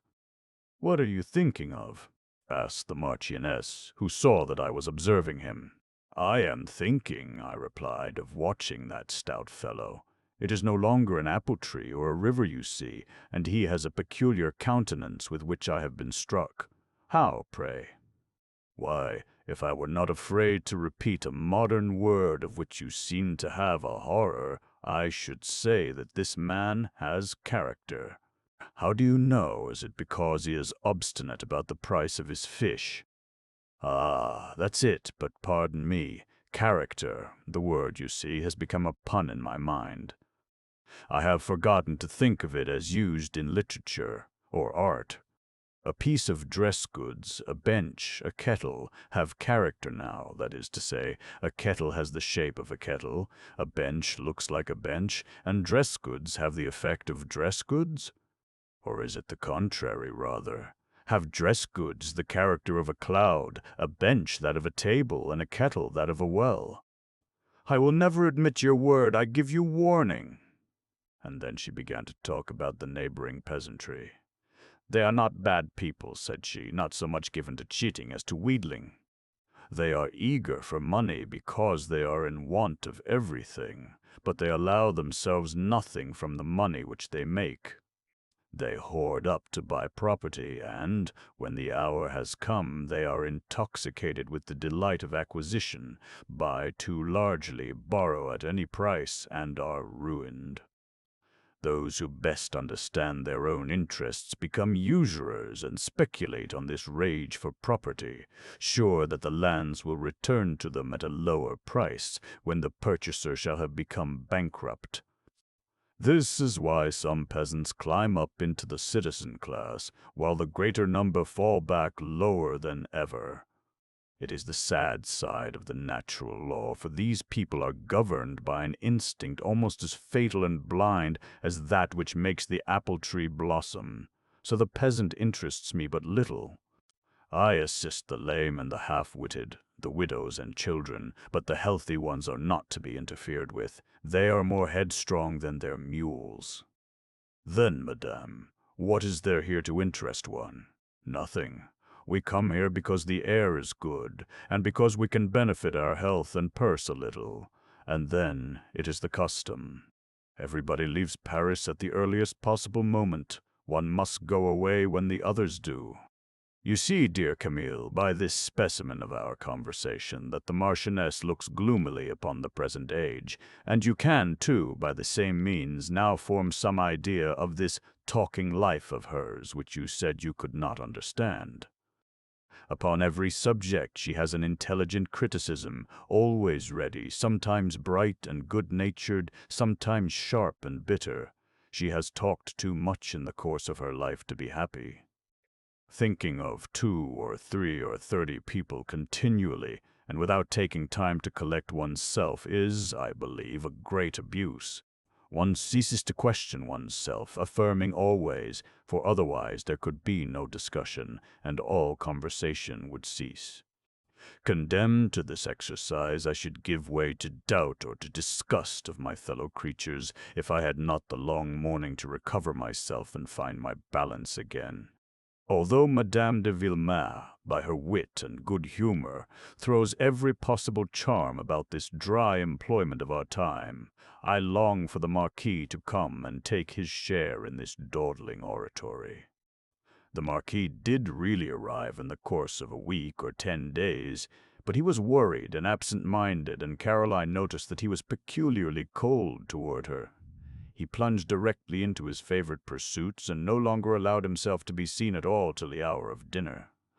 This peculiarity was the more evident to Mal de Saint-Genec, because the Marquis seemed to be making more effort than he had ever done before to stand his ground in discussions with his mother, to the very great satisfaction of the latter, who feared nothing in the world but silence and wandering attention, so that Caroline, seeing herself no longer needed to spur on a lagging conversation, and getting the impression that she paralyzed the Marquis more than she assisted him, was less assiduous in profiting by his presence, and took it upon herself to withdraw early in the evening. 9. When at the end of another week the Duke also arrived, he was surprised by this state of affairs. Deeply touched by his brother's letter from Polignac, but believing that he detected in him rather a struggle against himself than a resolution actually formed, his Grace had intentionally delayed his appearance so as to give time to the isolation and freedom of the country to work upon the 2 hearts which he believed to have been moved by his words and which he expected to find in accord. He had not foreseen the absence of coquetry or imagination on the part of Caroline, the real dismay, serious resistance, internal combat on the part of the Marquis. "How is this now?" the Duke asked of himself as he saw that even their friendly disposition one for the other seemed to have disappeared. "Is it a sense of morality that has so soon quenched the fire? Has my brother been making an abortive attempt? Is his access of sadness from fear or spite? Is the girl a prude? No. Ambitious? No. The Marquis will not know how to explain himself. Perhaps he has kept all the powers of his mind for his books when he should have bestowed them in the service of his growing passion." The Duke, nevertheless, did not hasten to discover the truth. He was the prey of conflicting resolutions. He had succeeded in gaining a thorough knowledge of the state of the Marquise's affairs. The income of the latter was barely 30,000 francs, 12,000 of which were given over as a pension to his spendthrift brother. The rest was applied almost entirely to the support and service of the Marchioness, and the Marquis himself lived in his own house without making any more expense there on his private account than if he had been an unobtrusive guest. The Duke was wounded by this state of affairs which he had brought about, and of which the Marquis did not appear to think at all. His Grace had endured his own ruin in the most brilliant manner. He had shown himself a veritable grandee, and if he had lost many companions of his pleasures, he had recognized many faithful friends. He had grown in the opinion of the world, and he was forgiven the trouble and scandal he had caused in more than one family, when he was seen to accept with courage and spirit the expiation of his wild and reckless life. He had thus undauntedly assumed the part which was hereafter proper for him, but there was a feeling of penitence which disturbed his mental balance, and about which he agitated himself with less clearness of sight and strength of resolution than he would have done if it had been a matter concerning only himself. Thoroughly sincere and well-disposed in his lack of reason, he cast about him for the means of making his brother happy. Sometimes he persuaded himself that love should be introduced into Urbain's life of meditation and competence. At other times he thought it his duty to inspire the Marquis with ambition, dealing sharply with his repugnances and trying once more to suggest to him the idea of a great marriage. This latter was also the dream of the Marchioness, one that had always been dear to her, and she now gave herself up to it more than ever, believing that her maternal enthusiasm at the generosity of the Marquis would be shared by some accomplished heiress. She confided to the Duke that she was in treaty with her friend, the Duchess de Dunière, about marrying the Marquis to a Zontraille, an orphan, very rich and reputed beautiful, who was weary of her studies at the convent, and who nevertheless was very exacting as to merit and quality. From all indications the thing was possible, but it was necessary that Urbain should favor it, and he did not favor it, saying that he should never marry if the occasion did not come to find him, and that he was the last man in the world to go and see an unknown woman with the intention of pleasing her. "Try, then, my son," said the Marchioness to the Duke, the day after his arrival, "to cure him of that wild timidity. As for me, it is a sheer waste of words." The Duke undertook the task, and found his brother uncertain, careless, not saying no, but refusing to take any step in the matter, and observing merely that it was necessary to wait for the chance which might lead him to meet the person, that, if she pleased him, he would afterward endeavor to learn whether she had no dislike for him. Nothing could be done just then, since they were in the country. There was no hurry about it. He was not more unhappy than usual, and he had a great deal of work to do. The Marchioness grew impatient at this compromising with time, and continued to write, taking the Duke for secretary in this affair, which was not in Caroline's department. The Duke, seeing clearly that for 6 whole months this marriage would not advance one step, returned to the idea of bringing about a temporary diversion of his brother's mind by a country romance. The heroine was at hand, and she was charming. She was suffering perhaps a little from the very apparent coldness of Marquis de Villemer. The Duke devoted himself to learning the cause of this coldness.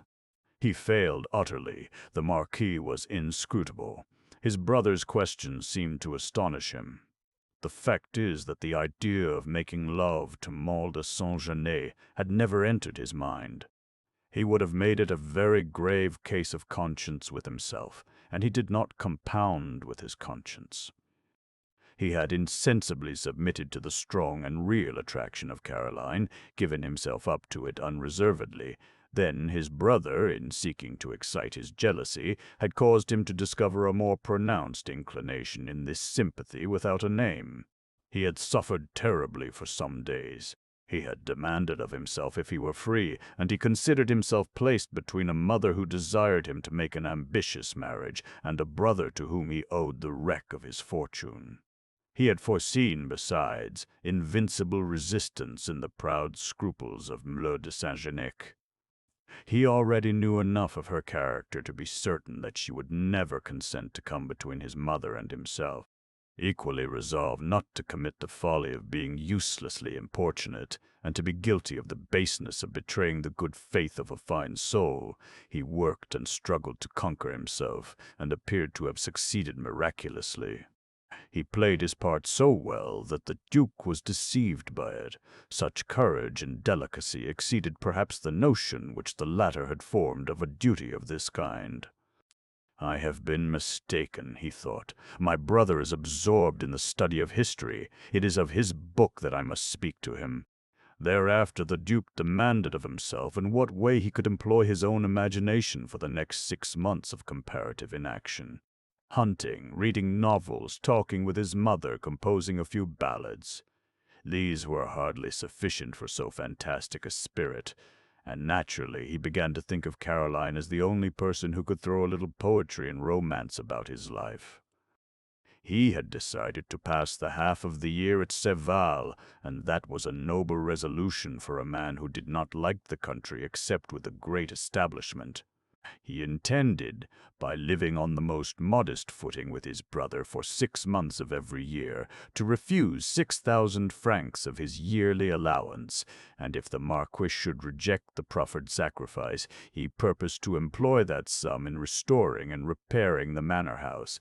But he must have a little flirtation to crown all this virtue, and there stopped the virtue of the brave Duke. "How shall I do," said he to himself, "now that I have pledged my word to her, as well as to my mother, to have nothing of the kind to do with her? There is but one way, simpler perhaps than all the ordinary and worn-out ways, that is, to pay her little attentions, but with the appearance of entire disinterestedness, respect without gallantry, a friendly regard, perfectly frank, and which will inspire her with real confidence. Since, with all this, I am in no way prevented from being as clever and gracious as I can be, and as perfectly amiable and devoted as I should be in showing my pretensions, it is very probable that she will be sensible of them, and that of her own accord she will relieve me little by little of my oath. A woman is always astonished that at the end of 2 or 3 months of affectionate intimacy one does not say a word of love to her. And then she will find it tedious here too, since my brother's eyes speak to her no longer. Well, we will see. It will, indeed, be something quite new and spicy to conquer a heart which is held in alarm, without seeming to do it, and to bring about a capitulation without seeming to have been a besieger. I have seen this sort of artifice practiced with coquettes and prudes, but I am curious to see how Melle de Saint-Genec, who is neither coquette nor prude, will undertake to bring about this evolution." Thus occupied by a puerility of self-conceit, the Duke no longer gave way to tedium. He had never liked brutal debauch, and his dissoluteness had always preserved a certain stamp of elegance. He had used and abused so much of life that he was sufficiently used up himself to make self-restraint no very difficult matter. He had said he was not sorry to renew for himself his health and youth, and even at times he flattered himself that he had perhaps found again the youth of the heart, of which his manners and language had been able to keep up the appearance. From the fact that his brain was still busy upon a perverse romance, he concluded that he could still be romantic. He maneuvered so skillfully that Mlle Saint-Genec had the modesty to be alone with her. She no longer avoided him. And while, without losing her from his eyes, he brought about in the most natural and apparently the least foreseen ways occasions to meet her in her walks, he took his advantage of these meetings by appearing not at all desirous to prolong them, and by himself withdrawing with an air of discretion and just the shade of regret which reconciled amiable politeness with provoking indifference. He employed all this art without Caroline's having the least suspicion of it. Her own frankness prevented her from divining a plan of that nature. In the course of a week she was as much at her ease with him as if she had never mistrusted him, and she wrote to Madame Hudibert, "The Duke is greatly changed for the better since the family event which brought him to himself, or indeed he never merited the accusations of Madame de D." The latter perhaps is the truth, for I cannot believe that a man of such refined manners and sentiments has ever desired to ruin a woman for the sole pleasure of having a victim to boast of. She, Madame de D., maintained that he has done so with all his conquests, out of sheer libertinism and vanity. Libertinism. I am not too sure that I know what that is in the life of a man of high rank. I have lived among virtuous people, and all I have seen of debauchery has been among poor laborers who lose their reason in wine and beat their wives in paroxysms of mortal frenzy. If the vice of great lords consists in compromising the women of society, there must be many women of society who easily allow themselves to be compromised, since so great a number of victims has been attributed to the Duke d'Aleria. For my part, I do not see that he concerns himself with women at all, and I never hear him speak ill of any woman in particular. Quite the contrary, he praises virtue and declares that he believes in it. He seems never to have had anything in the way of perfidy to reproach himself with, because he establishes a very marked difference between those who consent to be ruined and those who do not consent to it. I do not know if he is imposing upon me, but he would appear to have loved with respect and sincerity. Neither his mother nor his brother seems to doubt that, and I certainly like to believe that this is a sincere but inconstant nature, which it was necessary to be very credulous or very vain to have hoped to fix upon one object. That he has been liberal in excess, a gamester forgetful of his duty to his family, intoxicated with luxury and with trivial pursuits unworthy of a serious man, I do not doubt, and it is in these things that I see the feebleness of his judgment and his vanity. But they are the faults and misfortunes of education, and of a life which began in too much privilege. His class is not usually made aware of duty by necessity, being taught everything that is just the opposite of providence and economy. Did not our own poor father ruin himself too, and who would dare say he was to blame for it? As to foppishness or self-conceit in the Duke, after seeking for it patiently, I have not detected the least trace. His conduct here is as unaffected as that of a country squire. He goes in the plainest and cheapest attire, and wins all hearts by his good nature and simplicity. He never makes the slightest allusion to his past triumphs, and he never boasts of any of his gifts, which are nevertheless real, for he is charmingly clever, he is always handsome, he sings delightfully, and even composes a little, not very well, but with a certain elegance. He talks marvelously well, though not very profoundly, for he has read or retained only things of a light nature, but he confesses this with candor, and serious topics are far from being displeasing to him, since he questions his brother on every subject, and listens to him intelligently and respectfully. As regards the latter, he is always the same spotless mirror, the model of all the virtues and modesty itself. He is very busy upon a great historical work of which his brother says marvelous things, and that does not astonish me. Nature would have been very illogical if she had denied him the faculty of expressing the world of weighty ideas and true sentiments with which she has endowed his soul. He carries about with him a sort of religious meditation of his work, which causes him to be more reserved with me and more communicative with his mother and brother than he used to be.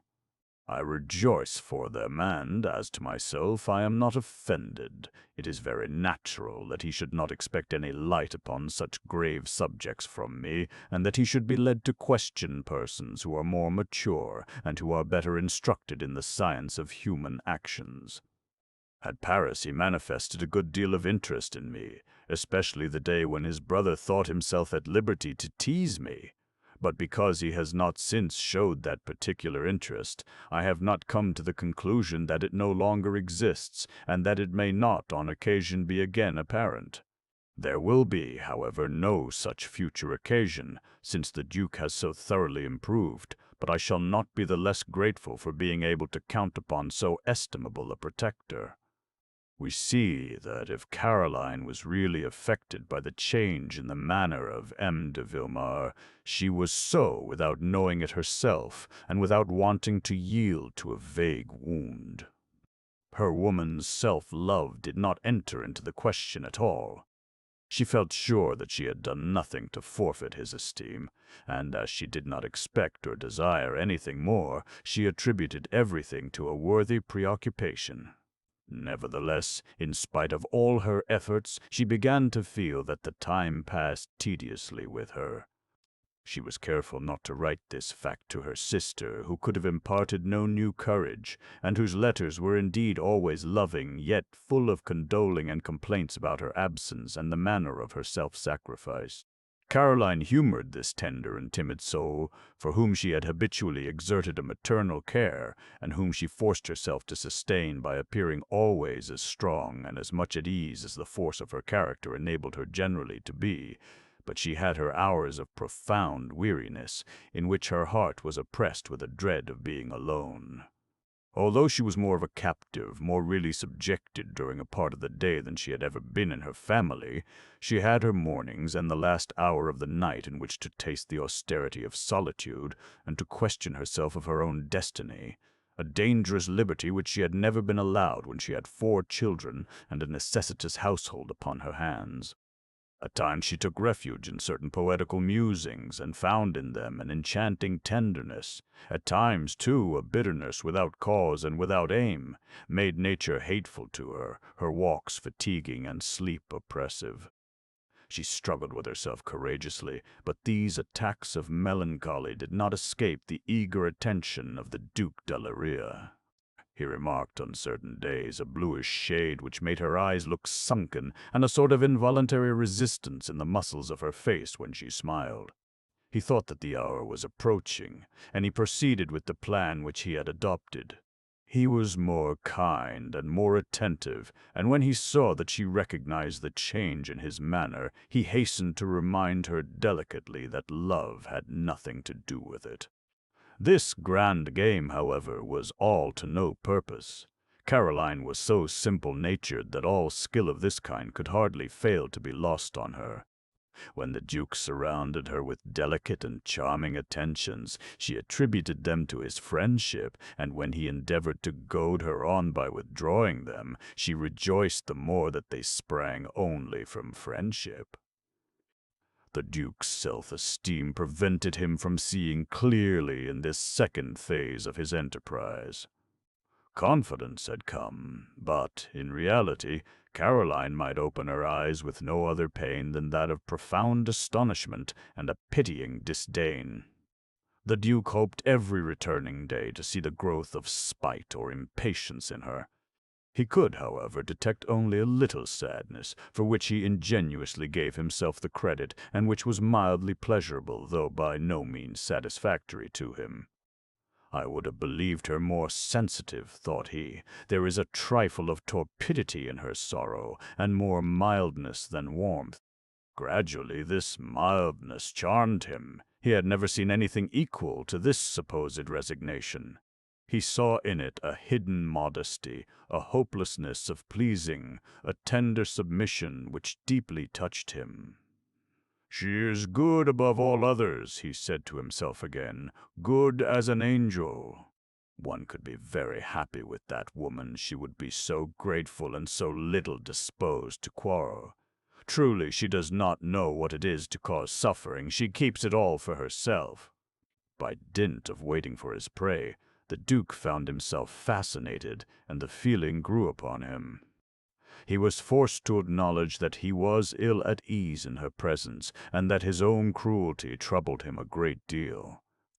At the end of a month he began to lose patience, and to say to himself that he must hasten the catastrophe, but that all at once appeared to him extremely difficult.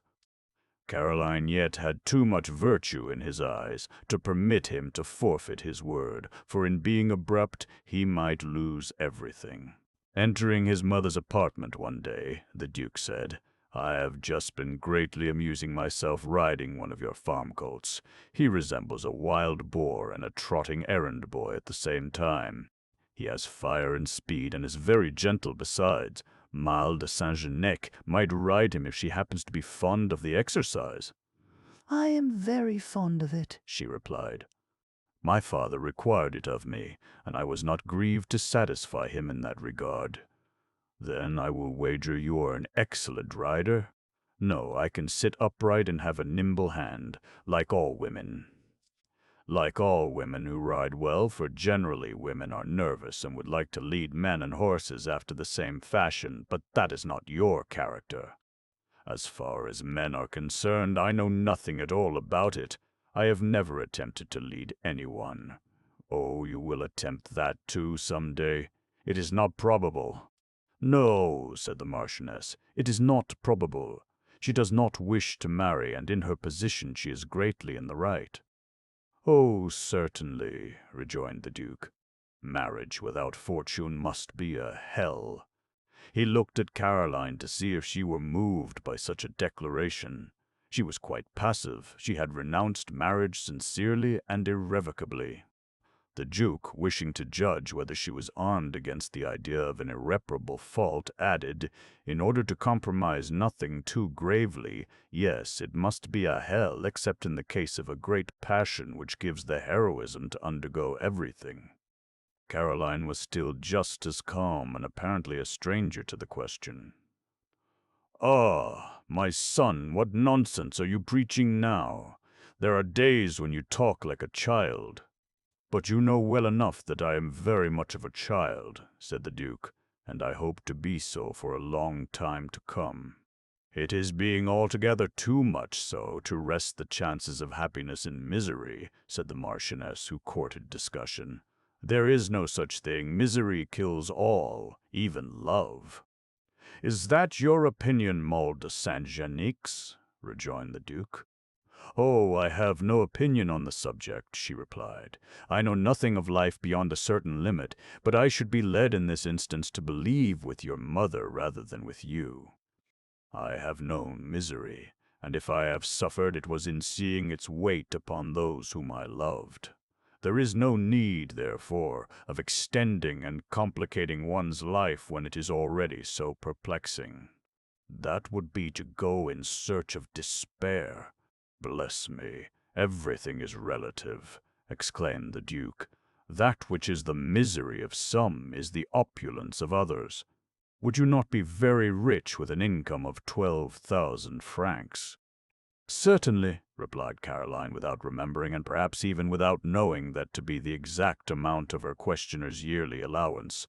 "Well, then," continued the Duke, who endeavored to inspire a hope with one word that he might crush it with the next, still intent upon his plan of agitating this placid or timid heart, "if anyone should offer you such a modest competence as that, together with a sincere love."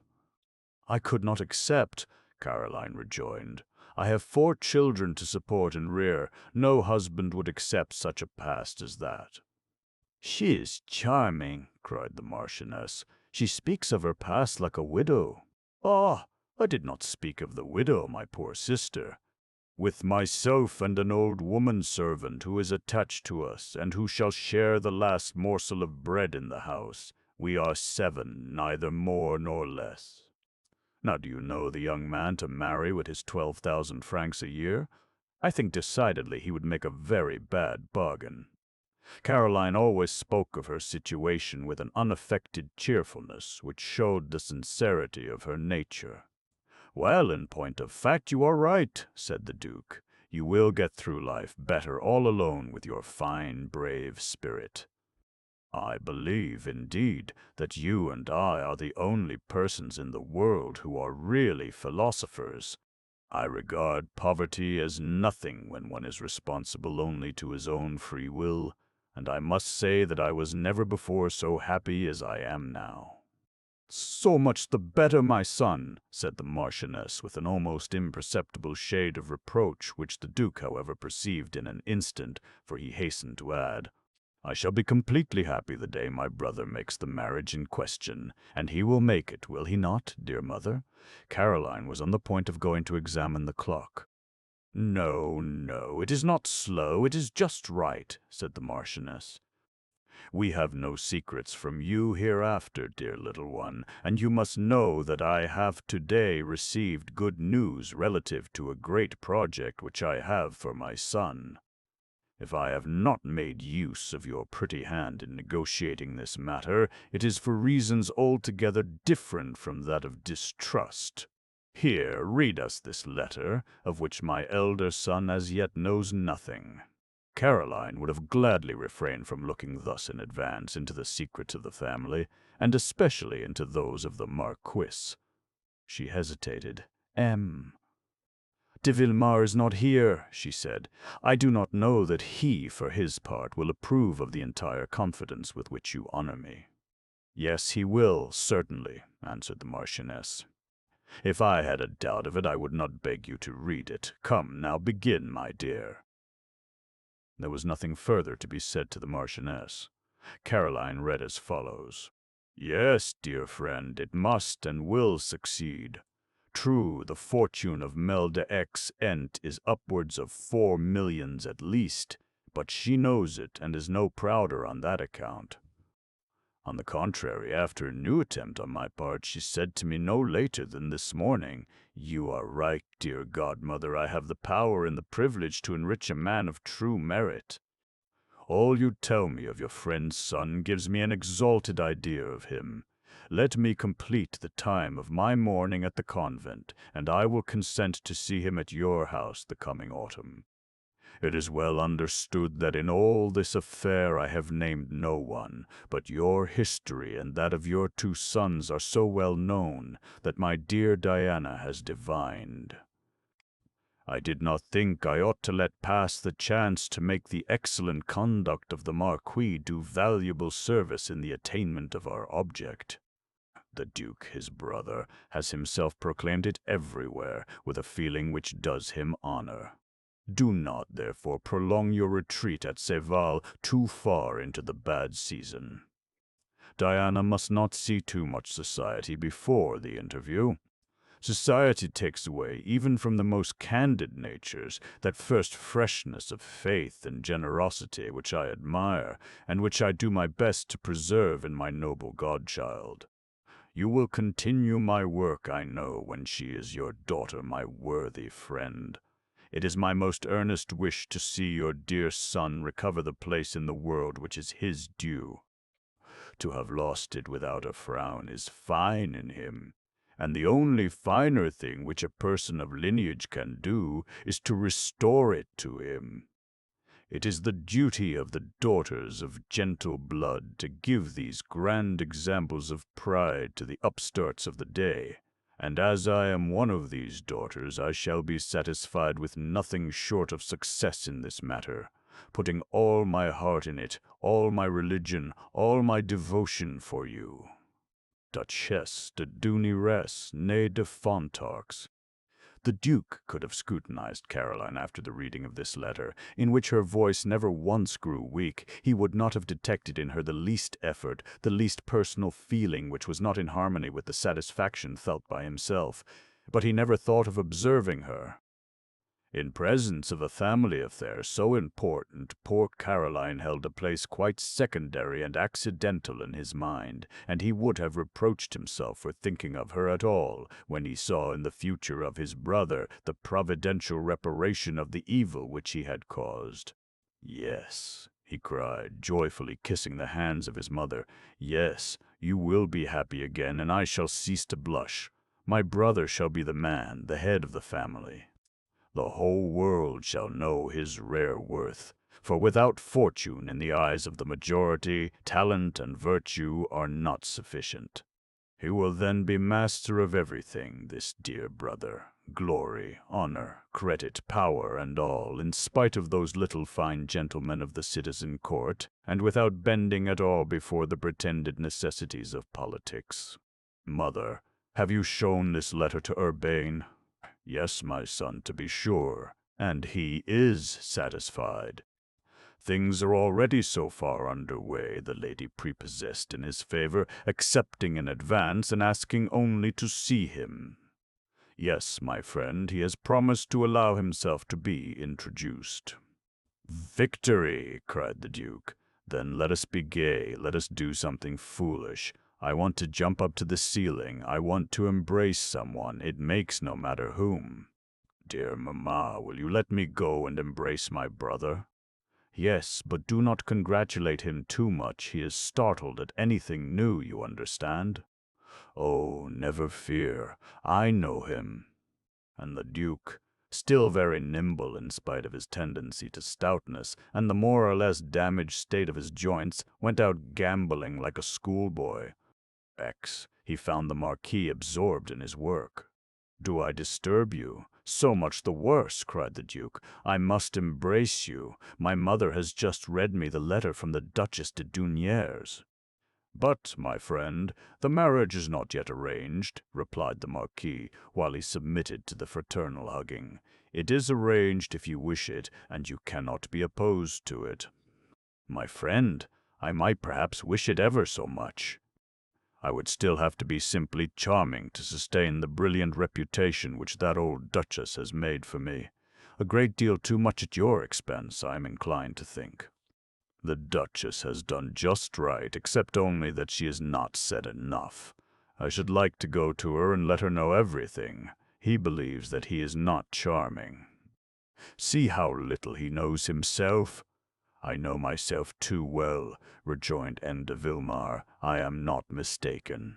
The deuce take! Do you consider yourself a bear? You were attractive enough to Madame de G., the most reserved person in the world. Ah!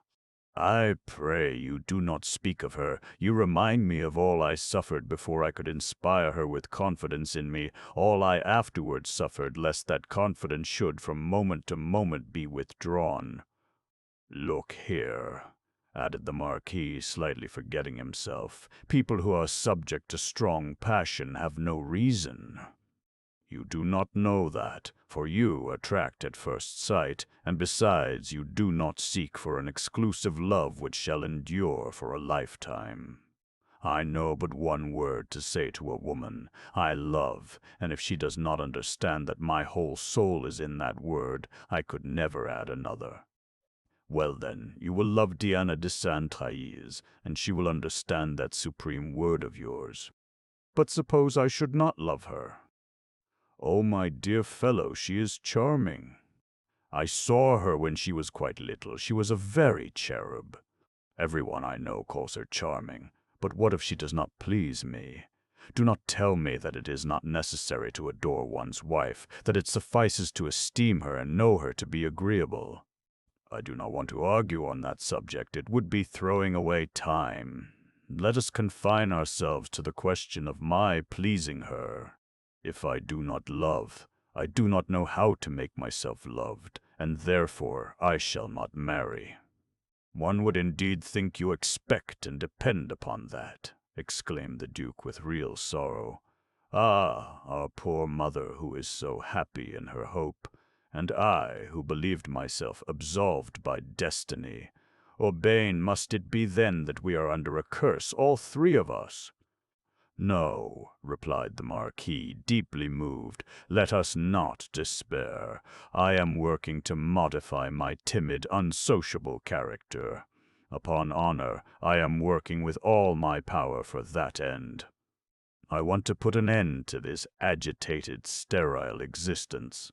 Give me the summer to triumph over my memories, my doubts, my apprehensions. True, I want to make you happy, and God perhaps will come to my aid.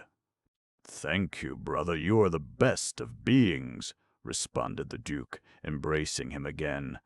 And as the Marquis was much agitated, he led him forth to walk, in order to divert his mind from his work and to fortify him in his good intentions. The Duke did then what Urbain had done to conquer him on the day of their first real intimacy. He represented himself weak and suffering as a means of restoring his brother's strength and courage. He gave vivid expression to his remorse and spoke feelingly of the need he had of moral support. Two unhappy people can do nothing for each other, he said. Your melancholy has its fatal rebound on me and overcomes me. The day when I see you happy, real energy and the joy of living will return to me. Urbain, touched by these words, renewed his promise, and, as it cost him dearly, he forced it from his mind by leading his brother's talk to lively subjects.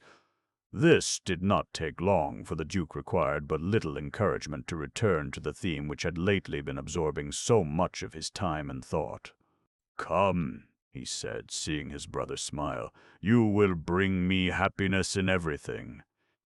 I am reminded now that for some days I have had a vexation, intense enough in all conscience. It has made me sullen, awkward. My mind has been clouded. I could not see my way clearly.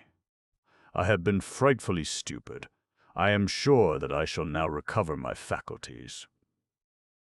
"Again, some story of a woman?" asked the Marquis, mastering a vague and sudden uneasiness. "And what would you want it to be?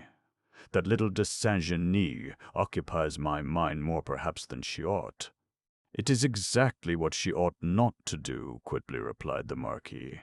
"Have you not given your oath to our mother? She told me you had. Have you deceived mother?" "No, not at all, but I should like very much to be compelled to deceive her." "Compelled? I have no idea what you mean." "Dear me! Well, this is just what I mean." And the Duke gave his brother a detailed account of how he had at first told a falsehood when he announced himself in love with Caroline, from the commendable motive of getting Urbain himself in love with her; how, seeing that he had not succeeded, he had conceived the plan of making her love him without loving her, and how at last he had fallen sincerely in love with her himself, without a surety that his feeling was returned. Nevertheless, he added that he counted upon victory if he could only have the courage not to declare himself. And he said all this in terms so delicate or so ambiguous that the Marquis could not give him a moral lecture about it without making himself ridiculous. Then, when the latter, recovering from his stupefaction, attempted to speak of the repose of his mother and the dignity of their domestic life, not daring in his distress to say anything whatever of the respect due to Caroline, the Duke, becoming impressed with a sudden fear that his brother might think it his duty to give her warning, swore that he would do nothing to tempt her, but that if of her own accord she threw herself bravely into his arms at any given moment, without conditions and without calculation, he was ready to marry her. Was he sincere, then? Yes, probably, as he had always been, when eagerness had given the appearance of possibility to what passion had afterward caused him to evade. As his brother spoke from a kind of conviction, the Marquis dared not express himself against this unlooked-for repetition of offense in the strange project. He knew that their mother did not expect to make an advantageous marriage for the one of her sons who no longer offered a guarantee of character, and the Duke proved to him by arguments cogent enough that he alone was the master of his future, to whom ambition was no longer permitted. "You see," he said in conclusion, "that all this is very serious." I attempted once more to lay a snare, I will confess to you, but I did not expect to profit by it. It was merely a game without results. I was taken in my own net, and I suffer for it a great deal. I do not ask you to aid me, but I prohibit you in the name of our friendship from influencing anyone about us, for, if you frighten Moll de Saint-Genac, you will exasperate me perhaps, and I no longer answer for anything. Or, if you succeed in making me renounce her, it is she who, exasperated, will perhaps commit some folly in the estimation of my mother. Since things are so situated that they can be cleared up only by some unforeseen circumstance, do not interfere in any way, and be certain that I shall conduct myself, come what may, in a manner to reassure your delicacy and to conflict neither with our mother's peace nor with the proprieties of the hospitality which you extend to me. 11. Ho-sho, I-o. During this conversation, so painful to the Marquis, Caroline was having a talk with the Marchioness, which, without disturbing her so much, was by no means cheering to her. The Marchioness, full of her project, showed her young favorite a depth of family ambition which the latter had never suspected. What she had loved and admired in the Marchioness was the chivalrous disinterestedness and resignation to the loss of wealth and to the actual state of things which had struck her so forcibly. But now she was compelled to modify her impressions, and to recognize the fact that this unselfish philosophy was only a fine costume gracefully worn. The Marchioness, however, was not a hypocrite. A person as communicative as she was had little or no premeditation, good or bad. She yielded to the sway of the moment, and did not think herself illogical in saying that she would rather die of famine than see one of her sons do a mean thing to enrich himself. But that, nevertheless, dying of famine was very hard, that her own present condition was a life of privation, while that of the Marquis was a purgatory. And finally, that one cannot be happy unless, along with honor and the pride of a blameless conscience, one has an income of at least 200,000 francs. Caroline ventured to make a few general objections, which the Marchioness quickly repulsed. "Should not," she asked, "the sons of great families lead those of all other classes of society?" "This is a religion which you ought to have, you who are of good family. You ought to understand that gentlefolks have demands upon them, demands legitimate or perhaps obligatory for a very large liberality, and that the higher the position these persons hold, the more it is required of them to possess a fortune on a level with their natural elevation. I suffer bitterly, I assure you, when I see the Marquis settling accounts himself with his farmers, busying himself about certain inevitable wastings, and even, if necessary, descending to the details of my kitchen. To one knowing our distress, it seems admirable in him to be tormenting himself thus that I may want for nothing. But with those who have no correct idea of this, we must certainly pass for misers, and so fall to the level of the lower classes. Since you suffer so much," said Caroline, "from what I have considered an easy life, a very honorable one, and even a very noble one, God grant that this marriage may succeed, for you would have to renew your store of courage in case of any obstacle. Nevertheless, if I may be permitted to have an opinion—" "One should always have opinions. Speak, my dear child."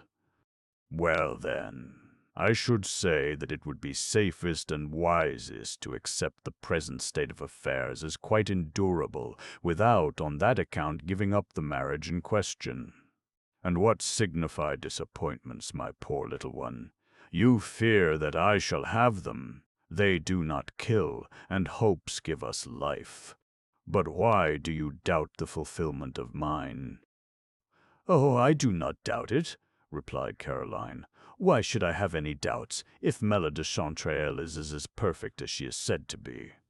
"She is perfect, as you can very well see, since she decides in favor of personal merit, contenting herself with her own wealth."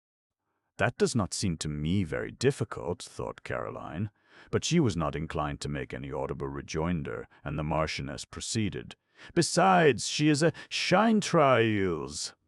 "Only think, my dear, of the prestige of such a name. Do you not see that a person of that blood, if she is fine at all, cannot be so by halves? Come, you are not sufficiently convinced of the excellence that comes to us by descent. I believe I have noticed this in you before. You have, perhaps, philosophized a little too much about it. Distrust all these new ideas and the pretensions of these self-made gentlemen. They may say and do what they will, but a man of low origin will never be truly noble at heart. A sordid weight of prudence and parsimony will always cling to him like a birthmark and stifle his finer impulses. You will never see him sacrifice his fortune and his life for an idea, for his religion, for his prince, or for his honorable name. He may do brilliant deeds from a love of glory, but there will always be a personal interest in it some way, so do not be at all deceived by it." Caroline felt wounded at the infatuation which the Marchioness professed to feel for the patrician orders. She found means to change the subject of the conversation, but while they were at dinner, she was absorbed in the idea that her old friend, her tender adopted mother, assigned her unceremoniously to a place among these second-class families. The Marchioness had thought that she might speak thus before a gentleman's daughter, having the feelings proper to her class and therefore imbued with good principles. But Caroline said to herself, and very reasonably too, that her claims to nobility were slight, questionable perhaps. Her ancestors, who were provincial magistrates, had been ennobled in the reign of Louis XIV. Her father, without great presumption, had therefore assumed the title of knight. She saw plainly, then, that the disdain of the Marchioness for the lower classes was a question of degree, and that a girl who was poor and of the lesser nobility was, in her eyes, twice her inferior in all respects. This discovery did not awaken a foolish sensitiveness in Mlle de Saint-Genic, but her natural sense of justice revolted against a prejudice so solemnly imposed as a duty upon her belief. "So," said she to herself, "my life of misery, of self-sacrifice, of courage, and of cheerfulness withal, even my voluntary renunciation of all the joys of life, are nothing to the heroism of a Zintrail, who consents to be contented with 200,000 francs a year, that she may marry an accomplished man. It is because she is a Saint-Trail's that her choice is sublime, and because I am only a Saint-Genic, my sacrifice is a thing vulgar and obligatory." Caroline repelled these thoughts of wounded self-respect, but they traced a slight furrow on her expressive face, in passing. "A beauty which is true and fresh can hide nothing." The Duke observed this trace of secret melancholy and ingenuously attributed it to himself. His delusion increased when he saw that in spite of her efforts to maintain her usual cheerfulness, Mlle de Saint-Genic grew more and more thoughtful. The real cause was this. Caroline had, exactly as was her wont, addressed to the Marquis certain questions about the household accounts, and he, usually so polite, had compelled her to repeat them. She thought that he, too, must be absent-minded or ill at ease, but 2 or 3 times she met a glance from him, which was cold, haughty, almost contemptuous. Chilled with surprise and terror, she suddenly became dejected and was obliged to attribute her state of mind to a headache. The Duke had a vague suspicion of the truth so far as his brother was concerned, but this suspicion was dissipated when he saw the latter suddenly recover his gaiety.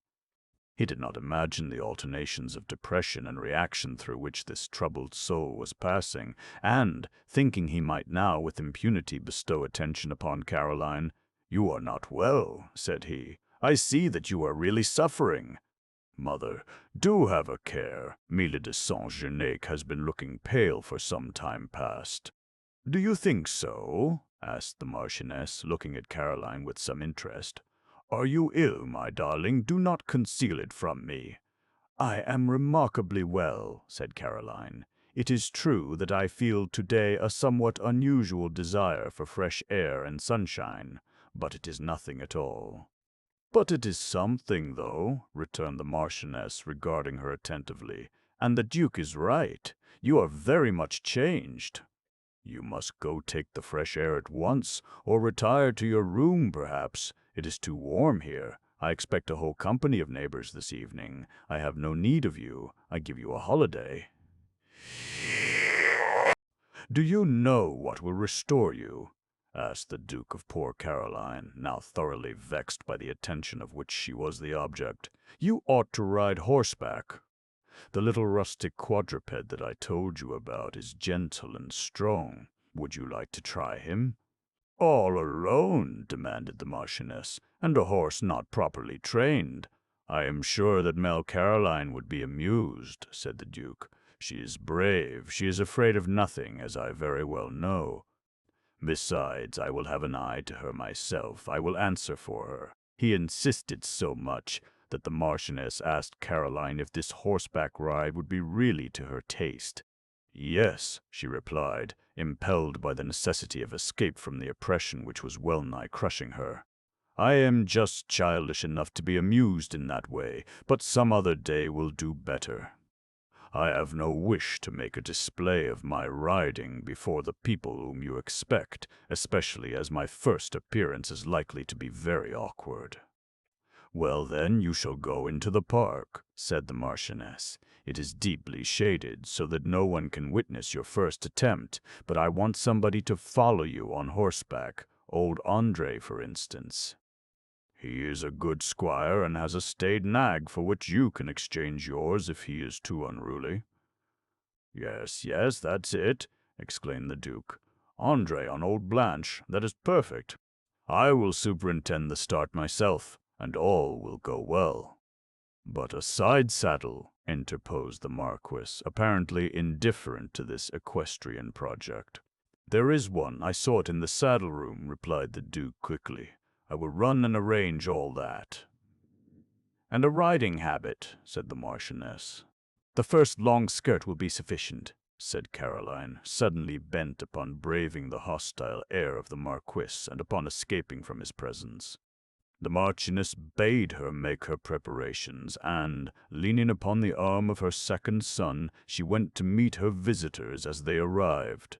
When Meule de Saint-Genest came down the winding staircase from her room in the little tower, she found the horse already saddled and held by the Duke in person before the small arched door which looked out on the lawn.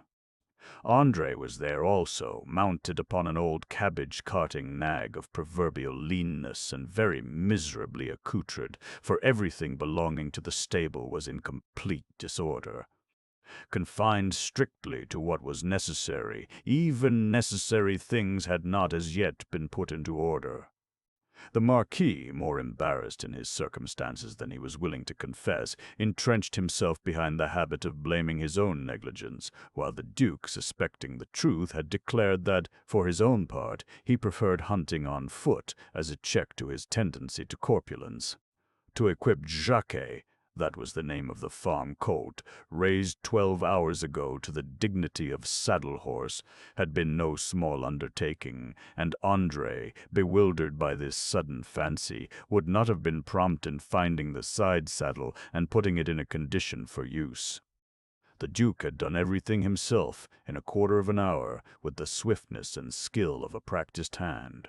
He was in a lively perspiration, and Caroline was confused enough to see him holding the stirrup for her, arranging the curb and tightening the girths as if he had been a jockey by profession, laughing at the incongruity of things, and playing his part gaily, while he paid her all the 100 little attentions which a fraternal prudence could dictate.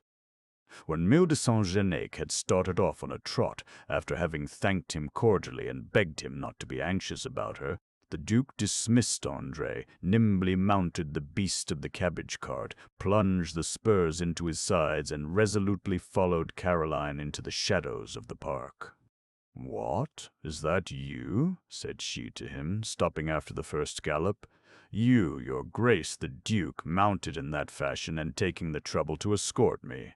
No, that cannot be. I will not have it. Let us go back again." "Why, how so?" he asked. "Are you afraid to be alone with me now? Have we not met each other here in these avenues at all hours, and have I ever annoyed you with my eloquence?" "No, certainly not," said Caroline with entire confidence. "I have no such whims as that, you know very well. But that horse of yours, it is a torture to you. Are you comfortable on yours?" "Perfectly. In that case we could not be better suited. As for myself, I take great delight in riding this white nag. See, don't I look as well as I should upon a blooded steed?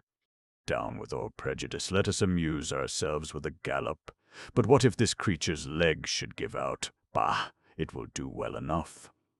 And if it does break my neck, why, I shall have the extreme happiness of knowing that it happens in your service." The Duke lanced this bit of flattery with a tone of gaiety which could not alarm Caroline.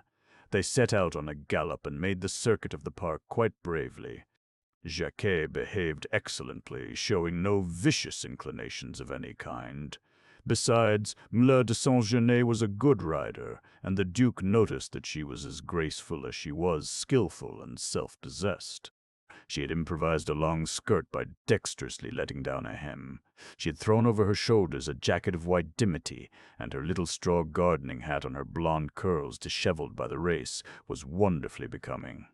Animated by the pleasure of the ride, she looked so remarkably beautiful that the Duke, following with his eye the elegant moulding of her form and the brilliant smile which played about her candid mouth, felt himself dazzled by them. "The devil take the oath which I let them get from me so unsuspectingly," said he to himself. "Who would have thought I should have so much trouble in keeping it?" But it was necessary that Caroline should be the first to betray herself, and the Duke led her slowly around the park again to let the horses breathe. But all to no purpose. She chatted with a witty freedom and general good humor, which did not admit the idea of any painful agitation. "Oh, so that is it," thought he as they recommenced their gallop. "You imagine that I am going to dislocate my joints on this apocalyptic beast to converse just as we should under the maternal eye? Someone else may try it for all me. I am going to sadden your tranquil gratitude by a retreat which will give you material for reflection." "My dear friend," said he to Caroline. He sometimes allowed himself to use this expression in a tone of easy good nature. "You are very sure of Jacques now, are you not? Perfectly sure. He is not at all inclined to shy, and is not hard-bitted. Not at all.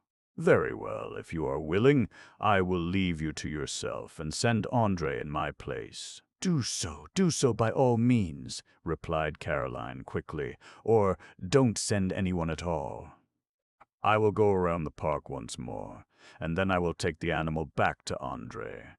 Really, I shall enjoy cantering alone, and it pains me to see you so frightfully jolted." "Oh, it is not that," responded the Duke, resolved upon a bold stroke. "I am not yet so old as to be afraid of a hard horse, but I remember that Madame d'Arblade is coming tonight." "Not tonight, tomorrow." "That is not certain," said the Duke, watching for the effect his words might produce. "Oh, then, perhaps you are better informed than I am. Perhaps, my dear friend." "Madame d'Arblade. In fact, it is sufficient." "Ha ha ha! Indeed," replied Caroline, laughing. "I did not know. Go quickly, then. I shall escape, and 1,000 thanks again for your kindness." She was about to start her horse, but the Duke detained her. "What I am doing now is not polite, to say the least of it. It is better than polite. It is very good of you." "Oh, then you have had enough of my company." "That is not what I mean. I say that your impoliteness is a proof of your confidence in me, and that I take it as such. Do you think she is pretty, Madame d'Arblade, I mean? Very pretty." "How old is she, precisely?" "Very nearly my own age. We were together at the convent. I know it. Were you great friends?" "No, not exactly, but she has shown much interest in me since my misfortunes." "Yes, it was she who was the means of bringing you here. Why did you detest each other at the convent?" "We did not detest each other. We were not very intimate, that was all." "And now?" "Now she is kind to me, and consequently I like her." "Then you like people who are kind to you. Is not that natural?" "Then you like me a little, for it seems to me that I am not unkind to you myself. Certainly you are excellent, and I like you very much. Just hear how she says that. I love my nurse dearly, but I love to ride on my rocking horse better still. Come, tell me, you don't mean to prejudice your little friend d'Arblade against me, do you? Prejudice her against you? There are some words in your vocabulary which do not get into mine." "Yes, that is true. I beg pardon. It is because, you see, she is suspicious. She may question you. You will not fail to tell her that I have never made love to you." "Oh, as to that, count upon her knowing the truth," replied Caroline, starting. And the Duke heard her laugh as she rode off at full speed. "There," said he to himself, "I have lied, and it is trouble wasted. I have made a precious blunder, haven't I?" She does not love anyone, or else she has a little lover somewhere, in reserve against the day when 1,000 crowns shall be forthcoming to set up housekeeping with. Poor girl! If I had them, I would give them to her. It's all the same, I have been ridiculous. Perhaps she saw it too. Perhaps she will laugh at me with her dear friend when she writes to him secretly, for she does write a great deal, if I did think so. But I have given my word of honor. The Duke withdrew, trying to laugh at himself, but annoyed at losing his game and almost angry. Just as he was leaving the wood, he saw a man gliding into it cautiously. The evening had come. He could distinguish nothing about this man except his furtive movements in trying to penetrate the thicket. Stop, stop, thought he.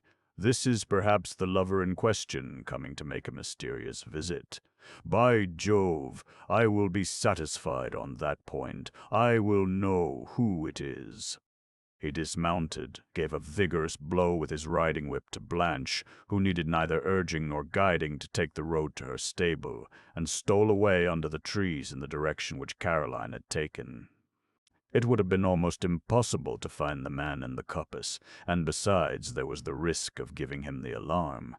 To walk noiselessly in the dark shadows along the walk, and to see how these two persons would meet and conduct themselves was, he considered, by far the surest course. Caroline had already ceased thinking at all about the Duke.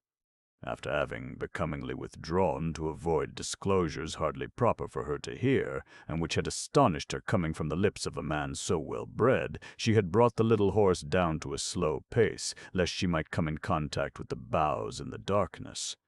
And indeed she felt inclined rather to think her own thoughts just then than to ride at greater speed. An absorbing anxiety weighed upon her mind. The attitude of the Marquis toward her was inexplicable and almost offensive. She searched for the cause of this in the most secret recesses of her conscience, and finding nothing there amiss, she reproached herself for thinking so much about it. He was perhaps subject to certain whims, like many people absorbed in great tasks, and after all, even if she had become displeasing to him, was he not about to be married, and would not the joy of the Marchioness be so complete that a poor young lady companion could leave her without ingratitude? While she was thus thinking of her future, promising herself that she would speak about it to Madame d'Arglade, who would perhaps aid her in finding another situation, her horse was stopped suddenly, and she saw before her a man whose movements frightened her. "Is it you, Andre?" asked she, as she perceived that her horse seemed to be obeying a well-known hand. And as there was no answer, and she could distinguish nothing of the clothes worn by the person confronting her, she added, quickly and anxiously, "Is it you, your Grace the Duke? Why do you stop me?" She received no reply. The man had disappeared. The horse was free.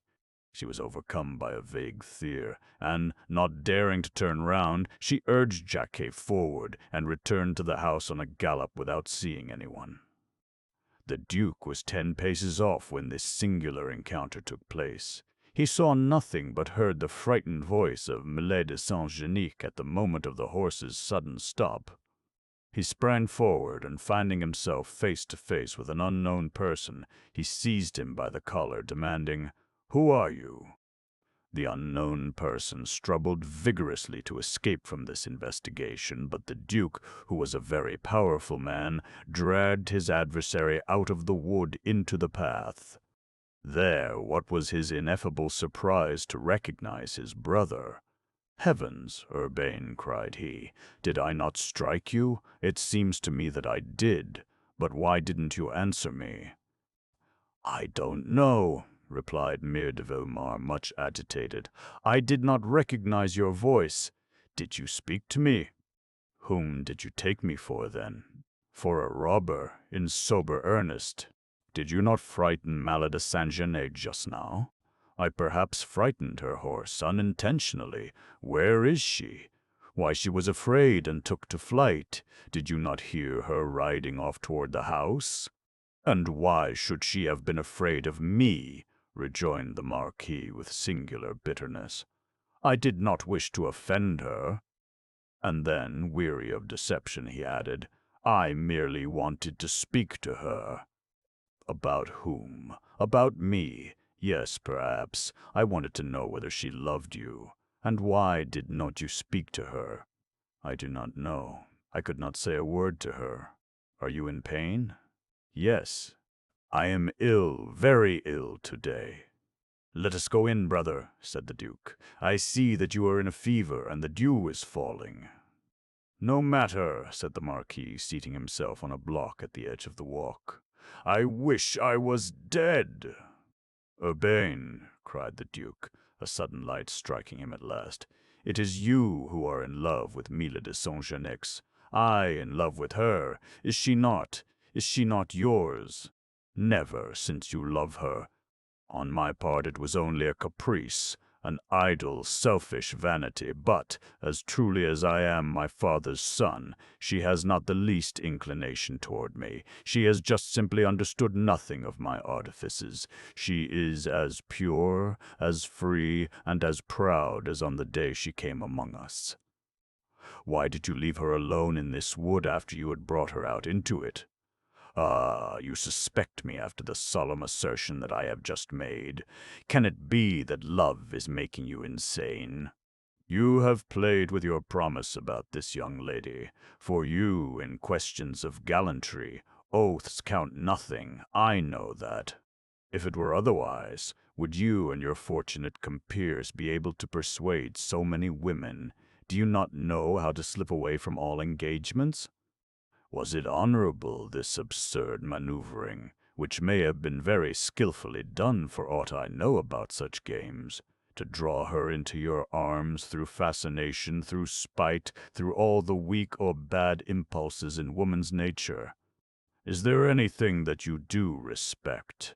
Is not virtue, in your eyes, an infirmity of which a poor innocent girl, helpless and inexperienced, must be cured?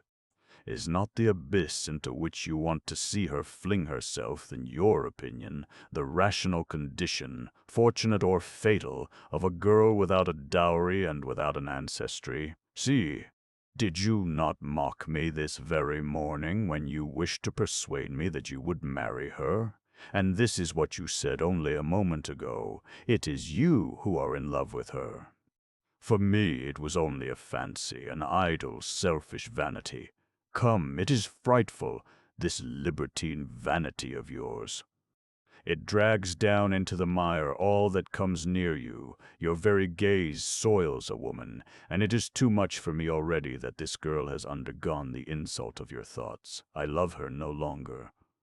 Having spoken thus to his brother for the first time in his life, the Marquis rose and strode away from him swiftly with a kind of gloomy hatred and with a curse seemingly irrevocable.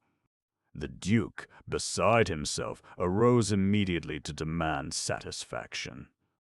He even took a few steps in pursuit of his brother, then stopped abruptly and returned, throwing himself down on the spot which Urbain had just left.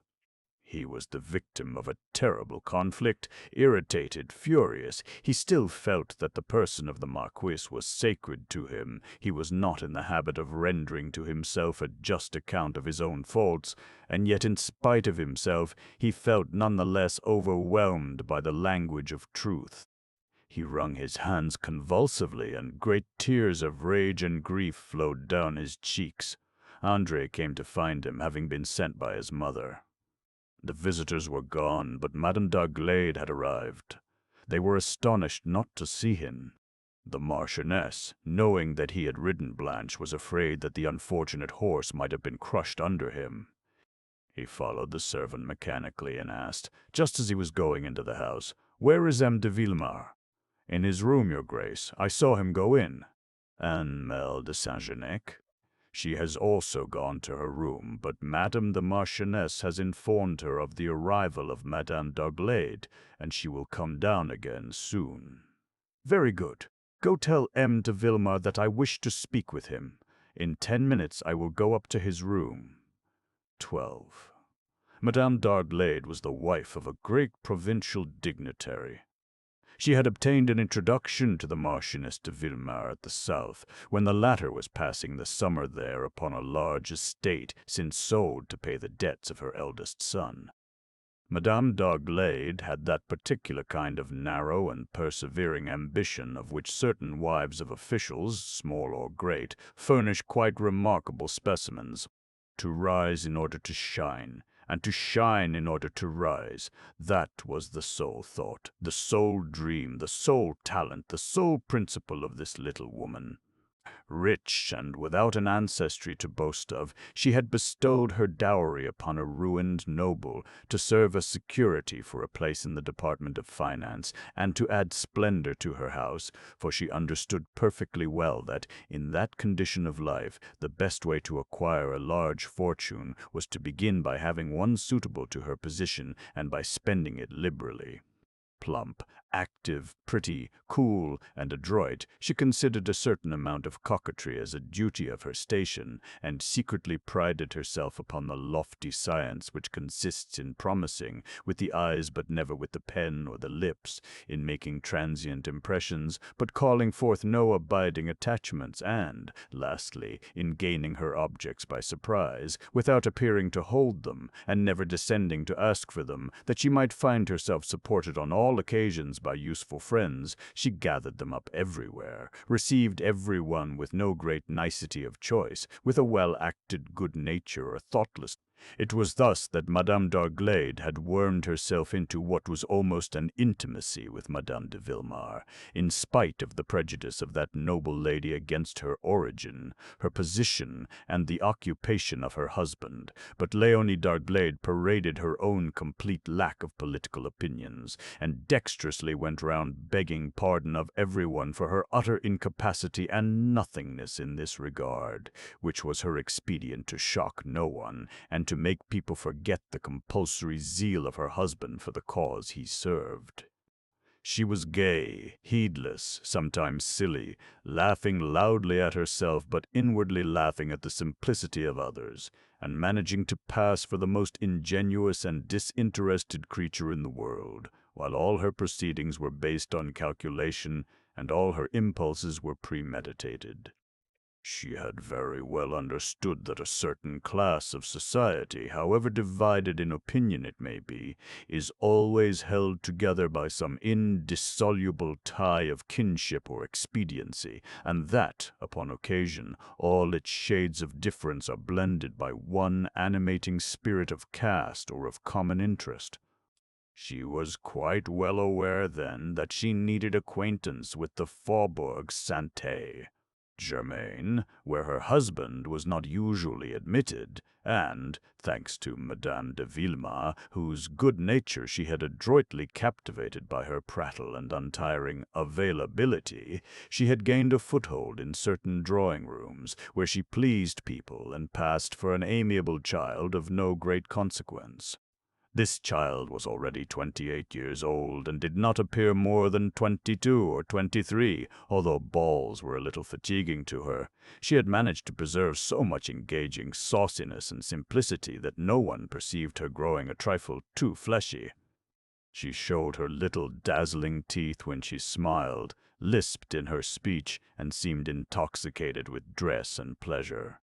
In fine, no one suspected her, and perhaps there was really nothing to dread in her, since her first interest was to appear good-natured and to make herself inoffensive. But it required great exertion in anyone who did not want to find himself suddenly entangled with her. It was in this way that, without being on her guard, and all the while declaring that she would take no step to influence the ministry of the citizen king, Madame de Villemer had found herself inveigled into effecting more or less directly Léonie's withdrawal from her province. Thanks to Madame de Villemer and to the Duc d'Aleria, M. d'Arglade had just received an appointment in Paris, and his wife had written to the Marchioness. "Dear Madam, I owe to you my life. You are my guardian angel. I quit the South, and I shall only touch at Paris, for, before establishing myself there, before beginning to rejoice and amuse myself, before everything, in a word, I want to go and thank you and prostrate myself before you at Céval for 24 hours and tell you during those 24 hours how much I love you and bless you. I will be with you on the 10th of June. Say to His Grace the Duke that it will be the 9th or the 11th, and that, in the meantime, I thank him for having been so kind to my husband, who is going to write him on his own account. This pretended uncertainty as to the day of her arrival was, on the part of Madame d'Arglade, the graceful reception of a joke which the Duke had often made about the ignorance of days and hours that she always affected. The Duke, with all his cunning with regard to women, had been addressing her thus. "That's it. You are coming to see my mother today, Monday, Tuesday, or Sunday, the 7th, 6th, or 5th day of the month of November, September, or December, in your blue or gray or rose-colored dress, and you are going to honor us by supping, dining, or breakfasting with us, or with them, or with other people." The Duke was not at all taken with her. She amused him, and the small talk and witticism which characterized his manner with her were merely as a mask for a sort of desultory groping about in the dark, which Madame d'Arglade pretended not to notice, but of which she knew very well how to keep clear. When the Duke entered the presence of Madame d'Arglade and his mother, he was still much disturbed, and the change in his countenance struck the Marchioness. "Bless me!" cried she. "There has been some accident." "None at all, dear mother. Reassure yourself, everything has passed off finely. I have been a little cold, that is all." He was really cold, although he had still on his brow the perspiration of vexation and anger. He drew near the fire which burned every evening, at all seasons of the year, in the drawing-room of the Marchioness, but, after a few moments, the habit of self-mastery, which is the whole science of fashionable life and the brilliant pyrotechnics of Léonie's words and smiles, dispelled his bitterness. Maule de Saint-Genix now came forward to embrace her old companion at the convent. "Ah, but you are pale too," said the Marchioness to Caroline. "You are concealing something from me." "There has been some accident, I am sure of it, with those infernal beasts." "No, madame," replied Caroline, "none at all, I assure you, and to relieve your anxiety I will tell you everything. I have been very much frightened." "Really? By what, pray?" asked the Duke. "It certainly was not by your horse." "Perhaps it was by you, your Grace. Come, was it you who stopped my horse for sport while I was alone walking him slowly in the green avenue?" "Well, yes, it was I," replied the Duke. "I wanted to see whether you were as brave as you seemed, and I was not. I ran like a terrified chicken. But you did not cry out, and you did not lose your presence of mind. That's something." They told Madame d'Arglade about the horseback ride. As was her custom, she pretended to take very little notice of what was said, but she lost not a word, and asked herself earnestly whether the Duke had deceived or wanted to deceive Caroline, and whether this combination might not be useful in some way at a future day. The Duke left the ladies together, and went up to his brother's room. The reason why Caroline and Léonie were not intimate at the convent was the difference in their ages. 4 years established a very considerable barrier in youth. Caroline had not wished to tell the Duke the true reason, fearing to seem desirous to make her companion appear old, fully aware besides that it is doing an ill turn to most pretty women to recollect their ages too faithfully. It is also worth mention that all the time Madame d'Arblade remained at Céval she passed for the younger, and that Caroline, like a good girl, allowed this error of memory to go uncontradicted. Caroline, then, in reality, knew very little about her protectress. She had never met her since the time when, as a child upon the benches of the little class, she had seen Mille Léonie Lecomte emerge from the convent, eager to marry some man of birth or position, regretting no one, but, already shrewd and calculating, bidding everyone a tender farewell. Caroline and Camille de Saint-Genès, At that period, girls of gentle blood and comfortable fortune might, she thought, be good acquaintances to find again at some future time. She wrote them in a very compassionate tone, therefore, when she learned of their father's death. In her reply, Caroline did not conceal the fact that she was left not only an orphan but penniless. Madame d'Arglade took good care not to desert her friend in her misfortunes. Other convent mates, of whom she saw more, had told her that both the Saint-Genix were charming, and that, with her talents and beauty, Caroline would be sure to make a good match nevertheless, the idle talk of inexperienced young women. Léonie thought, indeed, that they were mistaken, but she might try to marry off Caroline, and in that way find herself mixed up in confidential questions and in intimate negotiations with divers families. From that time she thought of nothing but gaining many supporters, extending her relations everywhere, and obtaining the secrets of others while pretending to impart her own. She wanted to attract Caroline to her house in her province, offering her with a delicate grace a refuge and a prospective home of her own. Caroline, touched by so much kindness, replied that she could not leave her sister, and did not wish to marry, but that if she should ever find herself painfully situated, she would appeal to Léonie's generous heart to seek out for her some modest employment. From that time Léonie, always full of promises and praises, saw plainly that Caroline did not understand a life of expedients, and troubled herself no further about her, until some old friends, who perhaps pitied Caroline more sincerely, informed Léonie that she was seeking a place as governess in a quiet family, or as reader to some intelligent old lady. Léonie loved to use her influence, and always had something to ask for someone. It was an opportunity for her to get into notice and to make herself agreeable. Finding herself in Paris at the time, she made greater haste than anyone else did, and in her search fell upon the Marquis de Villemer, who had just then dismissed her reader. She wanted an elderly lady. Madame d'Arglade expatiated on the disadvantages of old age, which had made Esther so crabbed. She also diminished as much as she could the youth and beauty of Caroline. She was a girl about 30, pretty enough in other days, but who had suffered and must have faded.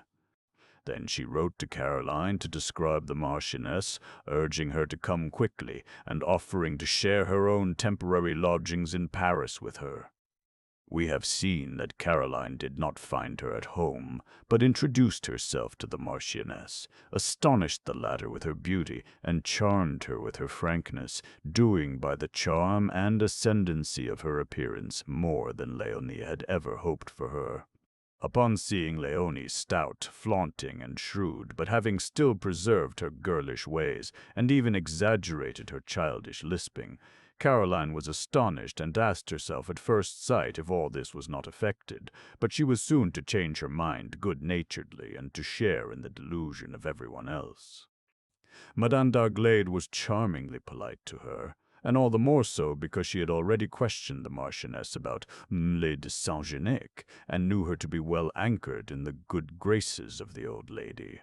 Madame de Villemer declared her perfect in all respects, quick and discreet, frank and gentle, of unusual intelligence and the noblest character. She had warmly thanked Madame d'Arglade for having procured her this pearl of the Orient, and Madame d'Arglade had said to herself, "Well and good. I see that Caroline can be useful to me. She is so already. It is always well not to despise or neglect anyone." And she overwhelmed the young lady with caresses and flatteries, which seemed as unstudied as the affectionate rapture of a schoolgirl. Just before going to his brother's room, the Duke, who was resolved upon a reconciliation, walked for 5 minutes on the lawn.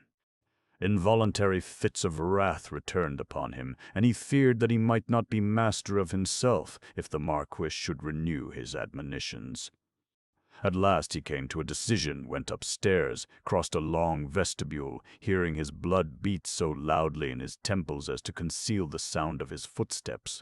Urbain was alone at the farther end of the library, a long room in the Audiobook style, with slender arches, which his small lamp lighted but feebly. He was not reading, but hearing the approach of the Duke, he had placed a book before himself, ashamed of appearing unable to work. The Duke stopped to look at him before saying a word. His dull paleness and his eyes hollow with suffering touched the Duke deeply. He was going to offer his hand when the Marquis rose and said to him in a grave voice, "My brother, I offended you very much an hour ago. I was unjust, probably, and in any case I had no right to remonstrate with you. I who, having loved but one woman in my whole life, have yet been the guilty cause of her ruin and her death. I confess the absurdity, the harshness, the arrogance of my words, and I sincerely beg your pardon." "Well then, I thank you with all my heart," replied Gaetan, taking him by both hands. "You are doing me a great kindness, for I had resolved to make an apology to you.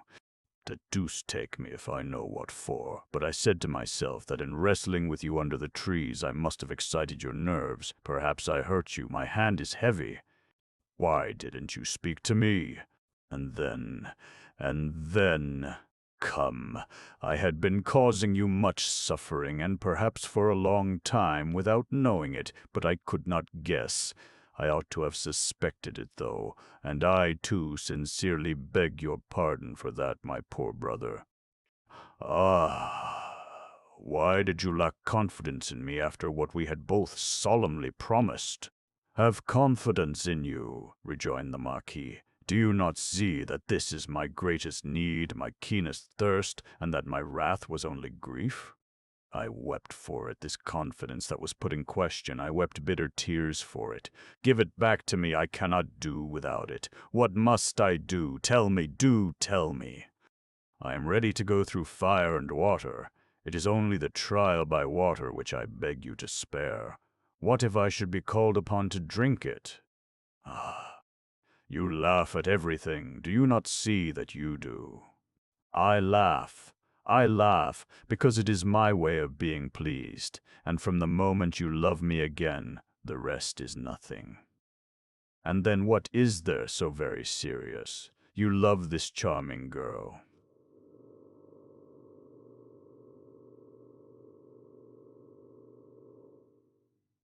You are not wrong. Do you wish me never to speak to her, and never to meet her, or never to look at her? It shall be done, I swear it, and if this is not enough, I will set out tomorrow, or now, if you like, on Blanche. I don't see what worse thing I can do. No, no, don't go away, don't desert me. Do you not see, Gaetan, that I am dying? My God, why do you say that?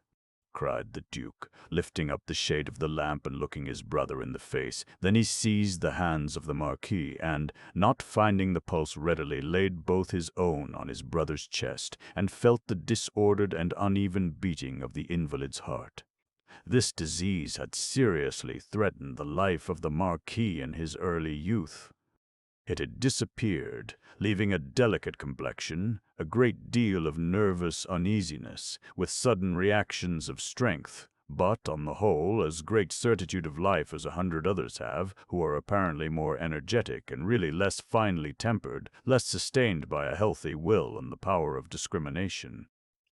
This time, however, the old disease had reappeared, with violence enough to justify the alarm of Gaetan, and to produce in his brother the oppression and the awful sensations of a death agony. "Not a word to my mother," said the Marquis, rising and going to open the window. "It is not tomorrow that I shall sink under this. I have some strength still. I do not give myself up yet. Where are you going?" "Why, I am going to get a horse. I am going for a physician." "Where? For whom?" "There is not one here who knows my constitution so well as not to run a risk of killing me, should he undertake my case in the name of his logic.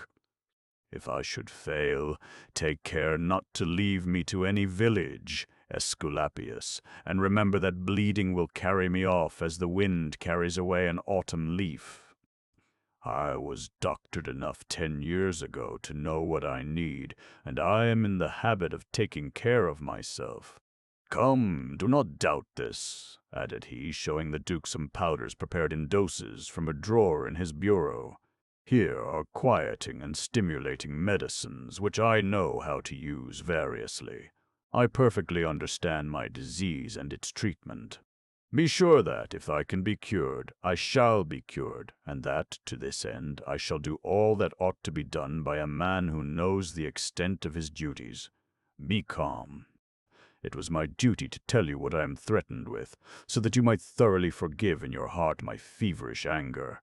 Keep my secret for me. We must not uselessly alarm our poor mother.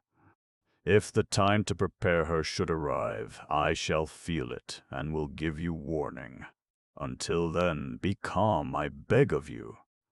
"Calm? It is you who must be calm," retorted the Duke, "and here you are fighting with a passion. It is passion that has awakened this poor heart physically as well as morally. It is love, it is happiness, enthusiasm, tenderness that you need. Well, nothing is lost then. Tell me, do you wish her to love you, this girl? She shall love you. What am I saying? She does love you. She has always loved you, from the very first day. Now I recall the whole. I see plainly. It is you! Sue. Stop, stop, said the Marquis, falling back into his armchair. I cannot hear it. It stifles me. But after a momentary silence, during which the Duke watched him with anxiety, he seemed better, and said with a smile which restored to his expressive face all its youthful charm, "And yet what you said then was true. It is perhaps love. Perhaps it is nothing else. You have soothed me with an illusion, and I have given myself up to it like a child. Feel of my heart now, it is refreshed. The dream has passed over it like a cool breeze. Since you are feeling better, said the Duke, after making sure that he was really calm, you ought to make the most of it and try to sleep. You do not sleep, and that is dreadful. In the morning, when I start for a hunt, I often see your lamp still burning. And yet, for many nights past, I have not been at work. Well then, if it is sleeplessness, you shall not keep watch alone. I will answer for that. Let me see, you are going to lie down on your bed. It is impossible. Yes, I see, you would suffocate. Well, you shall sit up and sleep. I will stay close by. I will talk to you about her until you no longer hear me. The Duke conducted his brother to his room, placed him in a large armchair, took care of him as a mother would take care of her child, and seated himself near him, holding his hand in his own. Then all Urbain's natural kindliness returned, and he said, gratefully, I have been hateful this evening. Tell me again that you forgive me. I do what is better. I love you, replied Gaetan. And I am not the only one, either. She is also thinking about you at this very hour. Oh, heaven, you are lying. You are lulling me with a celestial song, but you are lying. She loves no one. She will never love me. Do you want me to go after her and tell her that you are seriously ill? I'll wager that in 5 minutes she would be here. It is possible, replied the Marquis with languid gentleness. She is full of charity and devotedness, but it would be worse for me to ascertain that I had her pity and nothing more. Bah! You know nothing about it. Pity is the beginning of love. Everything must begin with something which is not quite the middle or the end. If you would let yourself be guided by me, in a week you would see. Ah, now you are doing me more harm still. If it were as easy as you think to win her love, I should not long for it so ardently. Very well, the illusion would be dispelled. You would regain your peace of mind. That would be something, at least. It would be my death, Gaetan, resumed the Marquis, growing animated and recovering strength in his voice. How unhappy I am that you cannot understand me. But there is an abyss between us. Take care, my poor friend. With an imprudence or a slight levity or a mistaken devotedness, you can kill me as quickly as if you held a pistol to my head. The Duke was very much puzzled. He found the situation simple enough. Between two persons more or less attracted toward each other and separated only by scruples, which had little importance in his eyes, but in his opinion, Urbain was complicating this situation by whimsical delicacy. If Mlle de Saint-Genès should accept him without really loving him, the Marquis felt that his own love for her would die, and in the loss of this love which was killing him, the thunderbolt would fall the quicker. This was a sort of blind alley which drove the Duke well-nigh to despair, but into which it was none the less necessary respectfully to follow his brother's wishes and ideas. By conversing longer with him, and sounding him to the very depths of his being, Gayton reached the conclusion that the only joy it was possible to give him would consist in aiding him to a knowledge of Caroline's affection and to a hope of its patient and delicate growth. So long as his imagination could wander through this garden of early emotions, romantic and pure, the Marquis was lulled by pleasant ideas and exquisite joys. As soon, however, as he saw the uncertain approach of the hour when he must decide upon his course and risk an avowal, he felt a dark presentiment of an inevitable disaster, and, unhappily for him, he was not mistaken. Caroline would refuse him and take to flight, or, if she should accept his hand, his aged mother would be driven to despair and perhaps sink under the loss of her illusions. The Duke plunged deeply into these reflections, for Urbain began to drowse, after having made him promise that he would leave to get some rest himself as soon as he should see him fairly asleep. Gaëtan was vexed at finding no way to be of real service to him. He would have liked to tell Caroline the danger, to appeal to her kindliness and her esteem, asking her to humor the moral condition of the invalid, veiling the future to him, whatever it might be, and soothing him with vague hopes and fair dreams. But this would be pushing the poor girl down a very dangerous slope, and she was not so childish as not to understand that she would thus risk her reputation and probably her own peace of mind. Destiny, which is very active in dramas of this kind, since it always meets with souls predisposed to yield to its action, did what the Duke dared not do. 13. Notwithstanding the promise made to his brother to inform no one of his condition, the Duke could not quite make up his mind to assume the dangerous responsibility of absolute silence.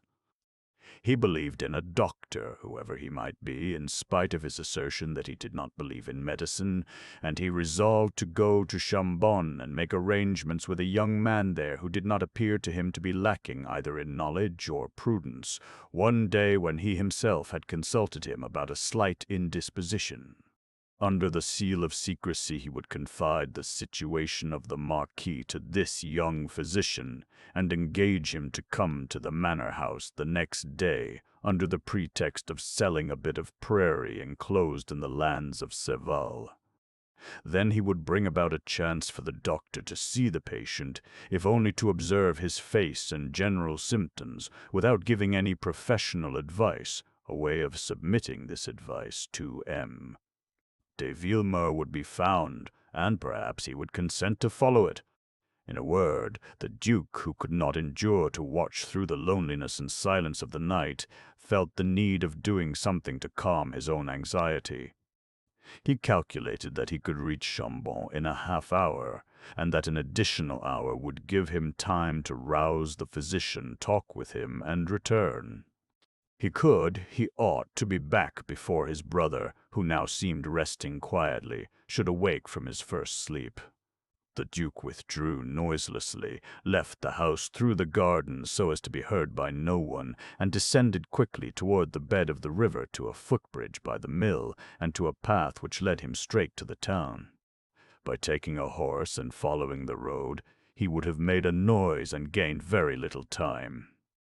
The Marquis, however, did not sleep so soundly as not to hear him leave the room, but, knowing nothing of his project, and not wishing to hinder his brother from going to rest, he had pretended to be unconscious of everything. It was then a little after midnight. Madame d'Arblad, after having taken her leave of the Marchioness, had followed Caroline to her room to have a little more talk with her. "Well now, pretty dear," she said, "are you really as well satisfied in this house as you say? Be frank with me if anything troubles you here." "Ah, bless me. There is always some little thing in the way. Take advantage of my presence now to confide it to me.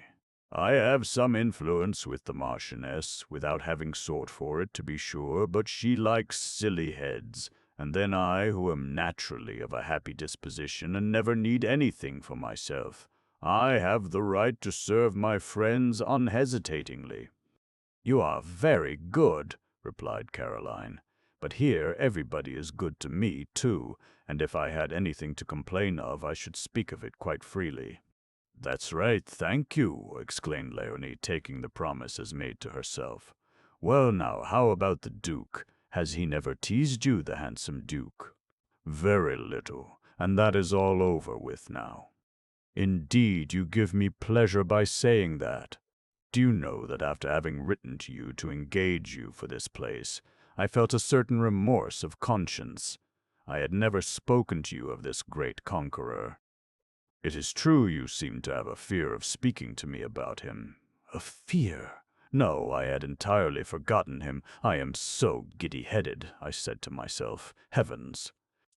I hope that M. de Saint-Genic will not be annoyed by his artifices, for he has his artifices, and with everybody.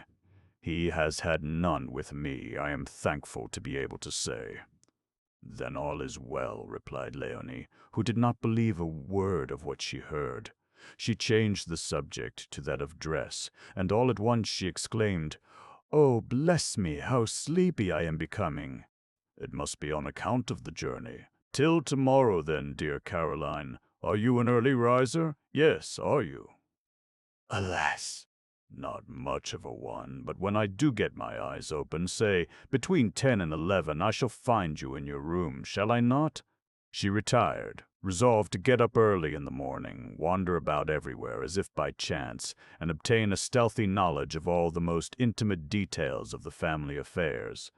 Caroline followed her to install her in her apartment, and returned to her own little room, which was some distance from that of the Marquis, but whose casements, looking out on the lawn, were almost opposite to his.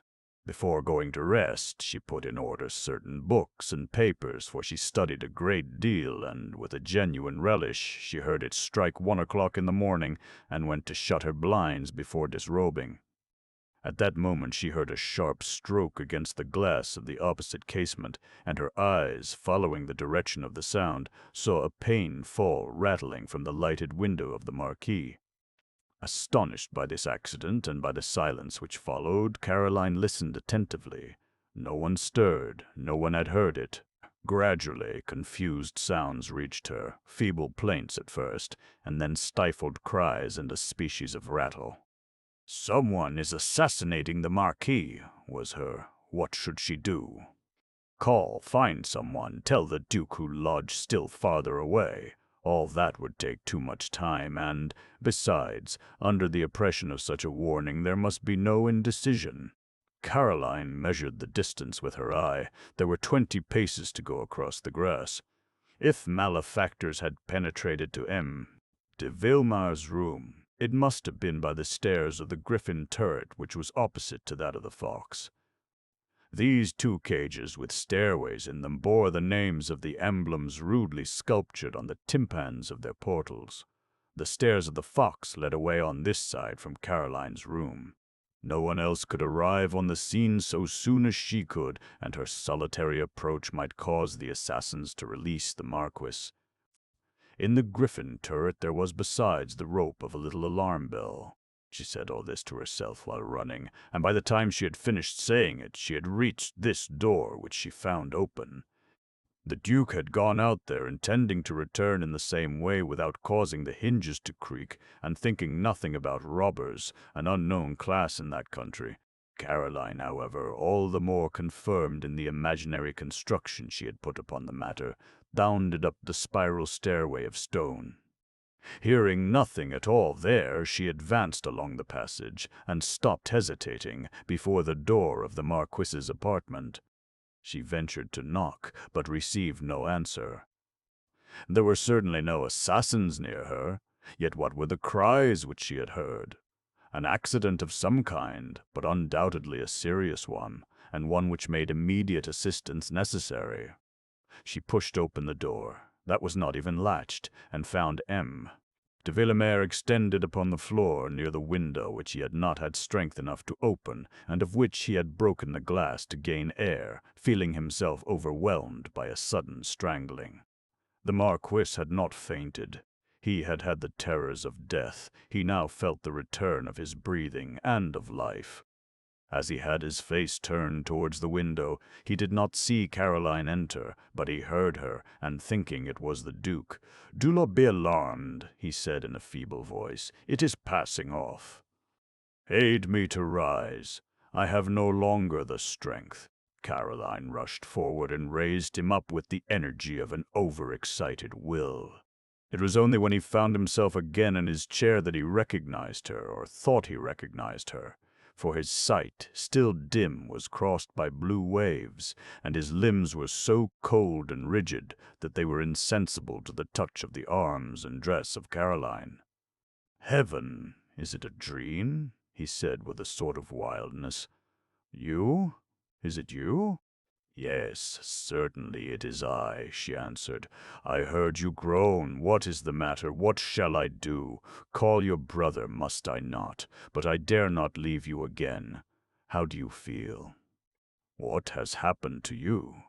"My brother," rejoined the Marquis, rousing himself enough to recover his memory. "Ah, it was he who led you here. Where is he? He is not about. He knows nothing of this."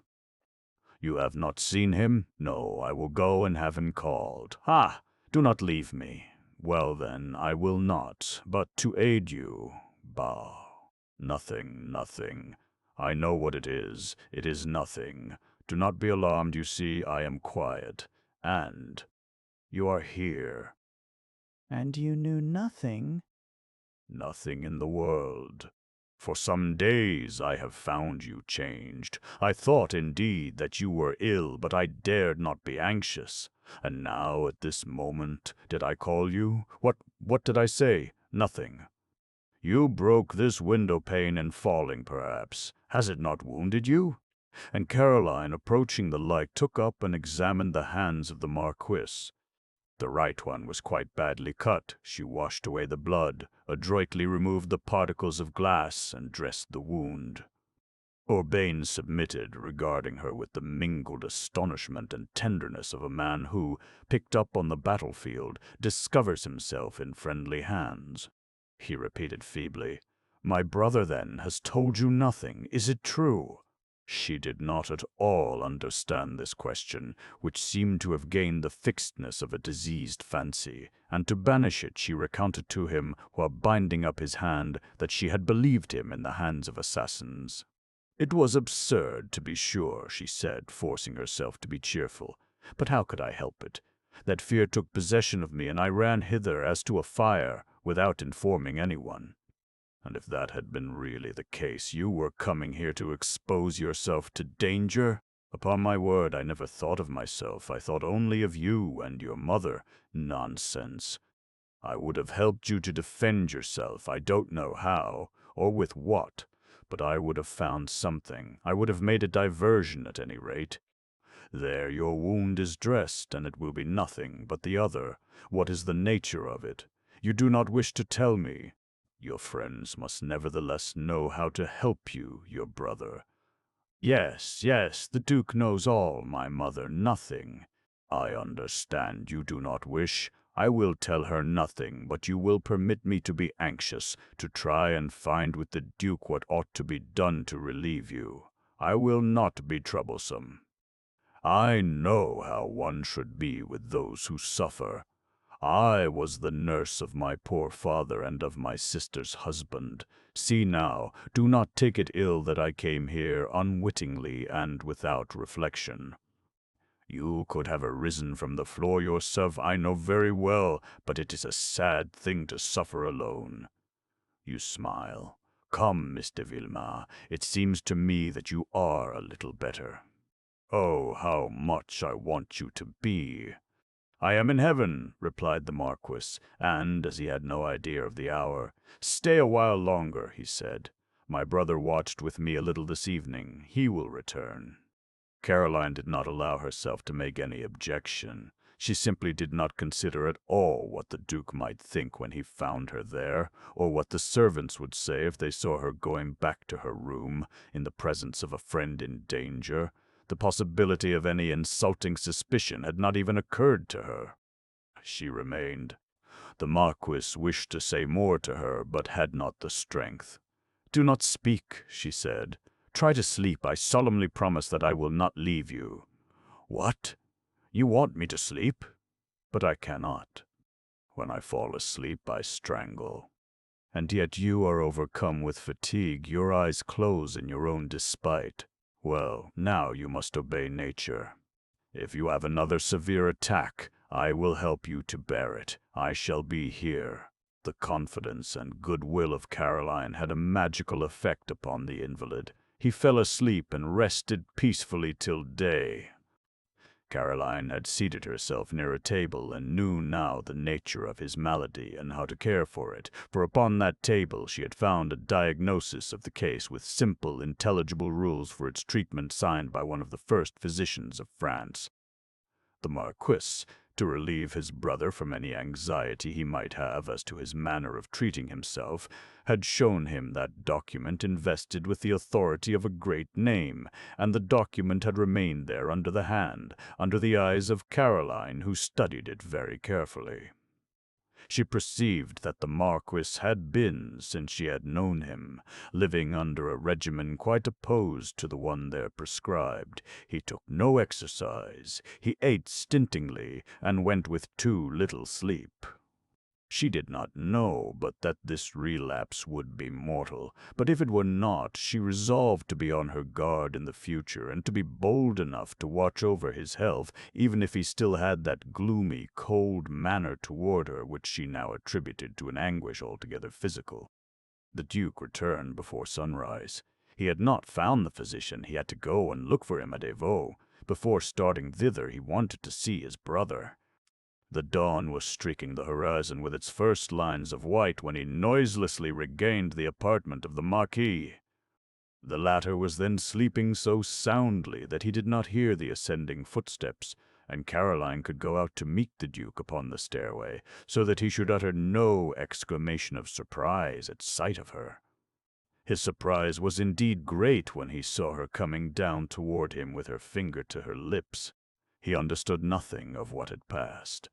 He thought that the Marquis had concealed the truth from him, that she was aware of his love, his sorrow, and that she had come to console him. "Ah, my dear friend," taking her hands, "be at ease. He has confided all to me. You have come, you are good, you will save him." And he carried Caroline's hands to his lips with genuine affection. "But," said she, slightly astonished, "knowing him to be so ill, why did you leave him tonight? And since you counted upon my care for him, why did you not tell me it was needed?" "What, then, has happened?" asked the Duke, who perceived that they did not understand each other. She told him briefly what had occurred, and as, absorbed by what he was hearing, he conducted her back across the grass plot to the stairs of the Fox turret, Madame d'Arglade, who was already upon her feet behind the casement of her window, saw them pass, talking in a low voice with an air of mysterious intimacy. They stopped before the door, and stood talking a while longer. The Duke gave Maud de Saint-Genec an account of his attempt to bring a physician to see his brother, and Caroline dissuaded him from that design. She believed that the directions she had read would be sufficient, and that it would be highly imprudent to adopt a new treatment when they were aware that the promised her to conform to this advice, and consequently to have confidence in it. Madame d'Arblade saw them take each other by the hand at parting, and the Duke, retracing his steps, ascend the stairs of the Griffin turret. Very well, I have seen enough, thought Leone, and I have not to run about and do, which I don't like to do at all. I can lie abed the whole forenoon. And in getting herself to sleep again, that Caroline, she said to herself, I see plainly that she lied. How probable it is that the Duke would allow her to go free. But I will keep it, this fine secret of hers, and if ever I have need of her, she will of course have to do as I wish. Caroline retired quickly, that she might get quickly to sleep, so as to return to the service of her patient. At 8 o'clock she was up and looked through her window. The Duke was at that of his brother. He made her a sign that he would go through the halls and meet her in the library. She went thither immediately from her side of the house, and there she learned that the Marquis was remarkably well. He had just awakened, and he had said, "Heavens, what a miracle! This is my first sleep after a whole week of this suffering, and I no longer feel any pain. I breathe freely. It seems to me that I am cured. It is to her that I owe it all." "And it is the truth, my dear friend," added the Duke. "It is you who have saved him, and who will preserve him for us, if you have pity upon us." The Duke had resolved to say nothing. He had sworn it to his brother, but, although thinking himself very discreet, he had let the truth escape him in his own despite. That truth darted through the mind of Caroline like a flash of lightning. "What is it that your Grace says?" cried she. "Who am I, and how am I here to have such an influence?" The Duke himself was frightened by the frightened look of Caroline. "Come, in whom are you disappointed?" he said, resuming the mask of his tranquil smile. "What is that you have got into your head now? Do you not see that I worship my brother, that I am in great fear of losing him, and that, because of the assistance you were to him last night, I speak to you as if you were my sister? I am very much embarrassed. I lose my senses, do you see? Urbain is killing himself with work. My influence over him is not sufficient. He does not want me to inform our mother of the return of his old disorder. Informing her would be indeed to agitate her dangerously. Infirm as she is, she would be always with him to watch. At the end of 2 nights she would succumb to her exertions. It remains for us two, therefore, to save my brother, without seeming to do so, without taking the lackeys and chambermaids into our confidence. That sort of people will always talk. Come, are you a woman of heart and head, as I have persuaded myself that you are? Will you, can you, dare you seriously aid me to nurse him in secret, and watch alternately with me for several evenings, several nights if necessary, never leaving him alone an hour, so that even for an hour he cannot betake himself again to his accursed old books? He needs nothing, I feel sure, but absolute repose of mind, sufficient sleep, a little walking, and that he should try to eat. To bring these things about, it requires the despotic authority. Yes, the despotic authority of someone who is not afraid to go counter to his will, of some devoted heart, not easily moved or harshly immovable, or unseasonably distrustful. Someone who will bear with his whims if he should have any, and with the impulsive excesses of his gratitude if such should escape him. A serious friend, in a word, who shall have such delicate, intelligent charity for him as will make him accept and perhaps love his yoke. Well now, Caroline, you are the only one here who can be that person. My brother has great esteem, profound respect, and, I believe, even a sincere friendship for you. Try to govern him a week, a fortnight, a month perhaps, for if he could get up today he would be here this evening turning over the leaves of his books and taking notes. If he sleeps again tonight he will believe himself through with the whole thing, and will not go to bed at all the next night. You see what task we ought to impose upon ourselves. As for my part, I am resolved upon it, entirely devoted to it, but by myself alone I can do nothing.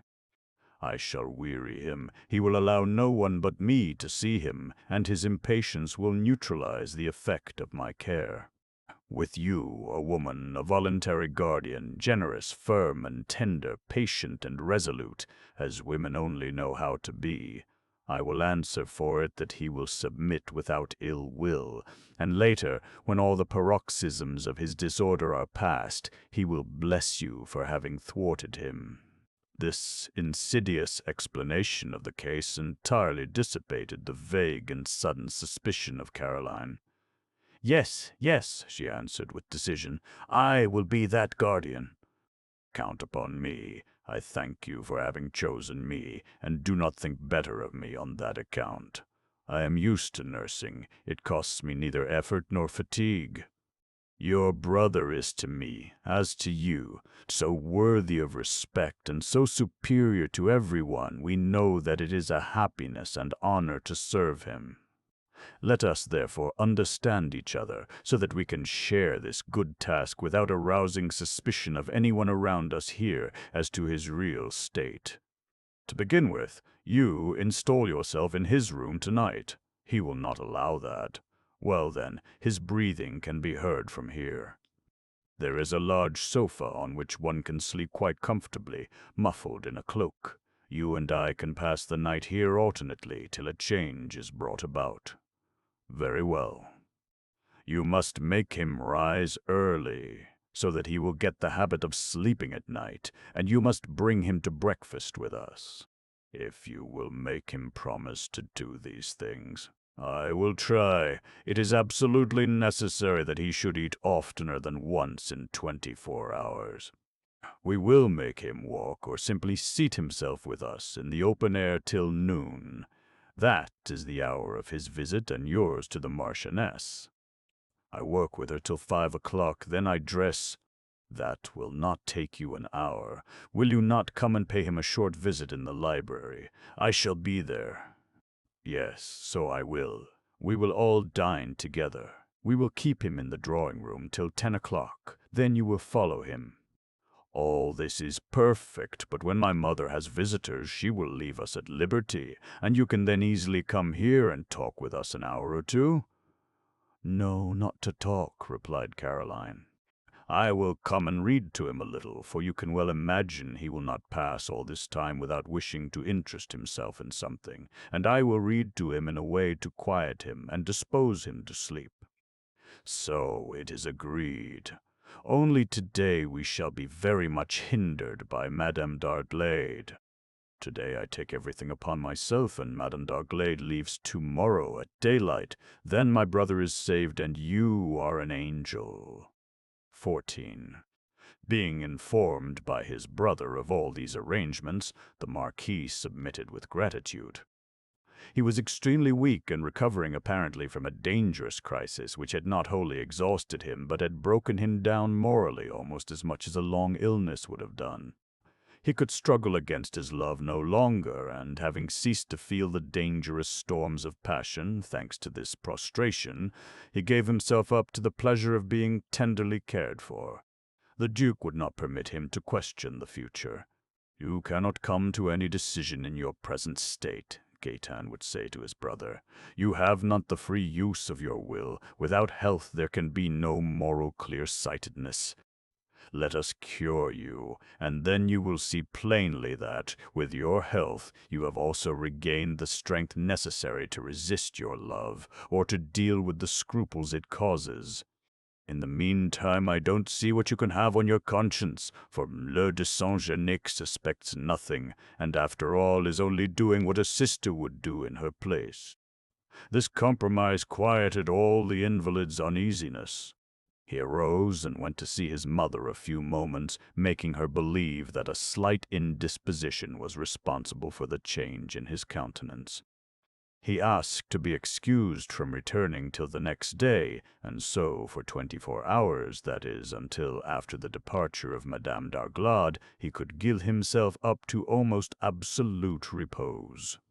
Throughout the day there subsisted between the Duke and Caroline an air of mutual intelligence, and an exchange of glances which had for their subject only the Marquis and his health, but which completely deluded Léonie. She went away perfectly sure of her facts, but without saying anything to the Marchioness which could lead that old lady to suppose her possessed of any penetration whatever. At the close of the week, M. de Villemer was much better. Every symptom of aneurism had passed away, and under rational treatment he even regained a certain glow of health, as well as a mental serenity, to which he had long been a stranger. No one for 10 years had taken care of him with the assiduity, the devotedness, the evenness of temper, the unheard-of charm with which M. de Saint-Genec contrived to surround him. We might even say he had never met with attentions at once so sensible and so tender, for his mother, aside from her lack of active physical strength, had shown herself excitable and over-anxious in the care she had lavished on him when his life had before been threatened. She had, indeed, at this time some suspicion of a relapse, when she saw her son more frequently with her, and consequently less devoted to his work. But when this idea occurred, the crisis had already passed. The good understanding between the Duke and Caroline as to the need of tranquillity, the absolute ignorance of the servants, few in numbers and therefore very busy, and the serenity of the Marquis himself, all tended to reassure her, and at the close of a fortnight she even observed that her son was regaining an air of youth and health at which she could but rejoice. The condition of the Marquis had been carefully concealed from Madame d'Arglade. The Duke would in no wise give up the great marriage projected for his brother. He thought Léonie was a foolish chatterbox, and did not care to have it understood in society that his brother's health at any moment might give serious cause for alarm. The Duke had thoroughly warned Caroline on this point.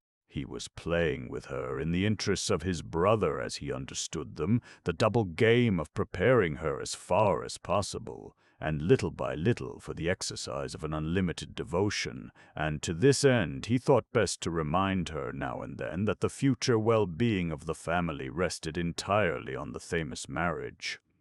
Caroline then had no chance to forget this, and relying on the integrity of the two brothers, on her own ideas of duty and the unselfishness of her heart, she walked resolutely toward an abyss which might have engulfed her. And thus the Duke, naturally kind, and animated by the best intentions toward his brother, was coolly working out the misery of a poor girl whose personal merit made her worthy of the highest places of happiness and consideration. Fortunately for Millet de Saint-Genec, although the conscience of the Marquis was somewhat stupefied, it was not wholly asleep. Besides, his passion was made up of enthusiasm and sincere affection. He insisted that the Duke should be with them almost always, and in his abrupt sincerity he came near releasing Caroline from her attendance altogether, promising not to begin work again without her permission.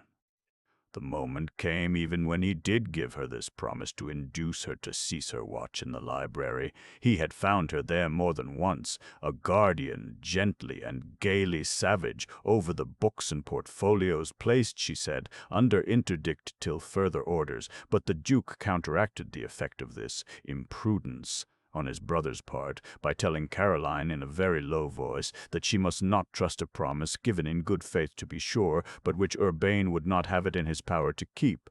"You don't know how absent-minded he is," said the Duke. "When an idea takes hold of him, it masters him, and makes him forget all his promises. I have found him myself more than 20 times, searching over these bookshelves while my back was turned, and when I called out, 'Here, here, you marauder!' he seemed startled out of a reverie and looked at me with an air of great surprise. So Caroline did not relax her watchfulness.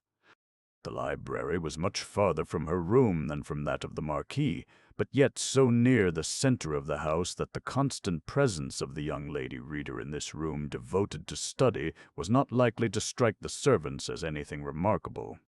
They saw her there often, sometimes alone, sometimes with the Duke or the Marquis, more frequently with both, although the Duke had 1,000 pretexts for leaving her alone with his brother.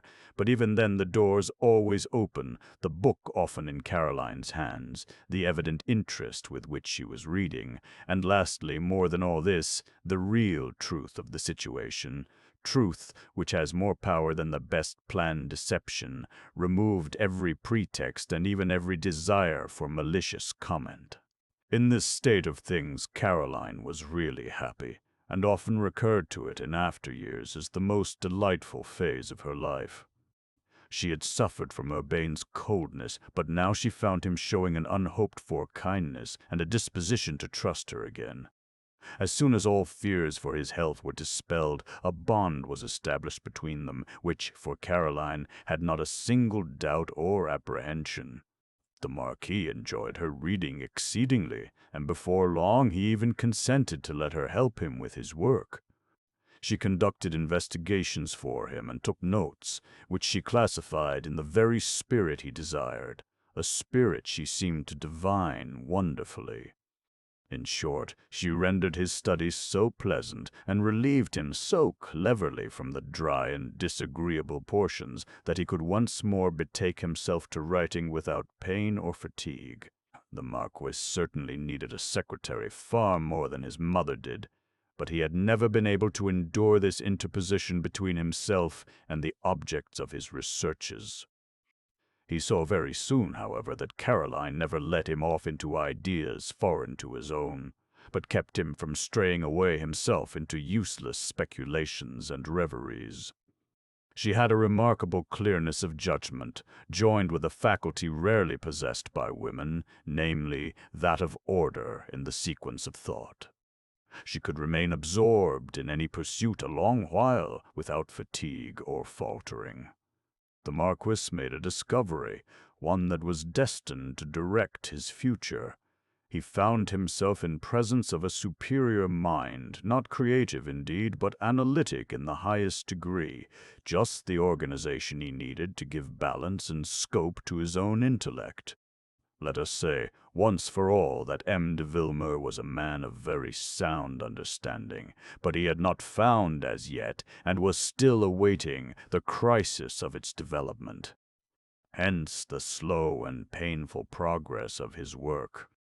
He thought and wrote rapidly, but his conscientiousness as a philosopher and moralist was always putting fresh obstacles in the way of his enthusiasm as an historian. He was the victim of his own scruples, like certain devotees, sincere but morbid, who always imagine they have failed to tell their confessor the whole truth. He wanted to confess to the human race the truth about social science, and did not sufficiently admit that this science of truths and facts is, largely, a relative one, determined by the age in which one lives. He could not decide on his course. He strove to discover the meaning of facts long buried among the arcana of the past, and after he had, with great labor, caught a few traces of these, he was surprised to find them often contradictory, and in alarm would doubt his own discernment or his own impartiality, would suspend judgment, laying aside his work, and for weeks and months would be the prey of terrible uncertainties and misgivings. Caroline, without knowing his book, which was still only half written, and which he concealed with a morbid timidity, soon divined the cause of his mental uneasiness from his conversation, and especially his remarks while she was reading aloud. She volunteered a few offhand reflections of extreme simplicity, but so plainly just and right as to be unanswerable. She was not perplexed by a little blot on a grand life or a tiny glimmer of reason in an age of delirium. She thought the past must be viewed just as we look at paintings, from the distance required by the eye of each in order to take in the whole, and that, as the great masters have done in composing their pictures, we must learn to sacrifice the petty details, which sometimes really destroy the harmony of nature and even her logic. She called attention to the fact that we notice on a landscape, at every step, strange effects of light and shade, and the multitude will say, "How could a painter render that?" And the painter would reply, "By not rendering it at all." She admitted that the historian is fettered more than the artist to accuracy in matters of fact, but she denied that there could be progress on any different principles in either case. The past and even the present of individual or collective life, according to her, take color and meaning only from their general tenor and results. She ventured on these suggestions, cautiously putting them in the form of questions, without being positive, and as if willing to suppress them in case they were not approved. But de Villemer was struck with them, because he felt she had given expression to a certainty, an inward faith, and that if she consented to keep silence, she would still remain none the less convinced. He struggled a little, nevertheless, laying before her a number of facts which had delayed and troubled him. She passed judgment on them in one word, with the strong, good sense of a fresh mind and a pure heart, and he soon exclaimed with a glance at the Duke, "She finds the truth because she has it within her, and that is the first condition of clear insight. Never will the troubled conscience, never will the perverted mind comprehend history." "Perhaps," said she, "that is why history should not be too much made up from memoirs, for these are nearly always the work of prejudice or passions of the moment. It is the fashion now to dig these out with great care, bringing forward many trifling facts not generally known, and which do not deserve to be known." "Yes, you are right," replied the Marquis. "If the historian, instead of standing firm in his belief and worship of lofty things, lets himself be misled and distracted by trivial ones, truth loses all that reality usurps. If we relate these bits of conversation, perhaps a little out of the usual color of a romance, it is because they are necessary to explain the seriousness and apparent calmness of the relations that were growing up between the scholar and the humble lady reader in the castle of Seval, in spite of the pains the Duke was taking to leave them as much as possible to the tender influences of youth and love.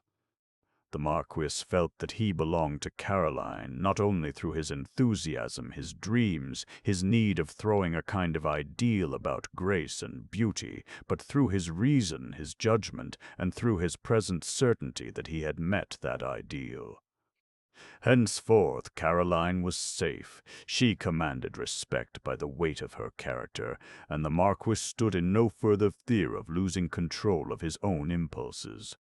The Duke was at first astonished by this unlooked-for result of their intimacy.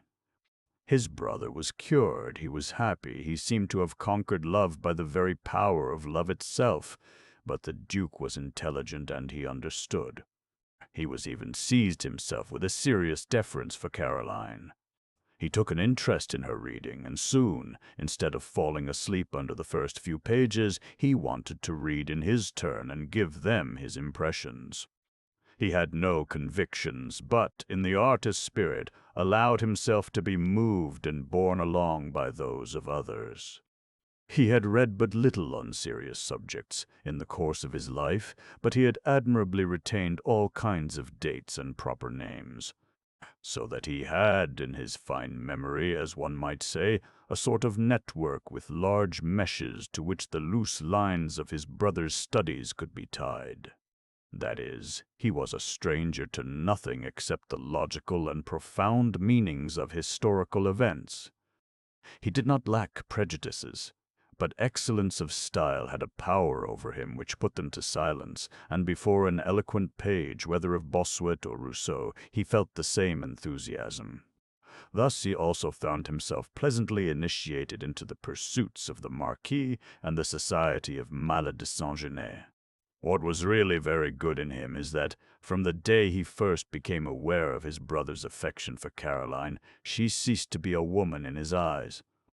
He had nevertheless felt some emotion for several days in her presence, and the truth had come upon him unexpectedly in an hour of feverish spite. From day to day he abjured every evil thought, and, touched by seeing that the Marquis, after a terrible attack of jealousy, had restored to him his entire confidence, he knew, for the first time in his life, what it was to feel a true and worthy friendship for a pretty woman.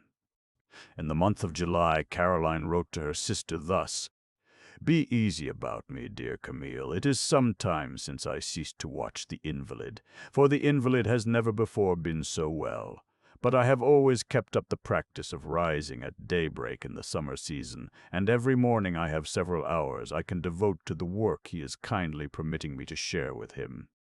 Just now he is himself sleeping a good sound sleep, for he retires at 10 o'clock, and I am allowed here to do the same, and I often have precious intervals of freedom even in the daytime. Our proximity to the baths of Evreux and the road to Vichy brings us visitors at the very hours when in Paris the Marchioness used to shut herself up. She says this disturbs and wearies her, and yet, all the while, she is delighted. The great correspondence suffers under it, but even the correspondence itself has diminished since the marriage of the Marquis was projected. This scheme so absorbs Madame de Villemer that she cannot help confiding it or hinting something about it to all her old friends, after which she will reflect seriously, admitting the imprudence of saying much about it, and that she ought not to rely on the discretion of so many people, and then we throw into the fire the letters she has just dictated. This it is that leads her to say so often, "Bah!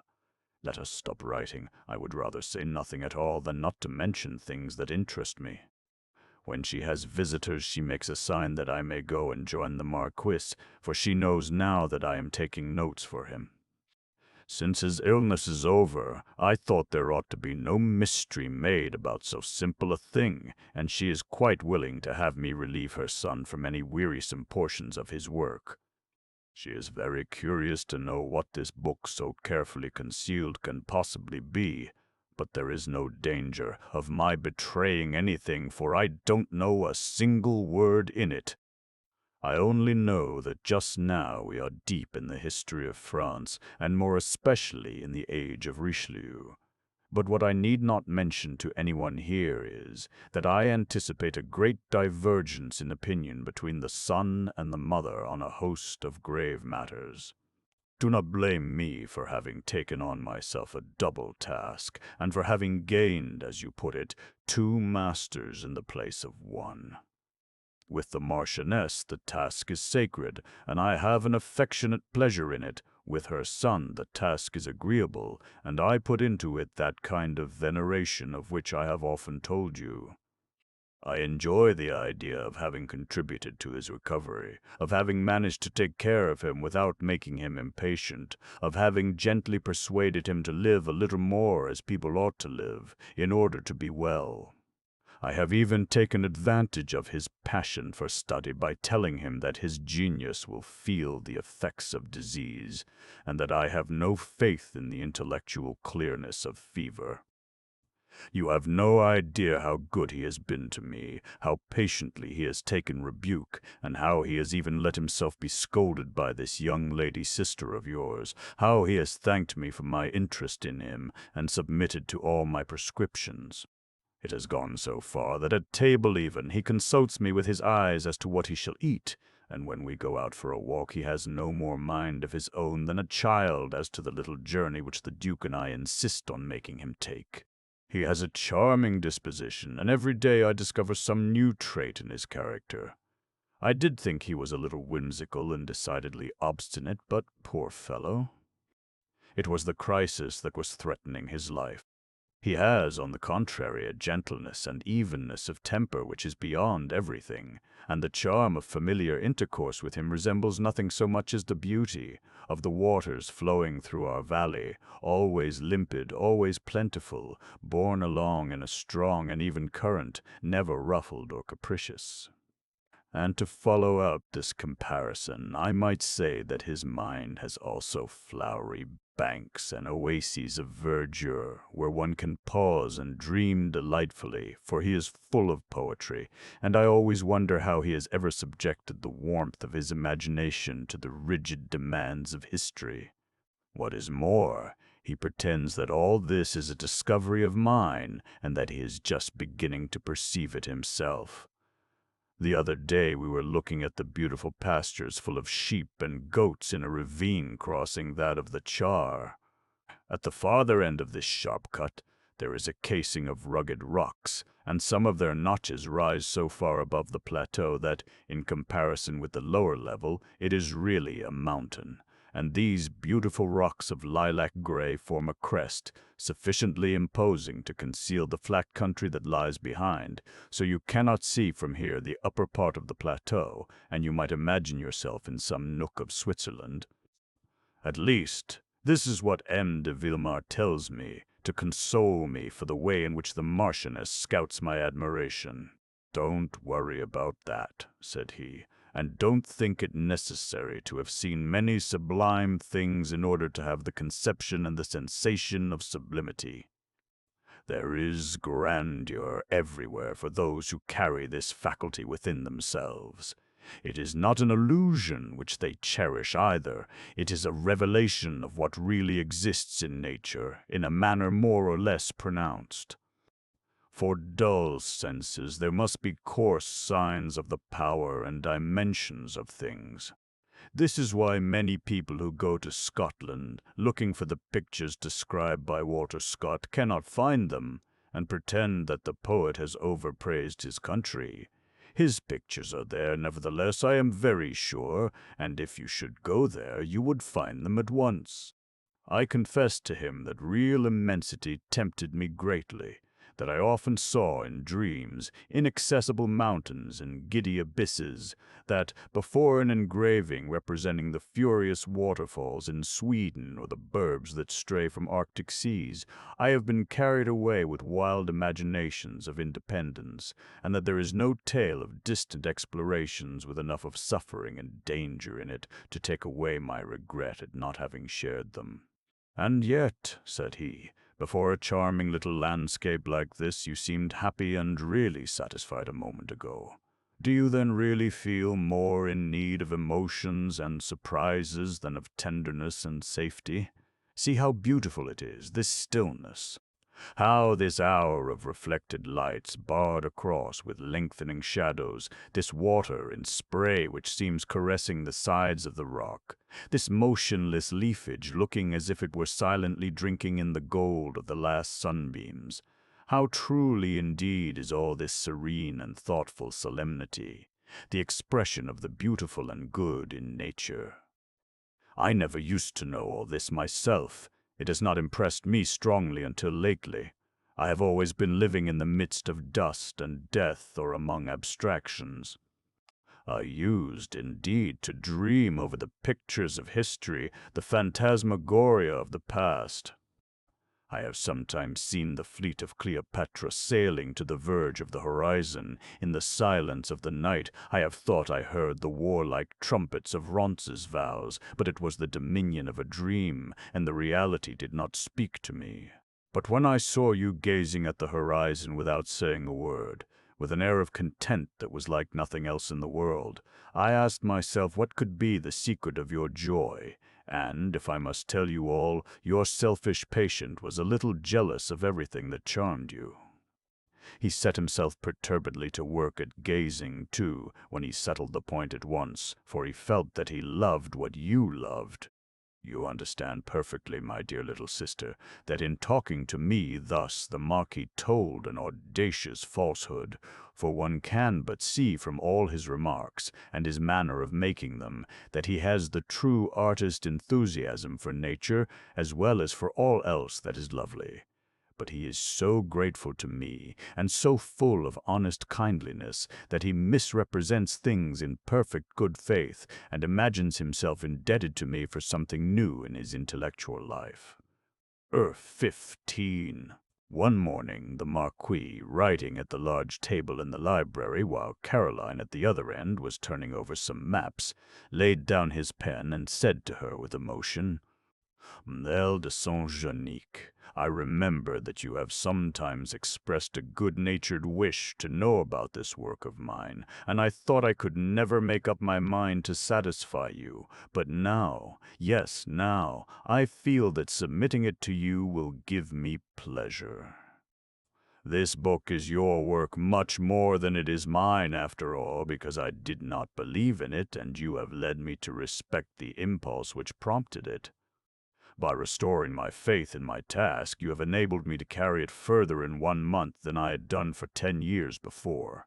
You are also the cause why I shall certainly finish a thing which I should, perhaps, have been always recommencing until my last hour. Besides, it was near at hand, this last hour.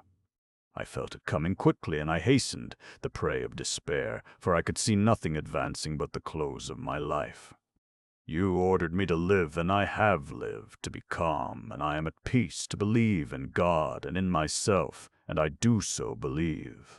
Since I now have faith in my thought, you must also give me faith in my power to express it, for although I do not hold to style more than is reasonable, yet I consider it necessary to give weight and attractiveness to truth.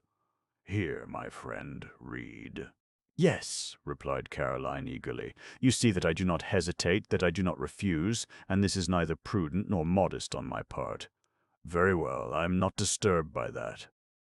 I am so sure of your talent that I stand in no fear of the fact that I shall have to be sincere, and I believe so thoroughly in the harmony of our opinions that I even flatter myself I shall comprehend what, under other circumstances, would be beyond my reach. But, as she was about to take the manuscript, Caroline hesitated before accepting so especial a mark of confidence, and inquired whether the excellent Duke was not also to be a sharer in this gratification. "No," replied the Marquis, "my brother will not come today. I have seized upon a time when he is away hunting. I do not wish him to know about my work before it is finished. He would not comprehend it. His hereditary prejudices would stand in the way. To be sure, he thinks he has a few advanced ideas, as he calls them, and he knows that I go farther than he, but he does not suspect how far I have strayed from the road in which my education placed me. My rebellion against these things of the past would put him in consternation, and this might disturb me before the close of my work. But you yourself, perhaps you are going to be a little uneasy?" "I have reached no decision myself," replied Caroline, "and very probably I shall adopt your opinions when I understand them exactly." "Sit down now. I will read aloud for your benefit as well as my own. I want you to hear yourself speak. I think this must be a good way of rereading one's work."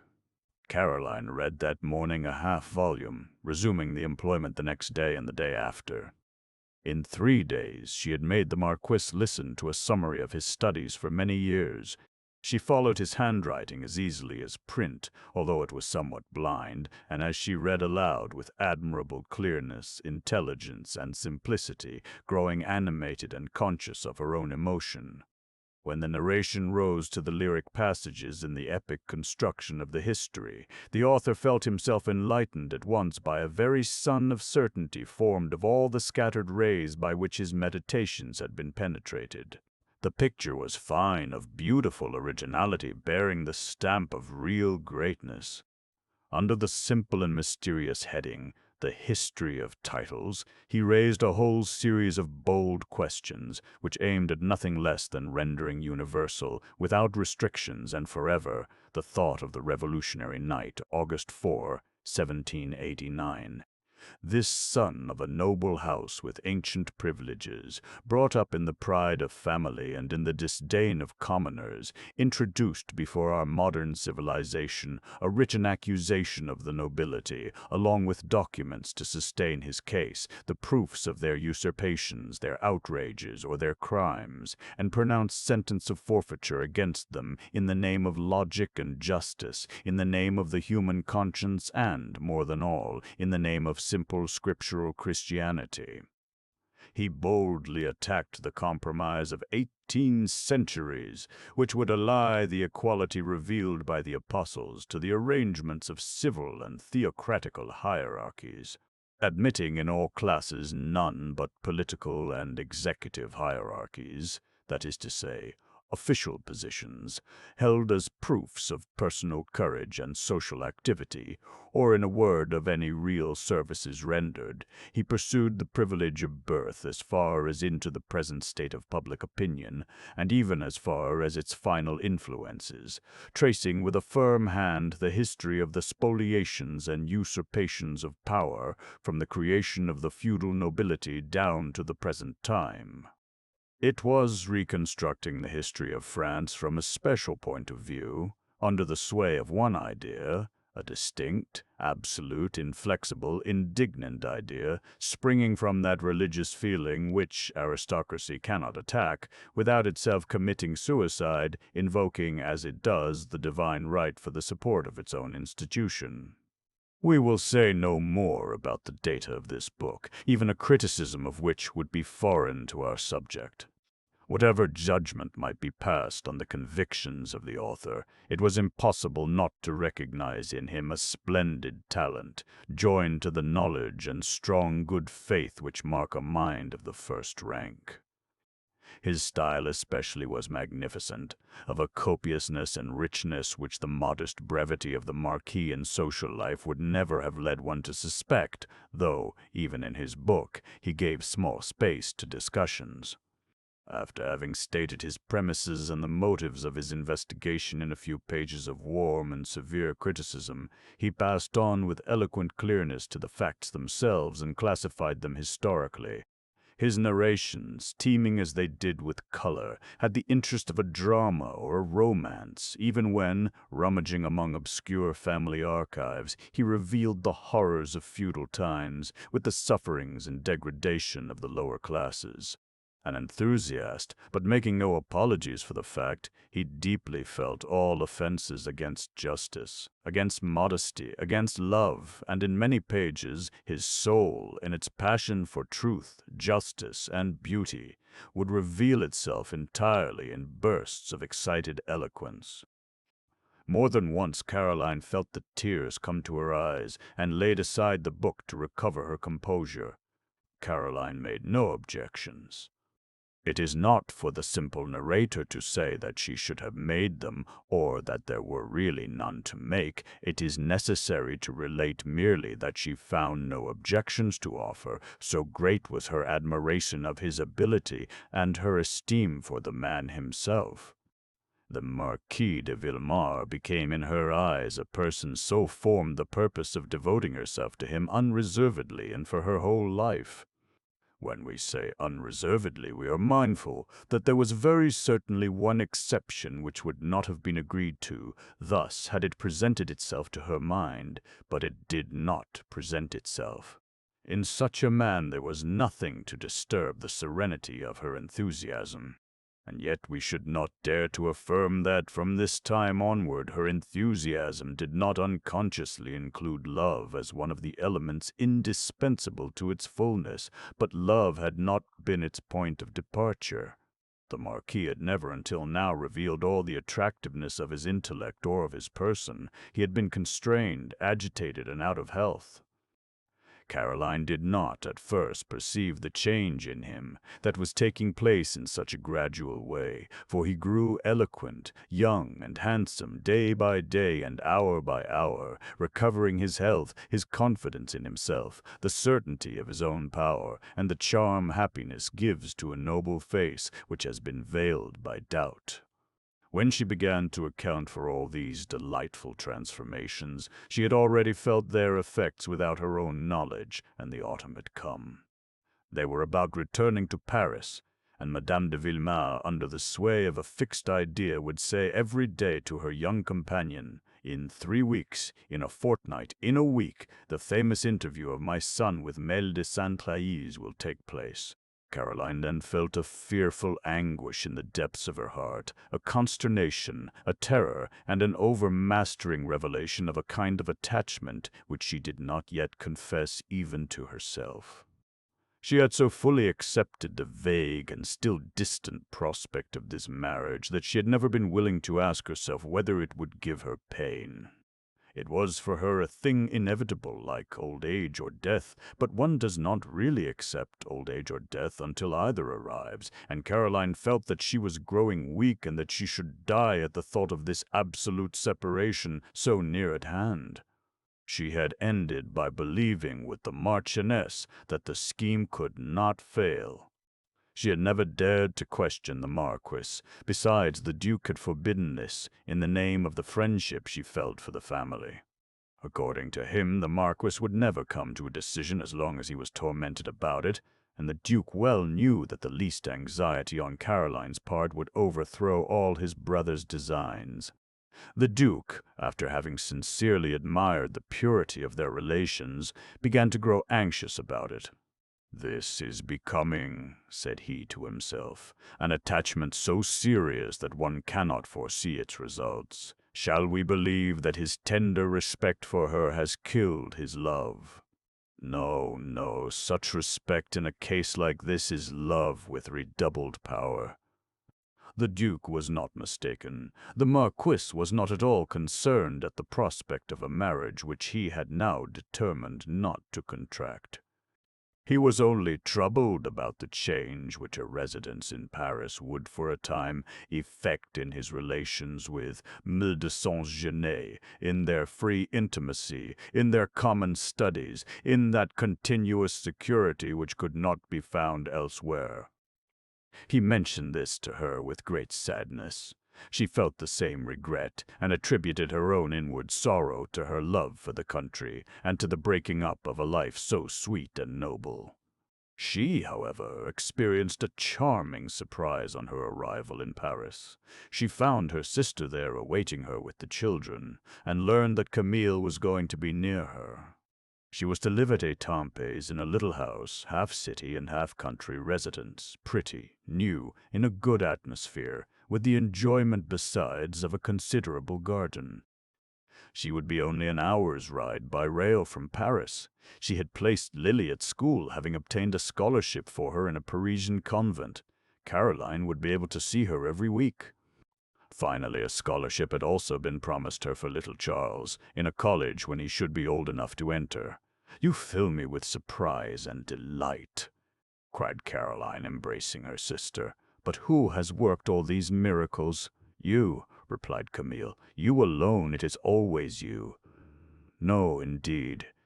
I had hopes of obtaining these scholarships, that is, of procuring them some day or other, through Léonie, who is so obliging, but I did not hope for such prompt success." "Oh, no," replied Madame Hudibert. "This did not come from Léonie. It came from someone here."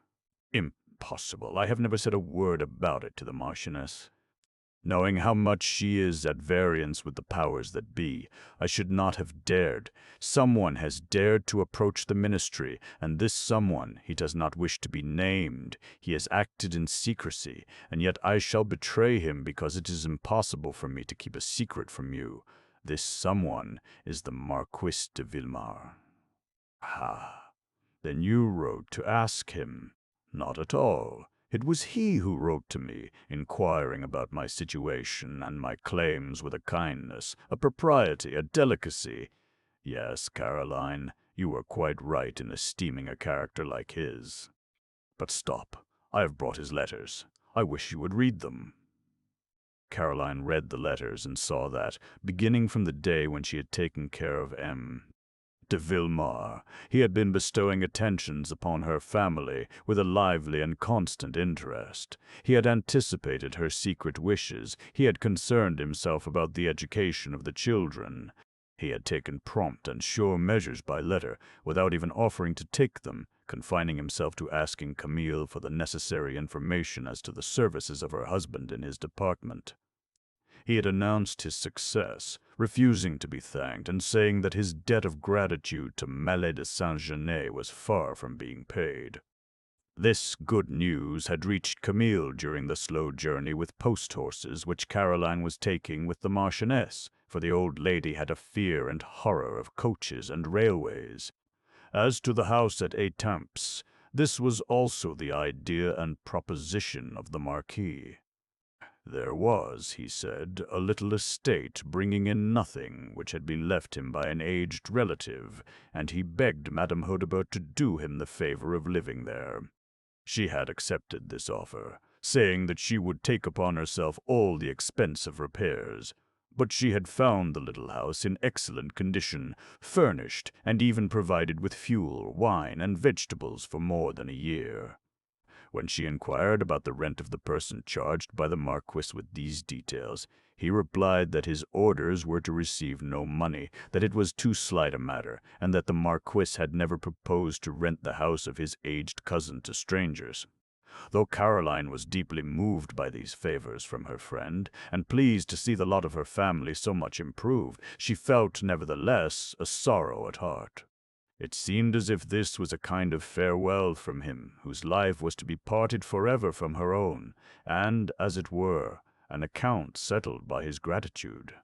She drove back this sorrow, however, and passed her mornings for several days in walking out with her sister and the children, in buying the outfit of the little schoolgirl, and finally in establishing her at the convent.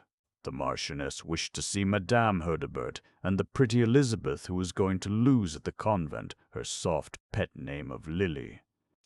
She was pleasant to Caroline's sister, and did not let the child depart without a pretty present. She wished to give Caroline 2 days of freedom with her family, so that she might have ample time to bid them good-bye, and conduct them to the station again. She even rode herself to the convent to recommend Elizabeth Hudibert as under her special protection. Camille had also seen the Marquis and the Duke at their mother's. She had only ventured to present Lily to her benefactor, the other children not being old enough, but M. de Villemer wanted to see them all. He went to call upon Madame Herdebert at the hotel where she had taken lodgings, and found Caroline in the midst of the children, by whom she was almost worshipped. She found him, for his part, not in a reverie, but apparently absorbed in the contemplation of the cares and caresses that she gave them. He looked at each child with tender attention, and spoke to them all like a man in whom the paternal sentiment is already well developed. Caroline, ignorant that he really was a father, imagined with a sigh that he was thinking of future family joys. The following day, after she had seen her sister safely in the railway carriage which was to carry her back to Etampes, Caroline felt herself horribly alone, and, for the first time, the marriage of the Marquis presented itself to her mind as an irreparable disaster in her own life. She left the platform quickly to hide her tears, but in the court she came directly upon M. de Villemer. "What!" said he, offering her his arm. "You are weeping." "That is just what I was expecting, and I was anxious to come to this place, where pretexts for the public are not wanting, to sustain you a little in this sorrow which is so natural, and to remind you that you still have sincere friends here." "What? Did you come here on my account?" replied Caroline, wiping away her tears. "I am ashamed of this momentary weakness. It is ingratitude to you who have loaded my relatives with favors, who have established them near me, and whom I ought to bless with joy instead of feeling the slight pain of a separation which cannot last very long. My sister will often return to see her daughter, and I shall see her myself oftener still. No, I have no cause for grief. On the contrary, I am very happy, thanks to you for it." "Then why do you still weep?" said the Marquis as he led her back to the carriage he had brought for her. "Come, you are a little nervous, are you not? But it troubles me. Let us go back to the platform as if we were in search of someone. I shall not leave you in tears. It is the few steps from the Jardin des Plantes. At 8 in the morning there is no risk of meeting anyone we know. Besides, with that mantle and veil, no one will recognize you. It is pleasant enough. Will you come and look at the Swiss valley? We will try to imagine ourselves in the country again, and when I leave you, I shall be sure, at least I hope, that you will not be ill." There was so much friendly solicitude in the tone of the Marquis that Caroline did not think of refusing his offer. "Who knows," thought she, "that he does not wish to bid me a brotherly adieu before entering upon his new existence? It is, indeed, a thing which is allowable for us to do, which perhaps we ought to do. He has never yet spoken to me of his marriage. It would be strange if he did not speak to me about it, and if I were not prepared and willing to hear him." 16. The Marquis made a sign for the coachman to follow them, and conducted Caroline on foot, chatting pleasantly with her about her sister and the children. But neither during this short walk, nor on the shaded avenues of the Swiss valley in the Jardin des Plantes, did he say one word about himself. It was only when he stopped with her under the pendant boughs of Juchier's cedar, just as they were on the point of returning, that he said, smiling and in the most indifferent tone, "Do you know that my official presentation to Mleur de Saint-Trailles takes place today?" It seemed to the Marquis that he felt Caroline's arm trembling as it rested on his own, but she replied with sincerity and resolution, "No, I did not know that it was today." "If I speak to you at all about this," he resumed, "it is only because I know my mother and my brother have kept you informed of this fine project. I have never talked with you about it myself. It was not worth while." "Then you thought that I would not be interested in your happiness?" "My happiness? How can it be in the hands of a lady I do not know? And you, my friend, how can you speak so, you who know me?" "Then I will say the happiness of your mother, since that depends upon this marriage." "Oh, that is another matter," replied Marquis de Villemer quickly. "Shall we rest a moment on this seat, and while we are alone here, will you let me talk a little about my position?" They seated themselves. "You will not be cold," continued the Marquis, wrapping the folds of Caroline's mantle around her. "No? And you?" "Oh, as for me, my health is robust now, thanks to you, and that is why they think seriously of making me the head of a family of my own. It is a happiness which I do not need so much as they suppose. There are already children in the world that one loves, just as you love those of your sister. But let us pass that over and suppose that I really dream of descendants in a long line. You understand that I do not hold to this as a point of family pride. You know my ideas about nobility. They are not precisely those of the people around me. Unfortunately for the people around me, I cannot change in this regard. It no longer depends upon myself." "I know that," replied Mlle de Saint-Genic, "but your heart is too comprehensive not to long after the warmest and holiest affections of life." "Suppose all that you please in that respect," replied the Marquis, "and then understand that the choice of the mother of my children is the most important affair of my life. Well then, this great transaction, this sacred choice, do you think anyone else could attend to it in my place? Do you admit that even my excellent mother can wake up some morning and say, 'There is in society a young lady whose name is illustrious and whose fortune is large, and who is to be the wife of my son because my friends and I consider the match advantageous and proper. My son does not know her, but no matter. Perhaps she will not please him at all. Perhaps he will displease her as much. No matter again. It would please my eldest son, my friend the Duchess, and all those who frequent my little drawing-room. My son must be unnatural if he does not sacrifice his repugnance to this fancy. And if Mleur de Saint-Trailles should think of such a thing as not calling him perfect, she will be no longer worthy of the name she bears. You see plainly, my friend, that all this is absurd, and I am astonished that you have taken it seriously for one moment." Caroline struggled in vain against the inexpressible joy which this assurance caused her, but she quickly remembered all the Duke had said, and all that duty required her to say herself. "You astonish me too," rejoined she. "Did you not promise your mother and your brother to see Mlle de Saint-Trailles at the appointed time? And so I shall see her this evening. It is an interview arranged in such a way as to appear accidental, and one which does not bind me in any respect. That is an evasion which I cannot admit in a conscience like that of the Marquis de Villemer. You have passed your word that you will do your best toward recognizing the merit of this person and making her appreciate yours." "Oh, I ask nothing better than to do my best in that direction." replied the Marquis, with so merry and winning a laugh that Caroline was dazzled by the look he fixed upon her. "Then you are making light of your mother's wishes," resumed she, arming herself with all her reserve of resistance. "I never would have believed you capable of that." "No, no, I am not indeed," replied Marquis de Villemer, recovering his seriousness. "When they exacted this promise from me, I did not laugh, I assure you.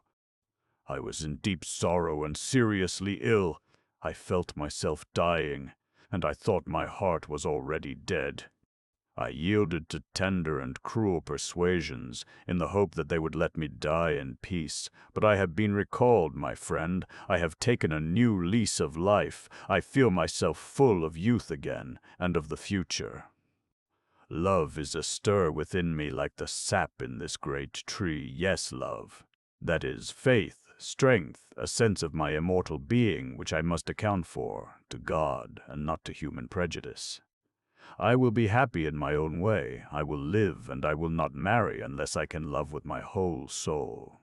Do not tell me," continued he, without giving Caroline time to reply, "that I have other duties in opposition to this. I am not a weak, irresolute man. I am not satisfied with words consecrated by usage, and I do not propose to become the slave and the victim of ambitious chimeras. My mother desires to recover our wealth. She is at fault in that. Her true happiness and her true glory are in having renounced it all to save her eldest son. She is richer now, since I have arranged for her support at the price of nearly all I have left, than she was 10 years ago, submitting with terror to a doubtful situation, and one which she believed must grow worse. See, then, if I have not done for her all that I could do. I have certain strong opinions, the fruit of the study and thought of my whole life. I have held them in silence. I have suffered terribly from griefs which she has never suspected. I have been in real torture from my own heart, and I have spared her the pain of seeing my agony. I have even suffered at her hands, and have never complained. Have I not seen from childhood that she had an irresistible preference for my brother, and did I not know, besides, that she thought this due to the oldest and most highly titled of her sons? I have conquered the vexation of this wound, and when my